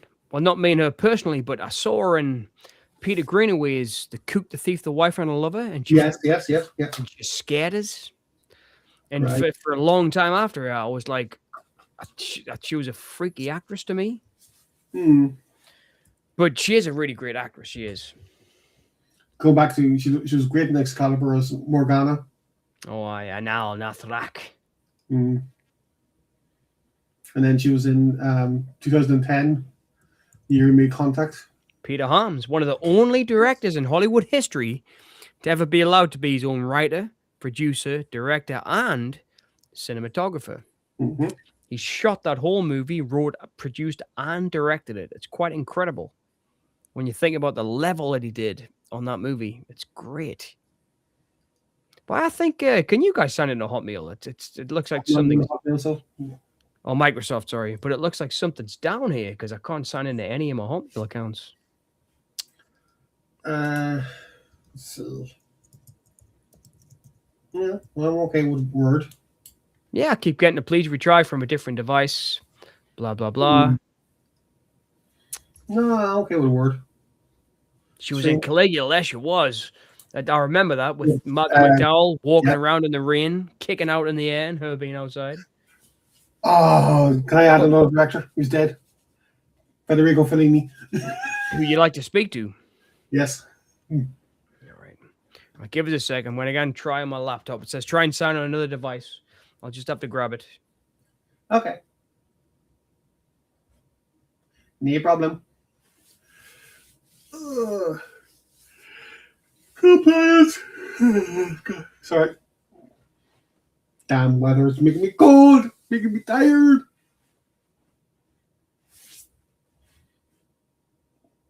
You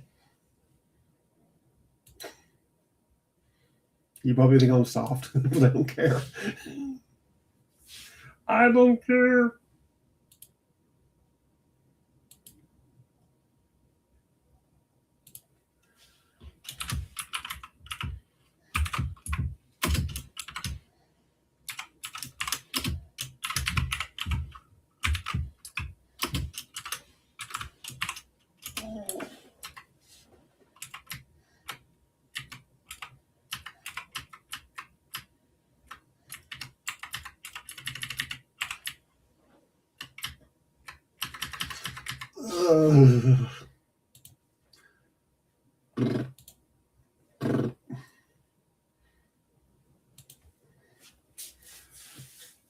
Cool. Well, that's all good, Solitude. We won't we won't forget it, I guarantee you. But yeah, that it's just like we kind of talked before, the three of us, off stream. Because Kieran's a huge comic book fan, as I said, DC especially. And he loves his 80s movies and his comedies and all that. And he probably touching them. So, we'll work things out. But it's it'll get there. So, and we'll have people like Simon on and a few other people as well. Hopefully Lampy Man will be on as well.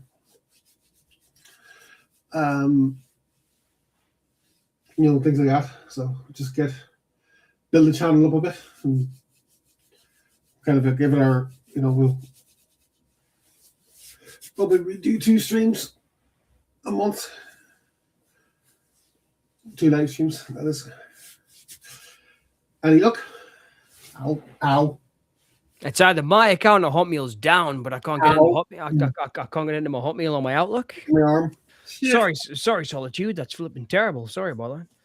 So, if that's the case, can you give us a wee brief description of the video? And I'll try to find it on YouTube if it is a video link. The Lampy, Glenn himself, yes. I was talking. We'll try and get Glenn on to Cinema Fanatics. Oh, cool, man. I love talking to Glenn. He's one in a million, that guy. He knows flipping more than anybody in the world about movies. He really does. He's one of the best people I've ever met. We're walking encyclopedias, so. Hotmail, I know, Mindy, I know, but maybe that's why, because I'm such a flipping idiot. But it must be down, because I can't get into it. And I've only got 2 email accounts, and both of them are Hotmail and Outlook, and I can't get into any of them now. So Yeah, the 1890s is minty. you know, the John 80s, 90s. 1890s. Oh, creak on my arm. Yes, so it is down. I've just Googled it. Cool. Microsoft Outlook outages reported in the last. All right, okay. Yes, so that's why I can't get in. Okay. I apologize for that. But, so what does everybody use now if it's not Hotmail? I'm just such an old man. Yeah, I don't know what other people use. That's all right. Sorry, man. Oh yeah. Oh, it's an interview with Dewey Ball. Oh, there's loads of. If they ever make a Flash Gordon, they must have Glenn in his Ming. Yes. He would love that, Mindy. He would love that. I think that would be a perfect choice. I think it would be too, especially after he shaved his head. Yeah, and John as Hans Zarkov, formerly of NASA. Who's that, Topol? Yes, that's him. Yeah. I don't think I've got the right hair though. I'd have to. Yeah, well, it could be arranged. You know. I have to grow more over my forehead. No, actually, no, you could be Hawkman. I could be that chick that whips him. What do you call her? Oh, Ajax. Surprised you don't have AOL. You know what it is? AOL. I was sitting on a beach playing guitar when that was out. I really can't remember much about it. But I remember briefly going into internet stores, like where they had phones and internet connections in like Spain and stuff, and there was people talking on not Messenger. It had like little pop-ups, little circle pop-ups. I can't remember what it was called. I'm so like, for being somebody who uses editing equipment every day, I'm so computer illiterate. But what was it called? MSN Messenger. It was MSN Messenger. Yeah. I remember people using that all the time. He is off in costume as he is now. Yes. Yes. After being Glenn Green for a few weeks, so a few months or whatever. That's crazy, man. I want to flipping Outlook's never let us down before. Right. I am gonna say sayonara. Oh, okay then. So sorry. That's all right. It's just because it's cold and I am tired. But thank you for joining, John. I appreciate your company. No, I've had an amazing time. It's great. I never expected to be watching Beastmaster tonight. Fourth person, whoever that was. I appreciate your joins. And no, I love you all. Solitude, Mindy, everyone that's been involved. It's been fantastic. Man, it really has. We'll set up the Fanatics. Hi, so the next stream will be on. So the next stream will be on Cinema Fanatics. Yes. Yeah. All right. So I keep an eye on those notification bells. Yeah, and all that.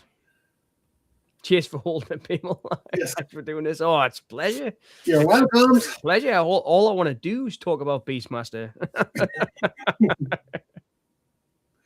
Okay, no worries, Minty.